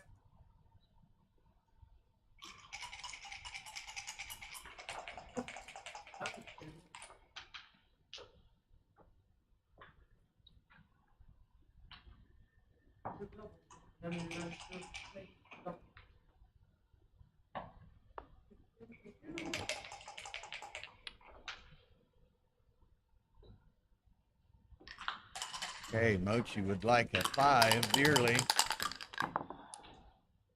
Gets a 5. Run it on, so he's got an exposed blot in his home board, and he's got one behind a broken 5 over there. There's a 3-6. Guess he'll run on with that. No, he's going to hit twice, which is correct. I overlooked that with the big lead. He wants to go full board to try to get a G. Mochi brings them both in, one of them hitting. So great return by Mochi. 4-2 dances. Mario's thinking, what in the world's going on here? 4-2. He's going to make the I think, make the anchor. Then it's a matter of which 4. That 4, then it's only a single, playing with a single blot. Ooh.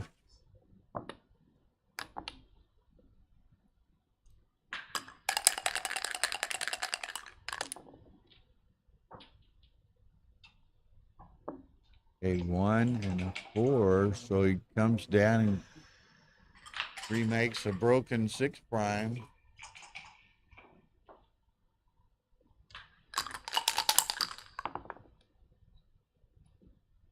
No.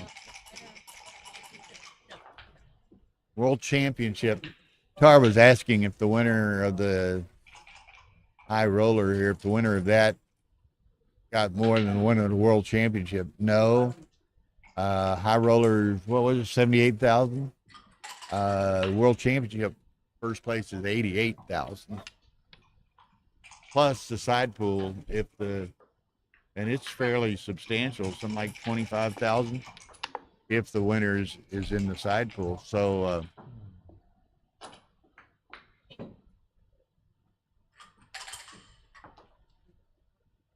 Championship winner, that's huge.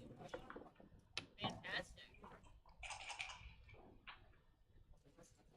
So everybody wants to win the world championship, and the fact that it comes with 100K plus only adds to that desire.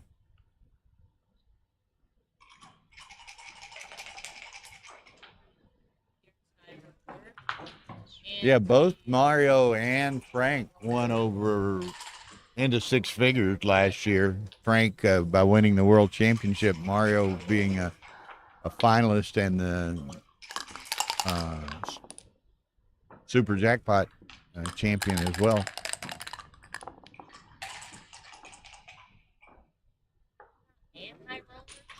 No. He won super jackpot and finalist in the championship. I don't know.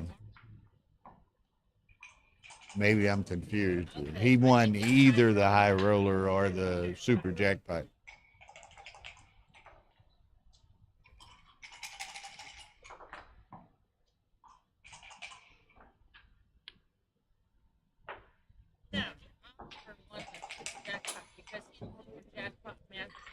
Okay. Tara's telling me, yeah, Oliver Squire won the super jackpot last year, and Mario Cool won the high roller last year.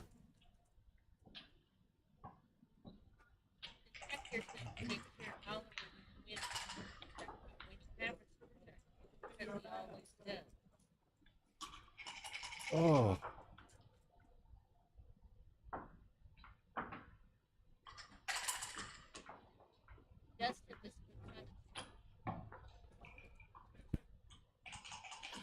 No, my mic is on, PD.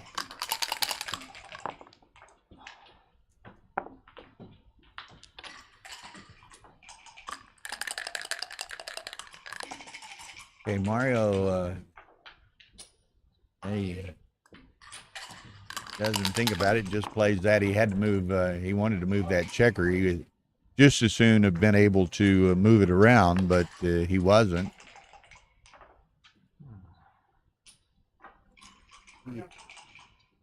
Hand me that glass.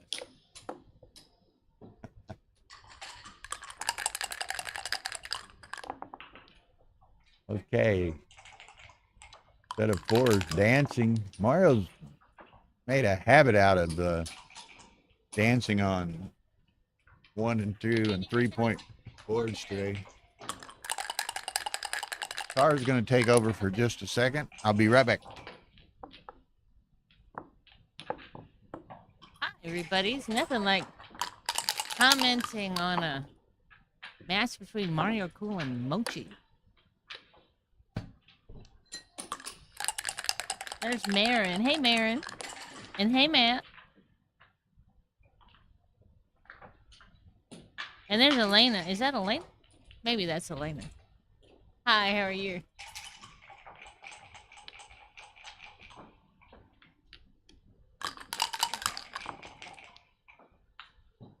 Matt, Why aren't you here? You need to come and play this 7,500 euro super jackpot.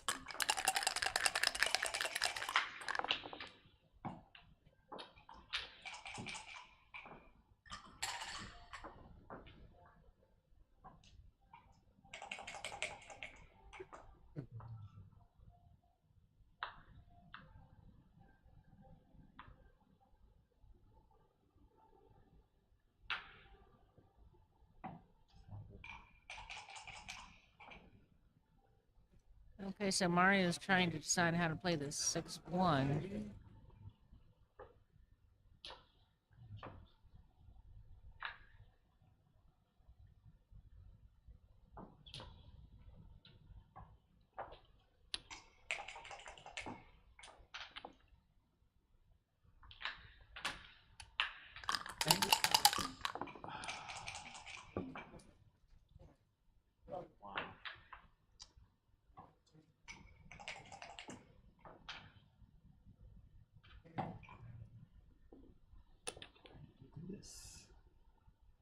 To me is a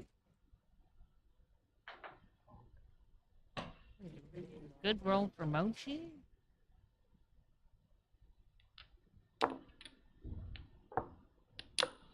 Ah, okay.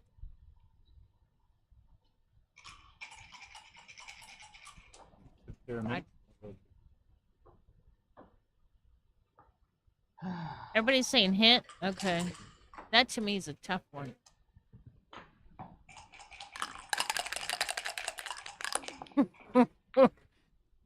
Bill Riles is handling the camera angles. Hey, I'm multifaceted, multi-talented. I'm the guest. All right. So what do we have here? Okay. I would have messed that up, Marin.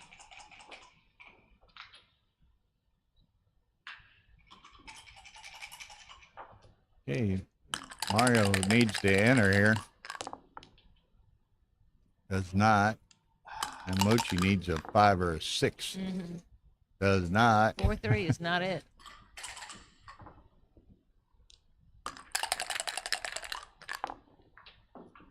There's a nice ace. And Mario could get well back into this match with a bit of good fortune here.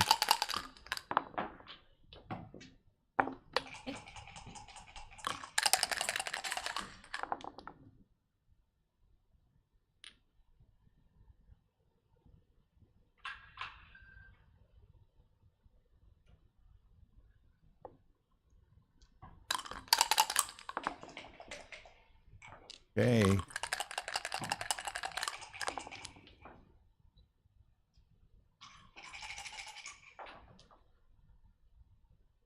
Maybe he comes out and goes to the 7. I don't know. Does he have to come? I mean, so his terrible rolls are like a 2-3, right? Yeah, he could go to the 4. 6 and the 7. I mean, what I'm saying is, I don't think I'd come out. Do you Yeah, need to come out yet? I don't know. Maybe thinking I wouldn't. I don't know what that accomplishes, so I'd have been loading up to try to make the He's trying to make that last point. 6 prime. Okay, so here's. Oh no, that's not good. Okay.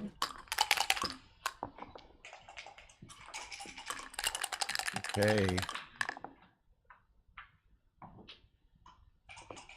Yeah. No, she just talks like. No, I'm just quiet. Is that Elena? No, that's not No, Elena. I'm not sure who I'm not ED sure who that is. That is not.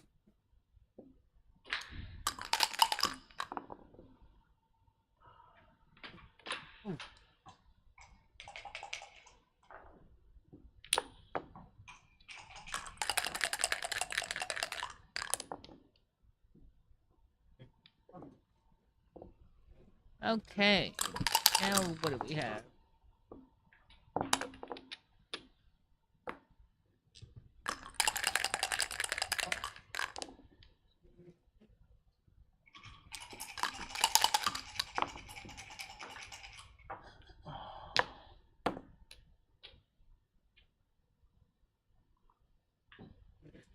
This is incredibly difficult for Mochi to convert, but he's trying. Mochi has a plan. Mochi always has a plan.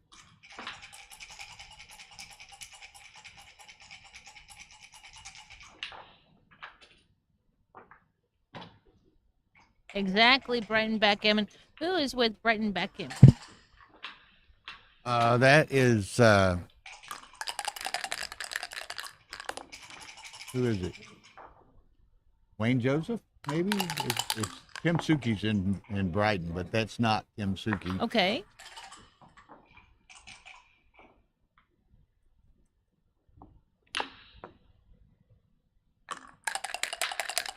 So I assume Mochi's hoping for aces in a big way, quickly.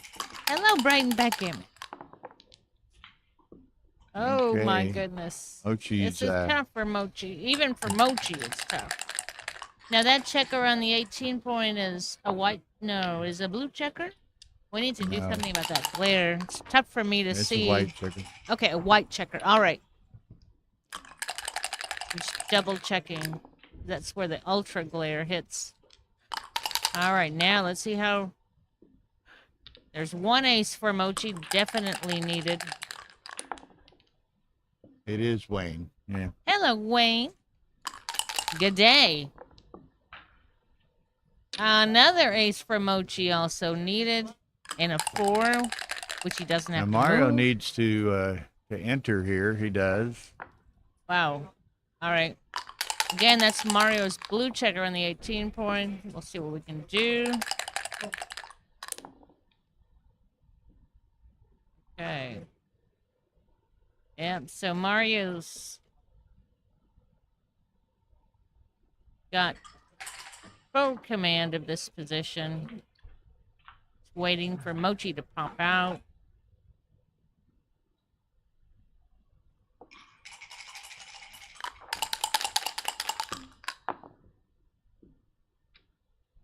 Uh-oh.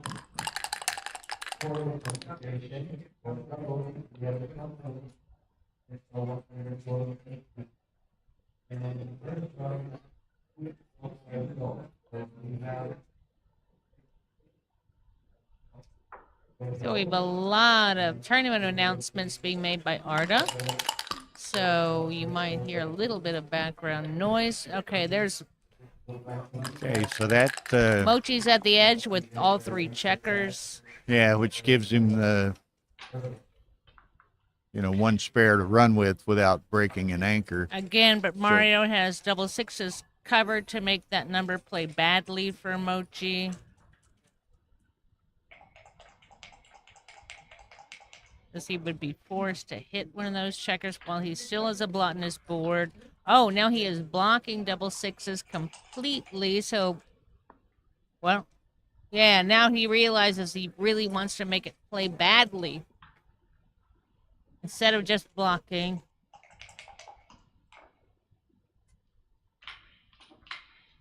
See what he's going to do. I'm not sure what the play is.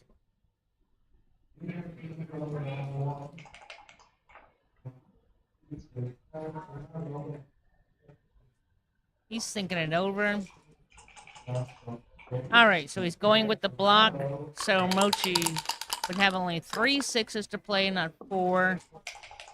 All right, still Mochi has, gets again, he's crunching. crushing, right. Crunching Mochi. Ultimately, crushing.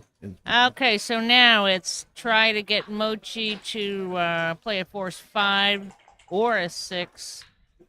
Again, double sixes are blocked. Double Not yet 5. a true trap, though, because he doesn't have to break the anchor to have to come out.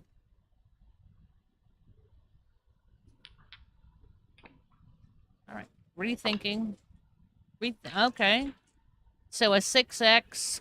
Gives him a shot at the 4th Right. checker if he gets hit, unless it's 6-1, 6-2. 6-1, 6-2. Only saving sixes for Mochi here. All right, The other so one. that's Now, the end of a that. A 6 to cover.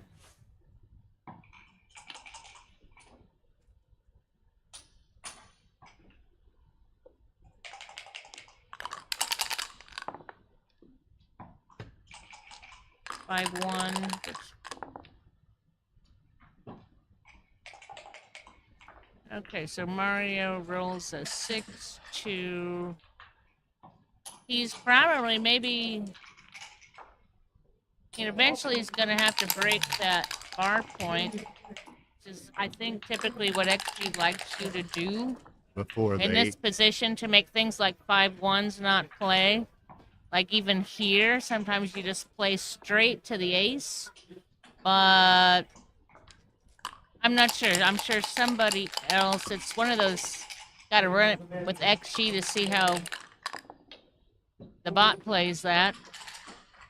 It's got to go.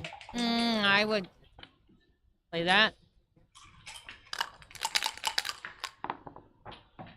Okay, so Mario doesn't want to roll a 5 necessarily here. He wants to bear it in clearly. Oh, but he rolls double 5s. Right, all right. That's okay. He's fine for this roll.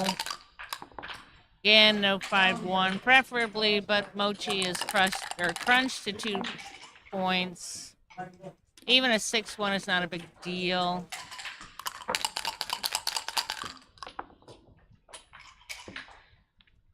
He'd rather not be hit, but he should survive this. All right, Mochi's trying to decide how to play that 5.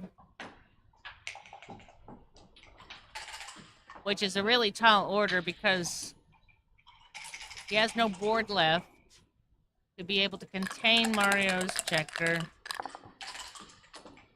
Mario's in, not surprisingly. All right, what do you do with this?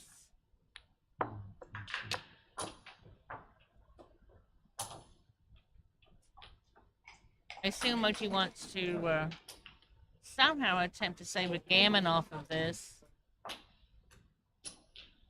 as winning the game is very difficult.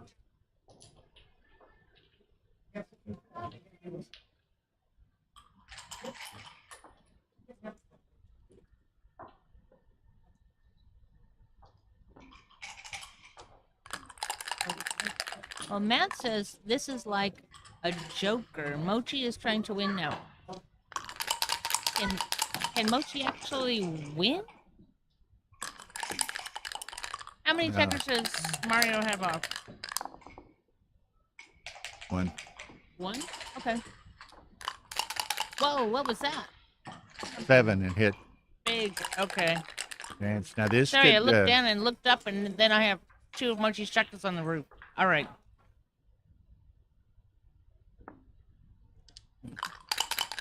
Hello, Narvi Goldman.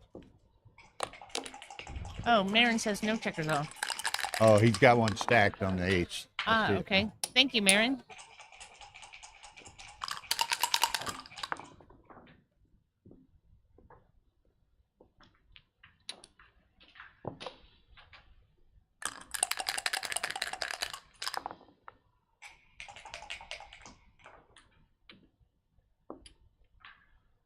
Ah, there's that stack. Okay, that's a lot easier for us to see.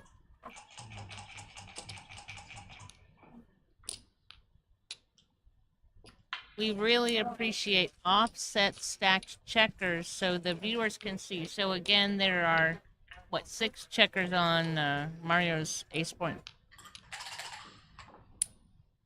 Oh, yes. What?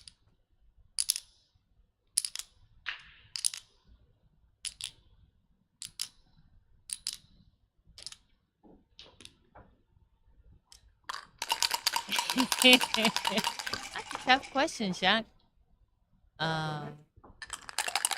Used to play all the time. Uh-oh, double blotter. Ooh, look at this. Look at this. Uh-oh. Oh my gosh. Ah. Woo. Wow.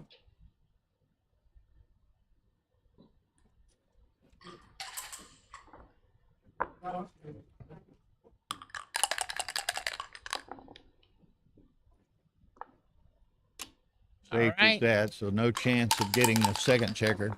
That is right. Okay, so in every likelihood, Mochi will save the G and Mario will get 2 points.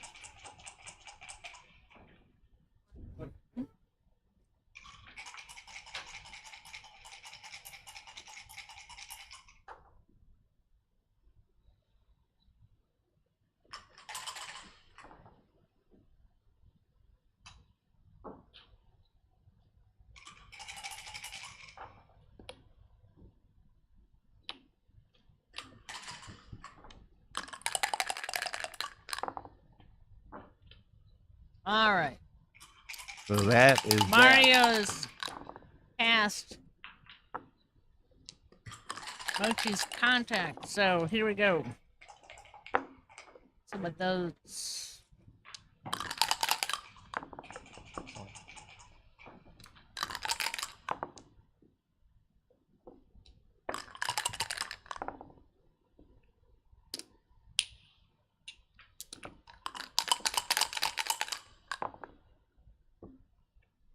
Okay.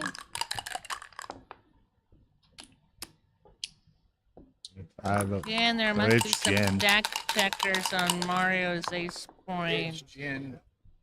Even Mochi can't pull out of that. All right, so now we're moving on. 9-4 for Mario. Cool at worst. He was down like 8-0. 9-0. Wow. We've seen some amazing comebacks in the past couple of days.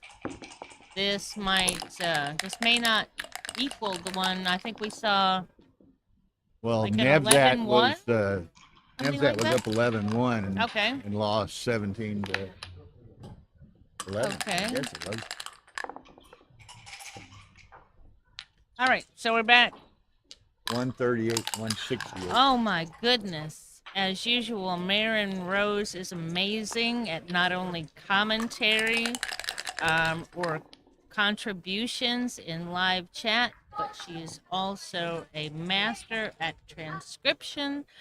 And she has Mochi at 1.38, Mario Cool at 1.68 PRs for the entire match. Can you imagine that? Not the game, but the match. So both players are just playing magnificently well.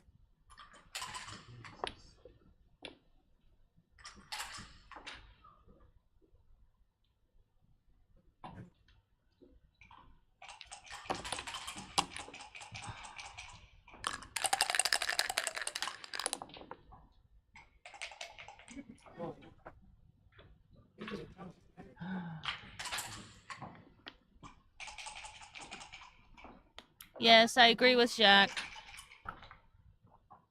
Mary needs to be on transcription staff. Please, please. He would be perfect.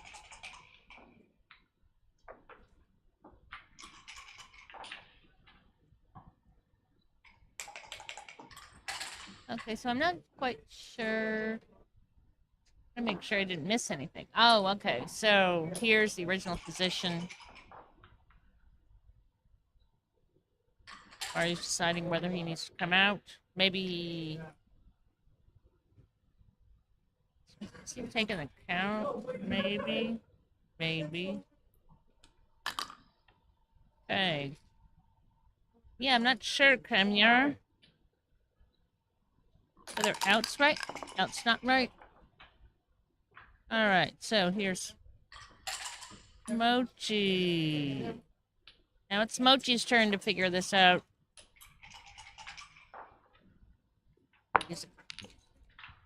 Okay.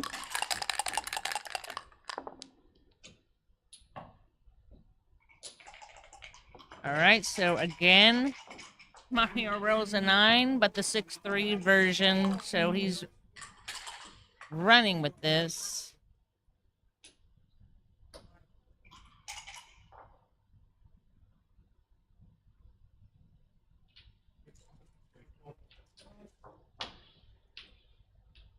Mochi's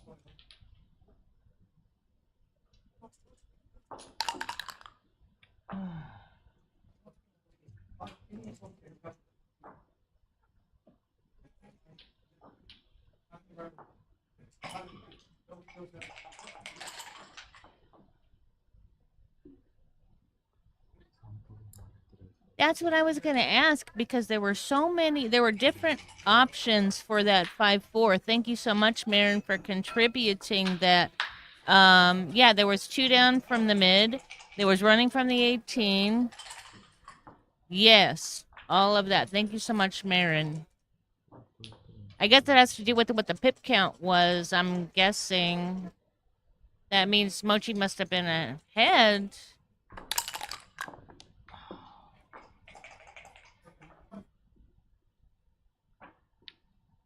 All right. Oh. All right, well.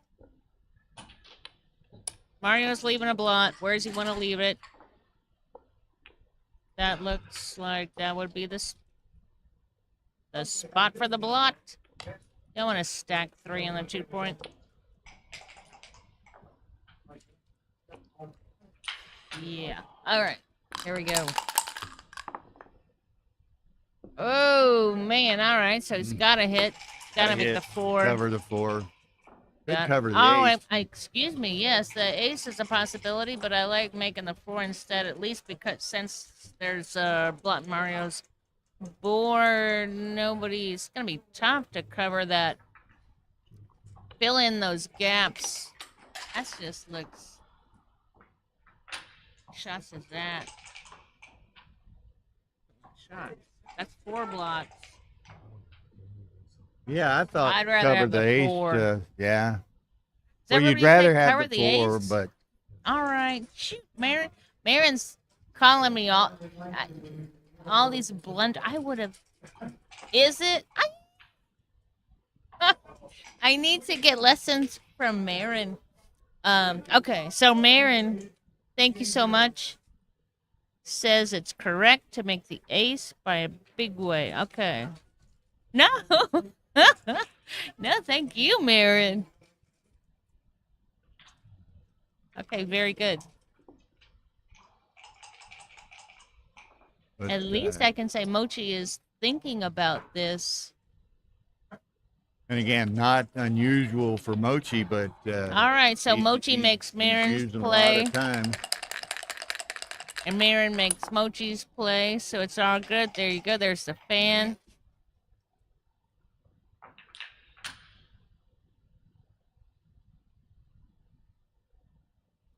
All right.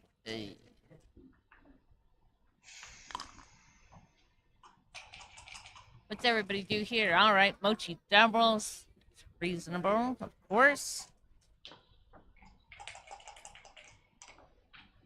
I think you've got to let this go. Yeah. Okay, and he does.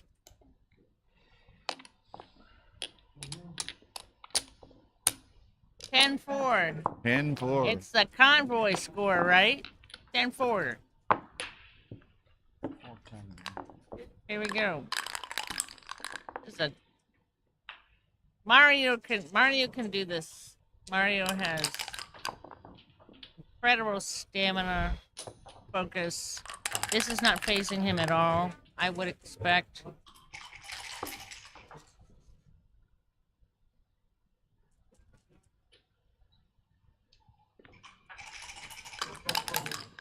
Again, in case somebody doesn't know, Mario Cool is originally the True Money Games founder. So basically, prior Was it to Extreme Money Games? no Or True Money 65? Games, TMG. TMG? Okay. Yeah, True Money Games.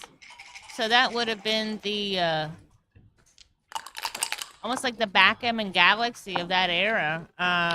Very, very lucrative, super slick site with a snowy back end.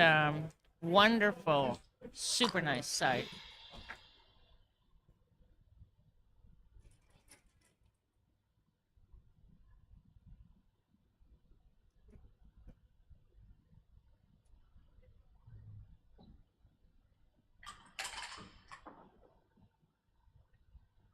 Okay, what are we doing? What are we doing? So I guess Mochi's considering doubling. Fine, that's 9 in the zone. That's pretty strong. Look at all those blots. What's he gonna do? Ooh, Matt says a double take at sport. Wow. Wow. All right. Oh. Mochi rolled on against Matt's recommendation.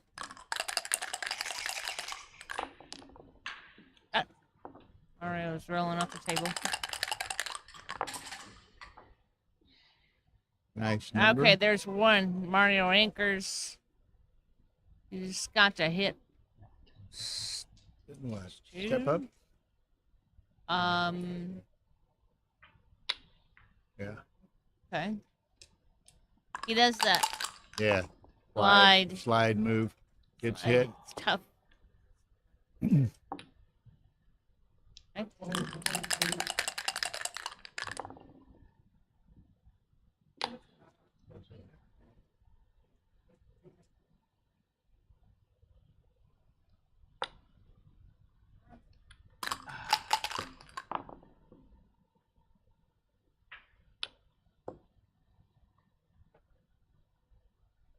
11.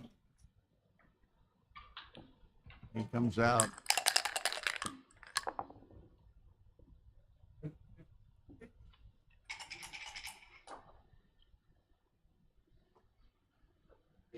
So it's either come out or hit. I just can't imagine.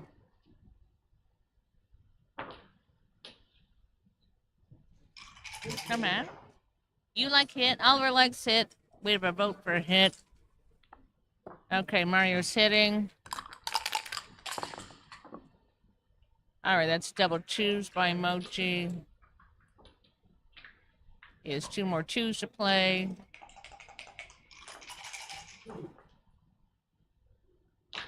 Ooh. I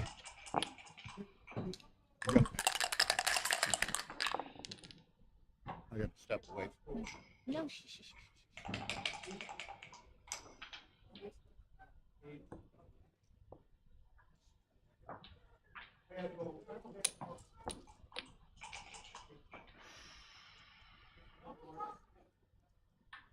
All right, here we go.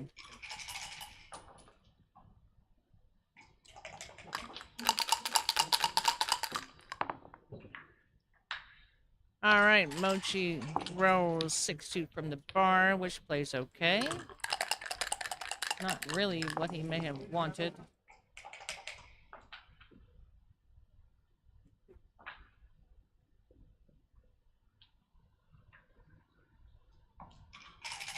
Again, what are we playing here?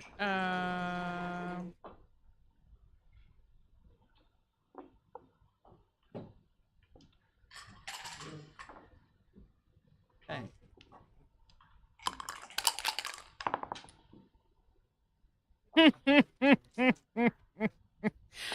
Again, I'm the extremely low budget commentator, Alex, so I apologize. I'm just filling in.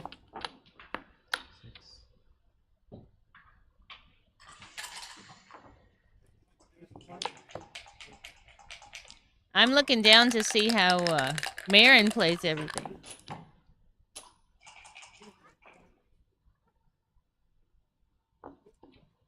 All right, we've got 5. Mario, all right. It's gonna be tough for Mario yet again. Okay, how does Mochi want to play that? Coming out is perfectly fine.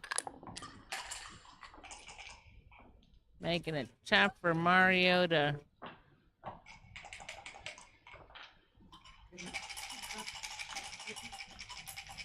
What do you do here? Do you slot the 5? Do you... He's thinking slot the 5, all right.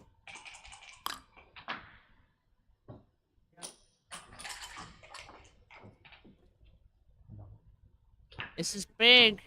How in the world can you possibly take... You can't take that. Mario's not even going to think about it for 30 seconds, 15 seconds, or 5 seconds. So now, we're at 11-4. Mochi. Very difficult.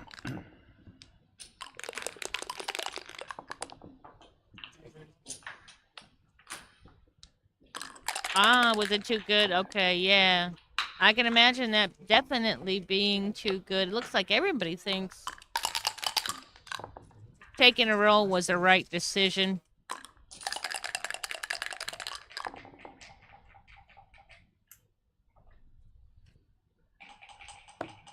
Okay, come on, Mario. Gotta cheer for Mario. Okay. Mochi's in with double threes. He has lots of choices. Goes with hitting on the 18 point.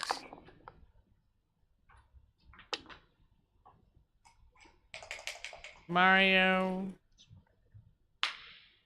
also has choices. And he hits Mochi back.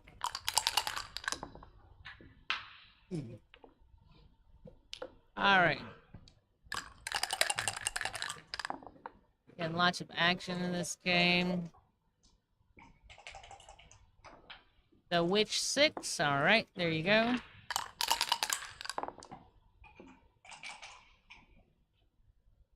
It's the Witch Ace.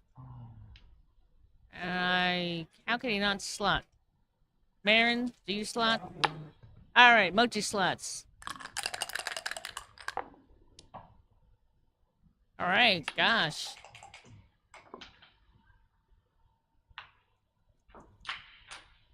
Mario's got 3 more 6s to play.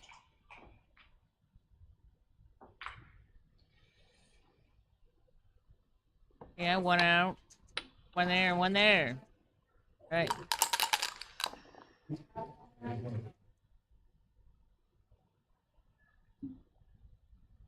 And we have some glare on that point. That's Mario's trigger on the 18. Okay. That cover hit by Mochi, very aggressive play. Mario hits back. I am okay. Definitely reasonable.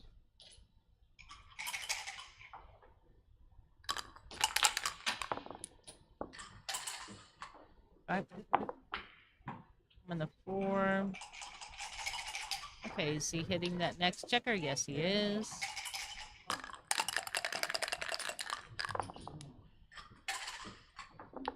Okay, there you go.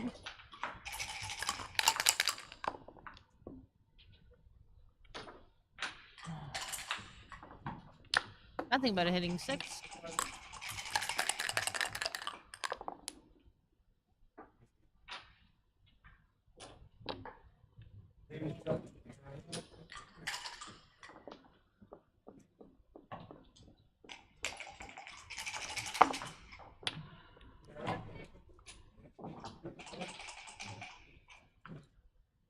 Yeah, there's a lot of ambient noise due to announcements that are being made for all kinds of side events here. For example, the doubles is kicking off, which typically can be a little noisy. So,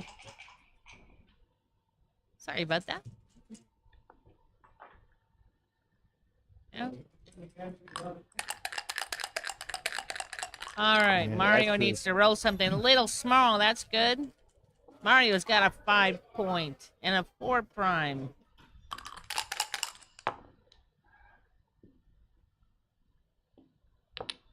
Oh. Has Mario got anything? I'm sending everybody this saying? soon. Where I Mario. Yeah, the Mochi microphones worry are about it. pretty good, What? Alex. Yeah. Yeah, they're pretty good. Yeah. Especially when I'm really close, then they know mics don't exactly pick what up they're much of supposed it, to but pick it's up. very distracting for us. If I lean back, then you'll hear some more ambient noise. But there is a lot of noise.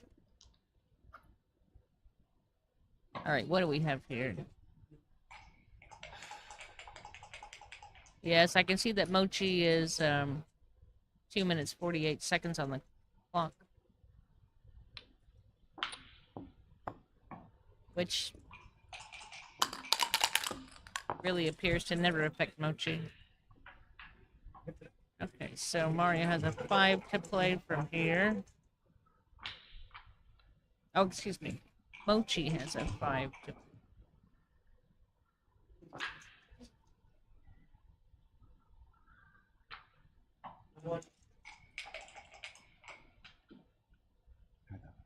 Okay. There All it right, is. Mochi instant takes. Look. I wanted that for some time here. Way to get back in the match. Okay. Thank you. No dice on checkers, you can see. All right. Hits back.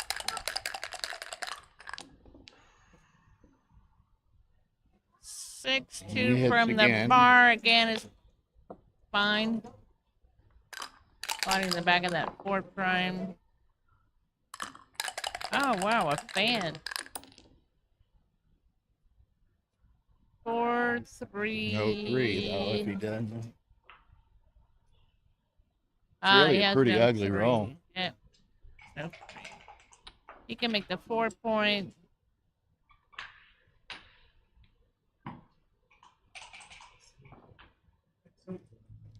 Yeah, that is not Mario's best. What's Marin saying? Right, he would be pretty happy. 13 10 5 1. Oh, okay.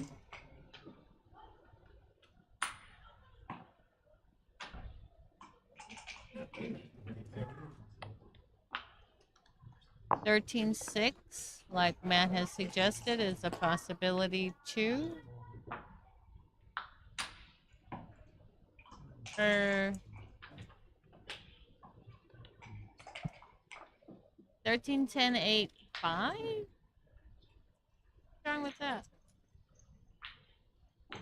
Okay, so Marin says 13 10 5 1. Maintaining the 4 prime. Okay. All right. Go on, little choice. Yeah, that's what I was thinking. 13 10 9 5. Was it 9 5? Okay. 9 5. Excuse me.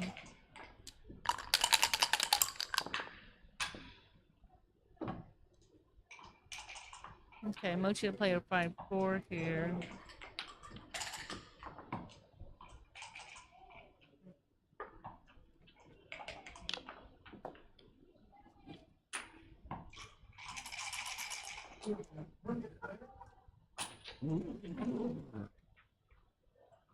Okay, Matt's clear on the double hit. Marin is clear on the double hit.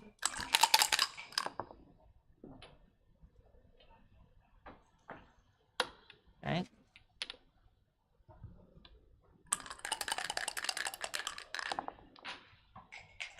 Oh. Mario has been rolling 6s from the roof.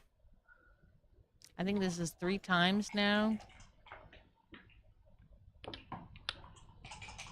Okay. All right.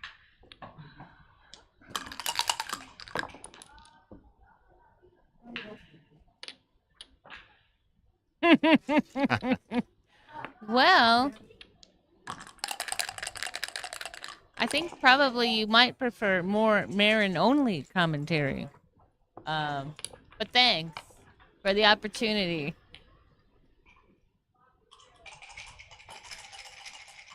Marin is absolutely brilliant at commentary.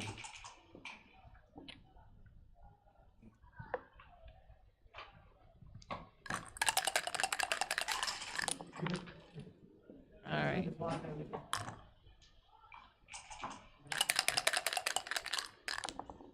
Second, it looks like it's 13-12 Olsen. yeah, 13-12. Mark Olson leading against Thibaut Thompson.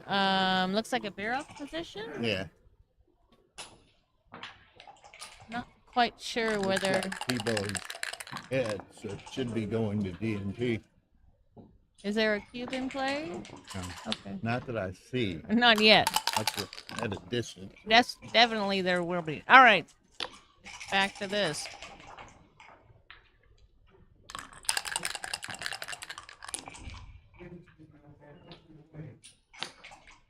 All right.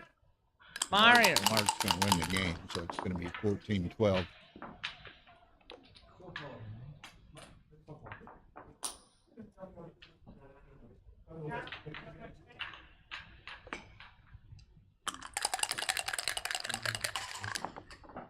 Okay.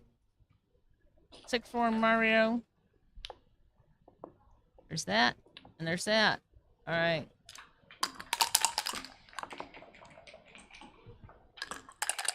Okay, Mario needs to pick up that checker on the 2 point. He can do that. Oh, or he can jump out. I guess he's supposed to jump out. All right.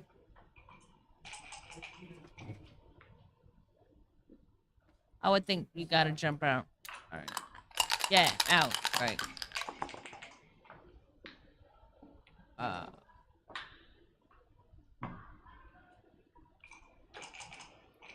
Okay.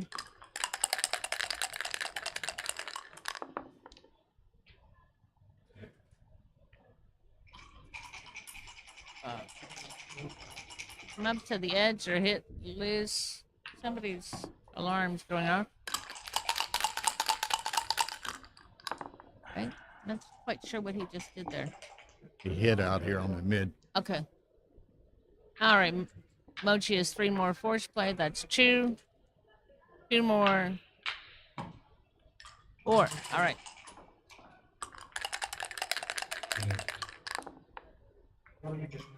Again, he's rolling 2 ones. All right, so now he's hitting loose.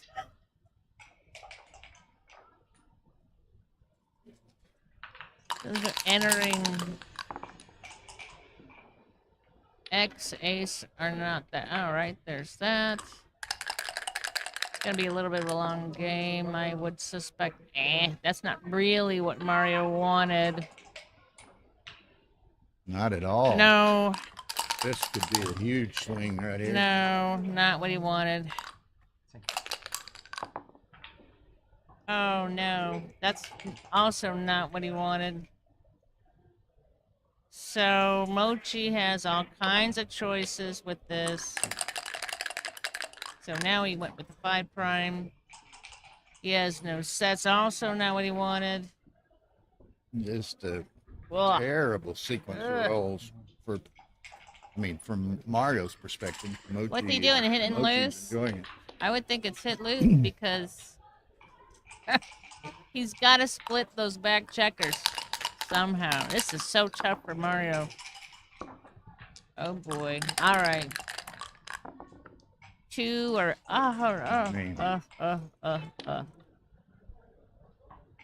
Yeah, the 6 has got to go in the 3. All right. Mario's praying for a 6-3, 6-2, not even a 6-2, 6-3. There's a lot of screaming next door on Stream 1's commentary.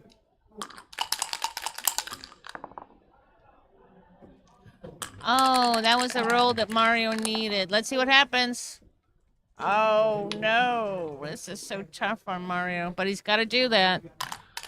Hopefully, Mochi won't roll a 6. Or a 4-2. All right. This is really tough.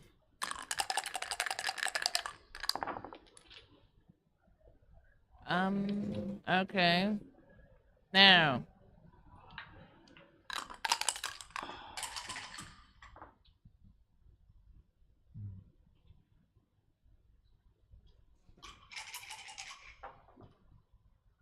So in the words of Ryan Rebello, Mario Cool needs 6s from space, right?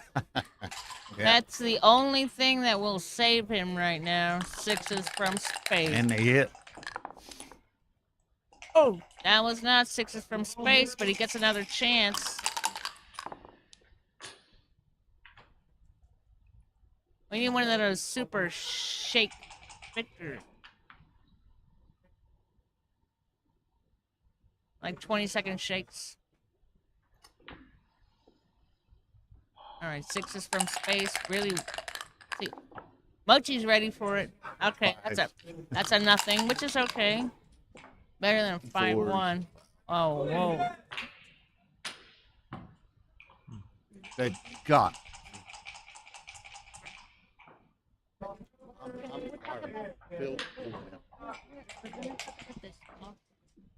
Oof.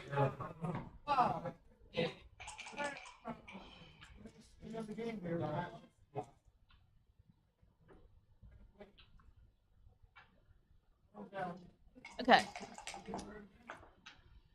So now it's still 6 from space. I'm not quite sure how many 4s Mochi has played. All right. 2, 3. He either has 1 more or no more. No, he can go to the 5. Okay.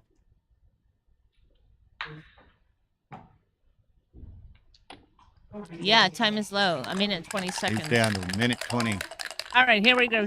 6, 6, 6, 6, 6, 6. Again, another impossible to play roll. So now Mochi's going to have to decide what he's going to be doing. Okay? And basically allowing Mario's double 6s not to play. So, this is tough for Mario.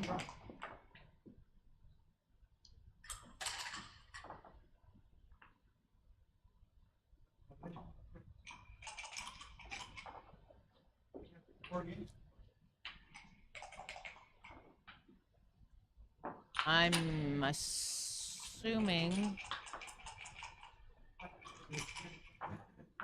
Wait a second. So, I mean, obviously, Mark's gammons are perfectly efficient.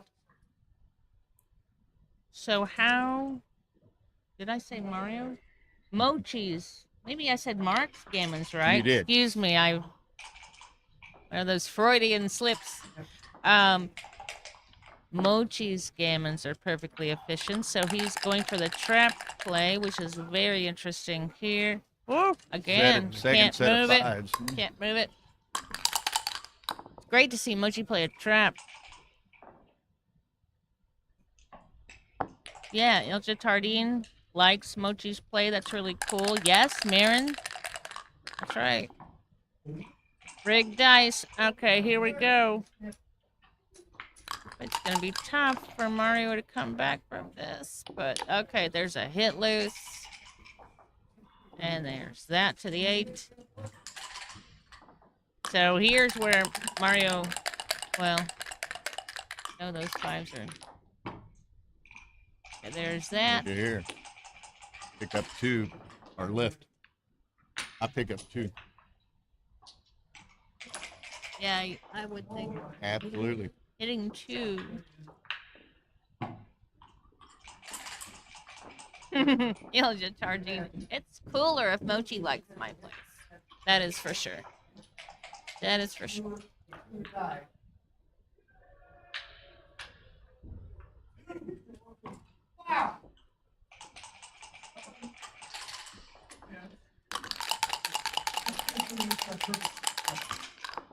Okay, Mochi's down to 44 seconds.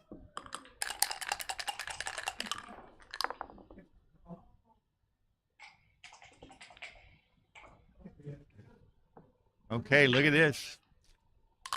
There's a. Oh my goodness. There's Oh my a rare one in the cup. goodness. If he gets around quickly. Is Did that I double say- 5s? That's the double 5s. Yeah, 2, that's a blot. 3, 4. I don't think Mario's necessarily complaining. I thought he was going to get gammon, personally. All right. Well, now He's Mochi's still gonna get alive. gammon. So let's see. No, just play it safe. Play it safe. Pick it up. 4, 3, 2. I don't know. Huh? I don't know. Absolutely. Okay. Hi, Ilja Tardine.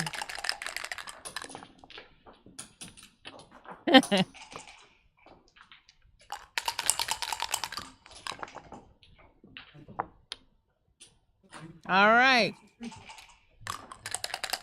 Mario lives to see another game. Very exciting stuff.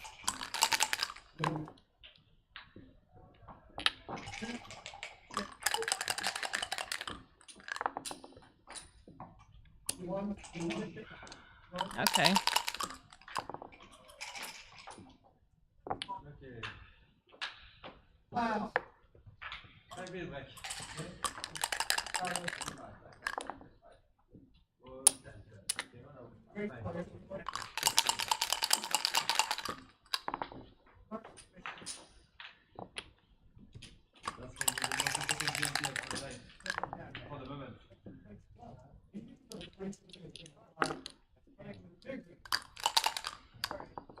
Okay. Oh. There's a couple of numbers.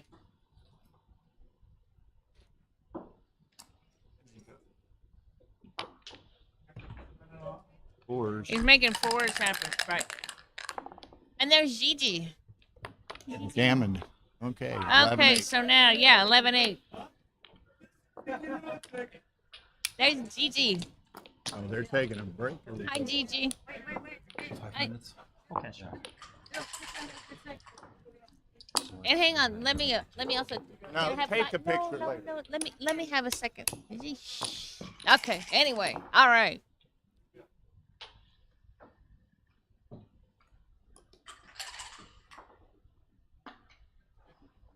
Yeah. So Cam Yar is asking, Marin, what are the overall PRs? And amazingly, Mochi's playing at 2.01, Mario Cool at 2.56. It looks like they are both taking a break.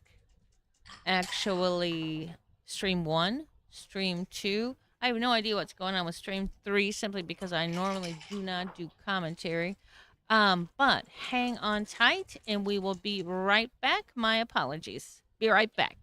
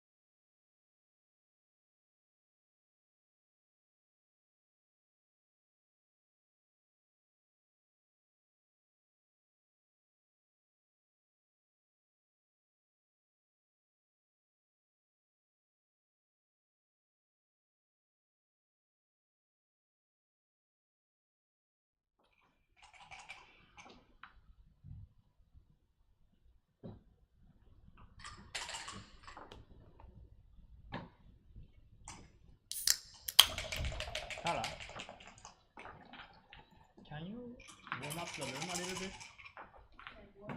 Yeah, it's cold. Too cold? Yeah. Always plenty of pullover here in Monte Carlo. Yeah, it's great. All right, thank you.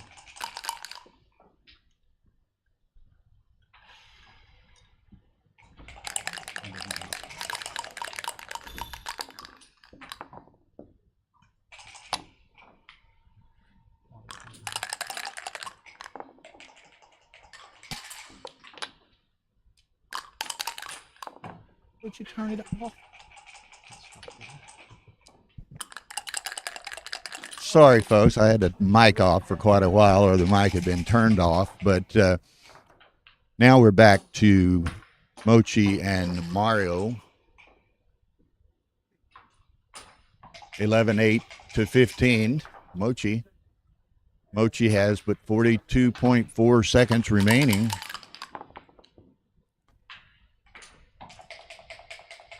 And this match, if Mario can continue a rally, this match could go a number of games.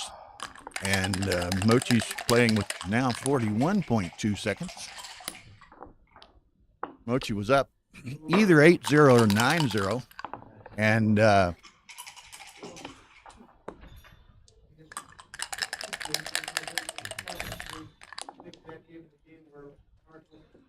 okay, so it looks as though it's like Mark Olson beat Tebow Thompson on Stream 1.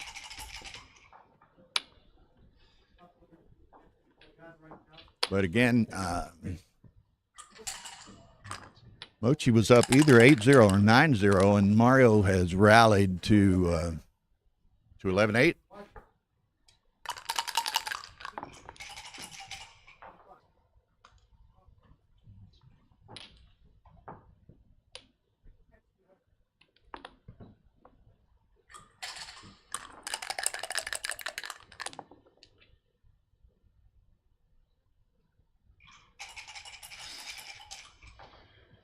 Little bit awkward 3-1 here. I'd be tempted just to play 17-13, see if I couldn't avoid getting hit. And he's gonna leave the blot there. 5 gets hit, 6 down.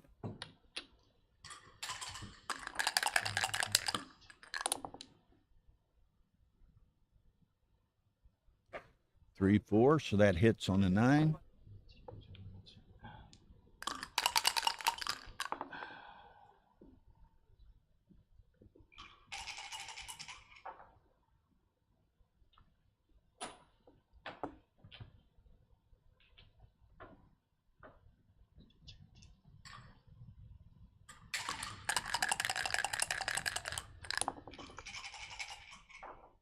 Dances.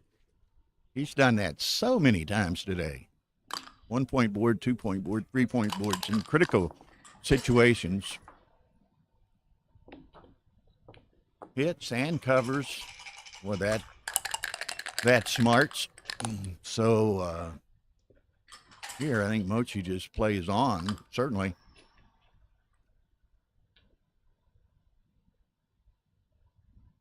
Now again, tonight, 10 p.m., the round of 32 commences. Oh man, here's another great roll, but the featured match on Stream 1 will be Victor Ashkenazi and Jorgen Granstedt.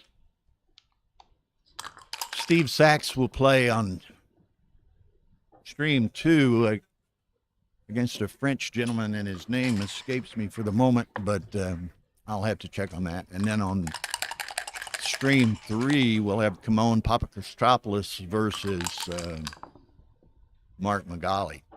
Kimon defeated Akiko in the prior round. Yeah, Mochi, as we've noted, he needs to be very careful with this clock, because we've got in all likelihood, at least 2 and perhaps more games. Hey, Jimmy and/or Hannah, what time is it? 7. It's 1 p.m. in Louisiana, thereabouts, so it might well be Hannah, but whomever. Hi to Jimmy, Millie, and Hannah, the DeRosiers.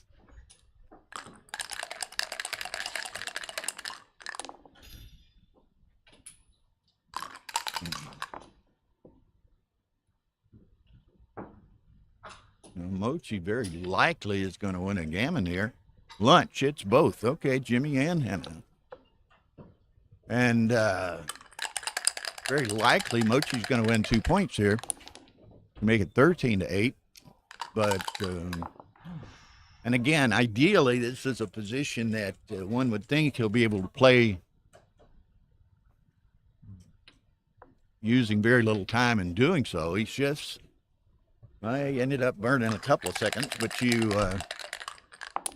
know, he wants to save every precious tenth of a second he can.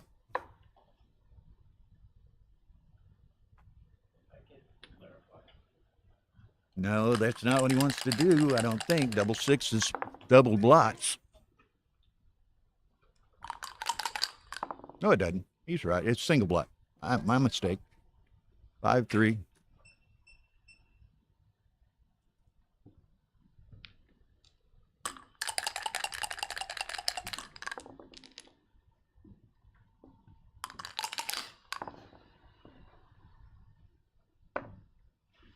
Okay, 1-5's obvious. Now, does he rip or does he go to the ace? I think he goes to the ace because he figures he's got the gammon regardless. And this, of course, less chance of leaving a shot.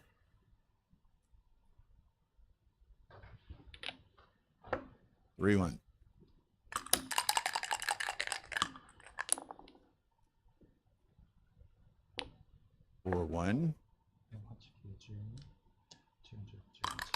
Now, Mochi just needn't roll a 4-1, 5-1, 6-1.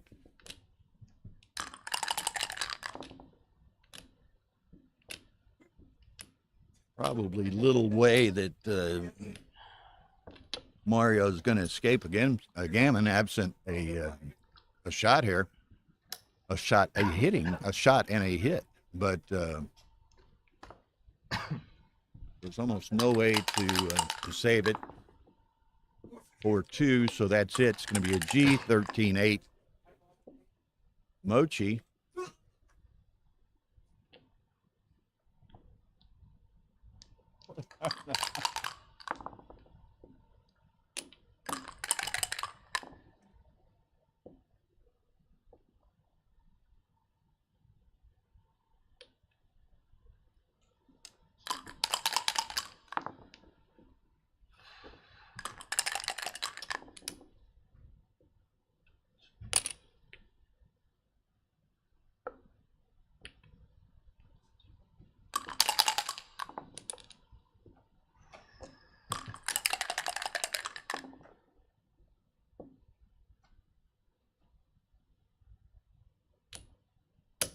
I have to just take 2 crossovers, I think. That, yeah. So, A2-1, nothing, a big set wouldn't cure. That's not it. So, racket, 13-8. Mochi.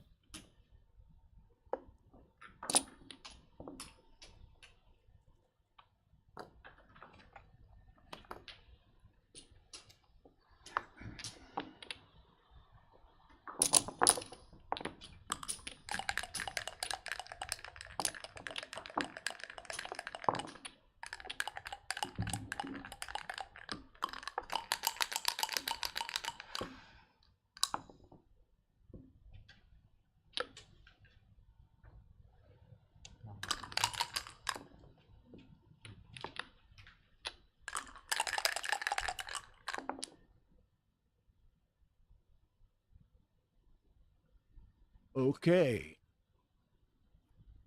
have won. Now Mario, of course, is effectively wants to win, but he's also playing in kind of a gammon save mode.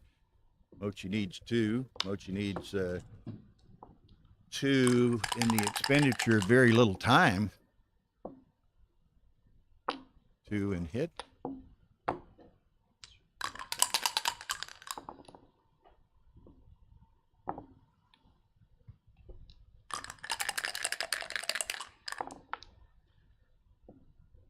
Okay, you can make the 4 on top of him. Apparently the pause, maybe he wants to consider making the 5, but that strips a spare off the 6. So I think he makes the 4.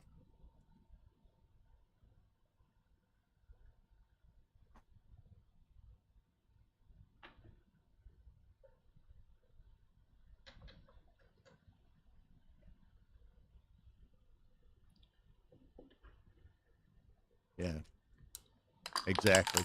You make the 4.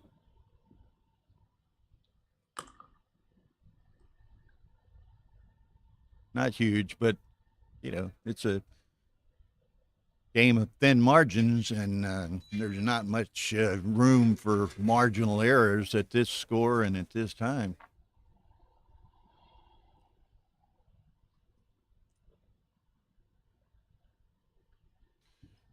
Sends it. Well, it's interesting. I mean, yeah, I can see the reason in doing that, but it also kind of lets Mochi potentially off the hook from a time perspective.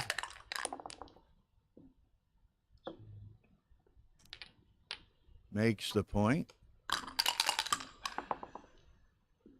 2-4. Had to come down to the 9, I suspect.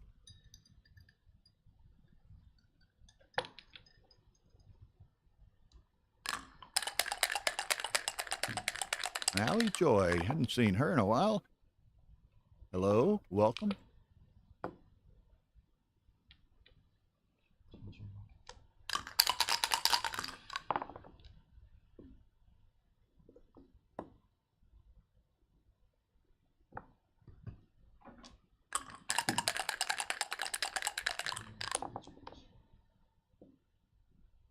That's nice. Make the point and hit.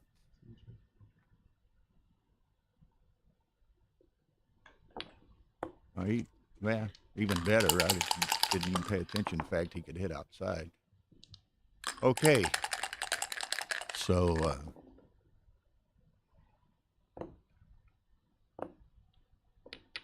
puts them all up.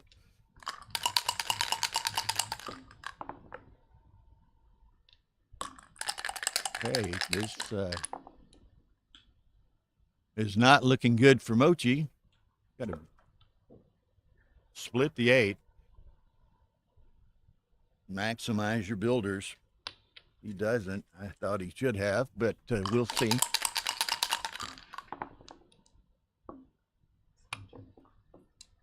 Goes the deuce. 4-6, he's going to hit. If there's any way to keep Mochi from anchoring, he's all for it.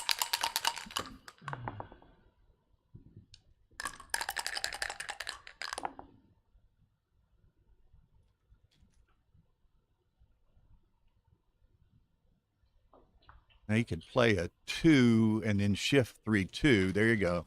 And he has 2 builders working on the 3. There. I think that's the play. It's my play.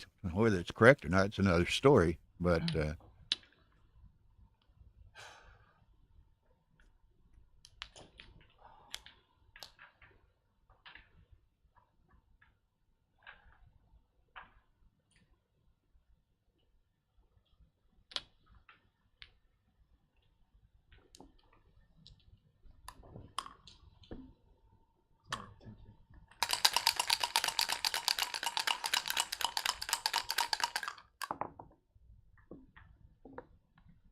okay, now he obviously needs the deuce, would like the deuce.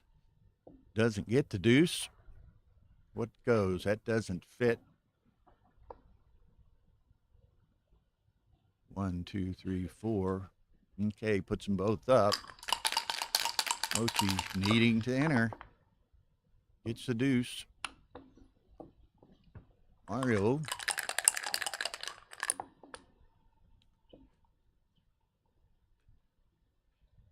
Ace deuce. Got to play to the 7, I think. Yes, that way you have 2 builders working on the deuce and cover for the 8, and he gets the anchor. Mario just couldn't accomplish what he's getting wanting to do there.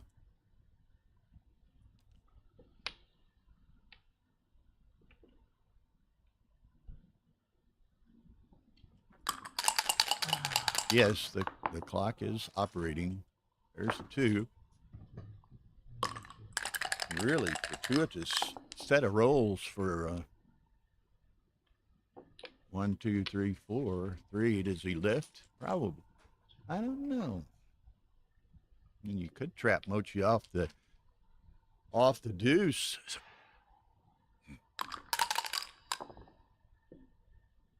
There it is.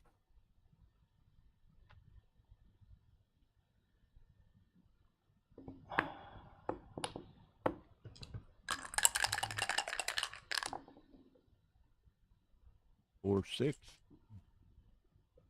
Bring it around.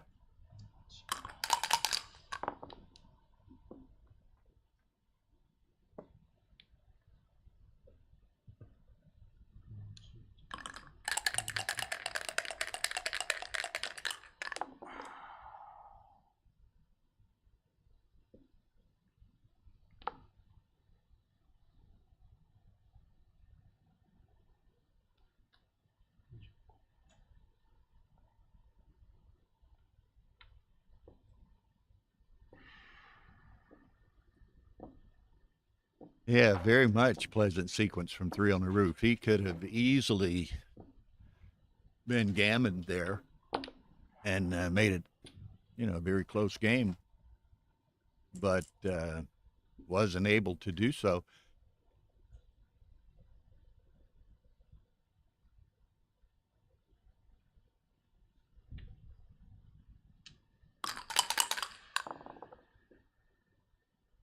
Six, 1 makes the 5.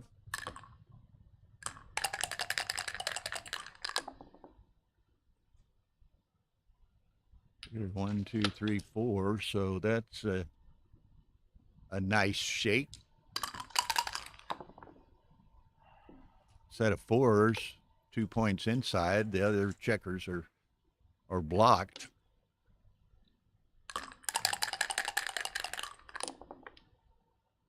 Ten goes around to the 6.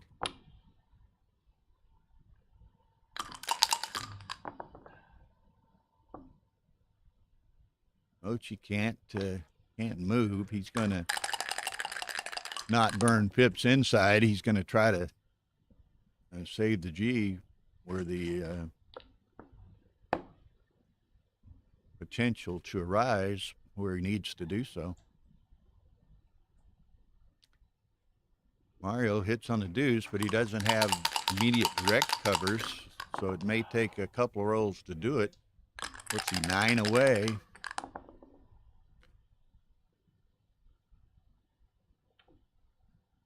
So that, and then the deuce, I guess, is that.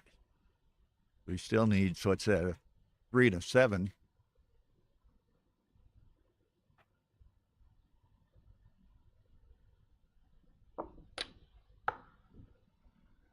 Could do it that way as a 6, so got as many numbers as 3s and 7s. Okay, Mochi looking for a 2. Nope, 3 or 7. About 8. What the doctor ordered. So maybe he plays. How about he plays to the 10 and thinks about playing 4-2? Then he's got 3 builders bearing on the 4.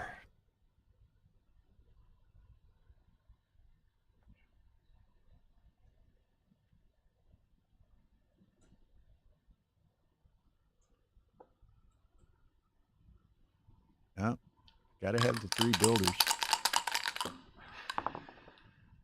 He's not done similar moves 2 or 3 times here. 3 closes.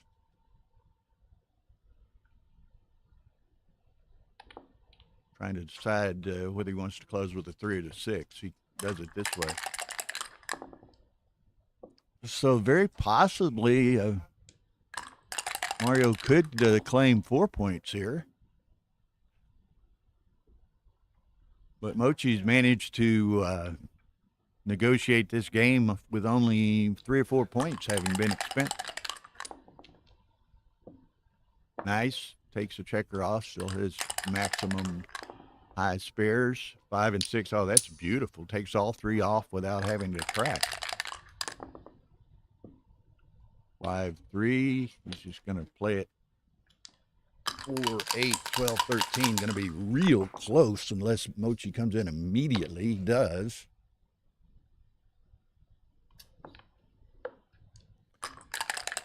Okay. 3, 2. So you got 10 checkers. Mochi had 3, 5, 10, 11 crossovers to beat the G.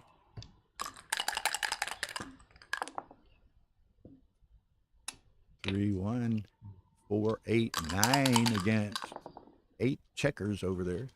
That's nice. It's going to make 4 crossovers. 3, 4. Mochi doesn't want to burn any time, so you saw him react quickly there. Didn't have time to maybe count it as he would like.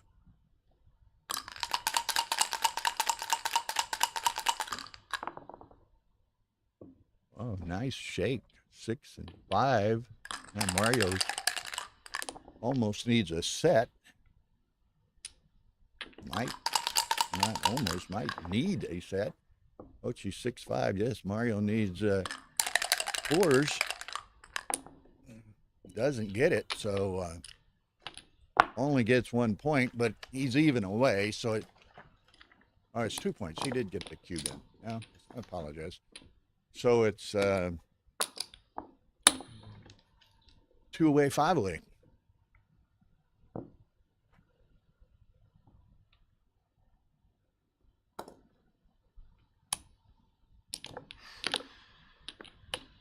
Mochi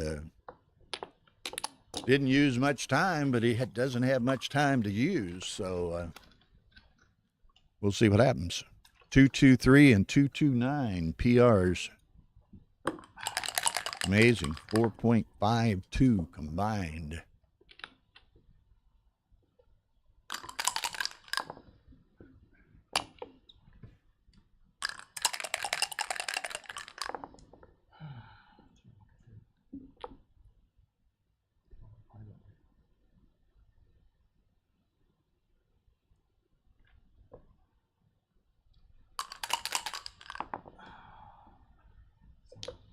Two 1 hits.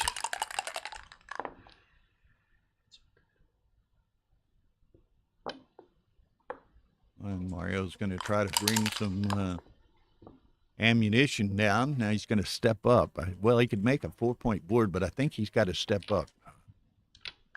Worst thing that could happen to him is get those checkers trapped back there. 5-4. So 8 and 6.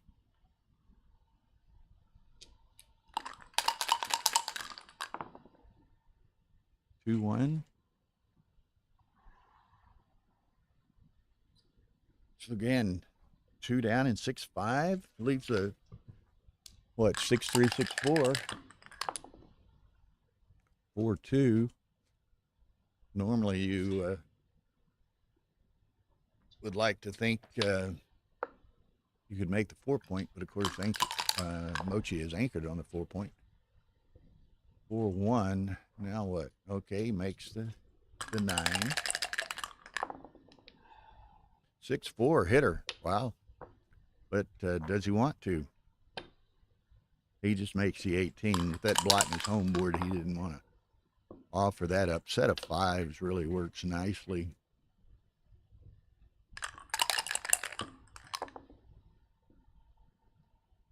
Five, four, so he can, yeah, leaves him best distribution. Okay. 4, 5. Now does Mochi make the ace? Wouldn't want to totally strip those remaining points, but he doesn't have any time to think about it. He just has to play. Yeah, key soon is the operative word. 4-1. Nothing to do there, but this. Mario's got some time to spend. He wants to. Makes the 5. 5-1. That smarts. Okay, when Mario starts running out of some, I might just pay now with the 3 blots. Mochi can't be excited about hitting that. He does. It's a shot however he plays it. Okay, 1 or a 3 for Mario.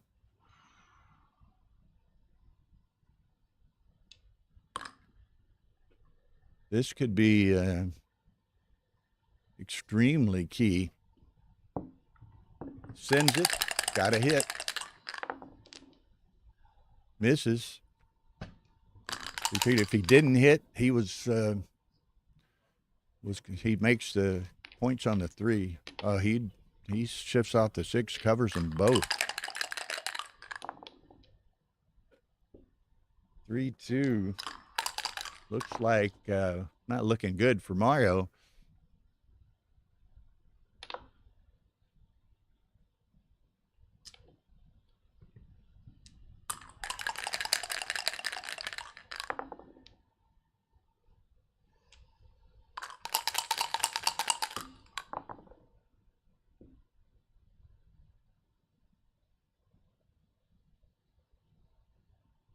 Yes, you take that in and play that. Yeah. Would have liked to have been able to do it otherwise, but couldn't. 4 or 5 dances. You're all in. That's probably match. Probably match. 6-5's about it. 6-4 is not it. 6-4, that's curtains. Okay, Mochi wins. Good luck. Okay, so all of our matches at this hour are completed. It's 8:17. We resume again at 10 p.m. Again, we'll have Victor Ashkenazi. Oh, that's exciting.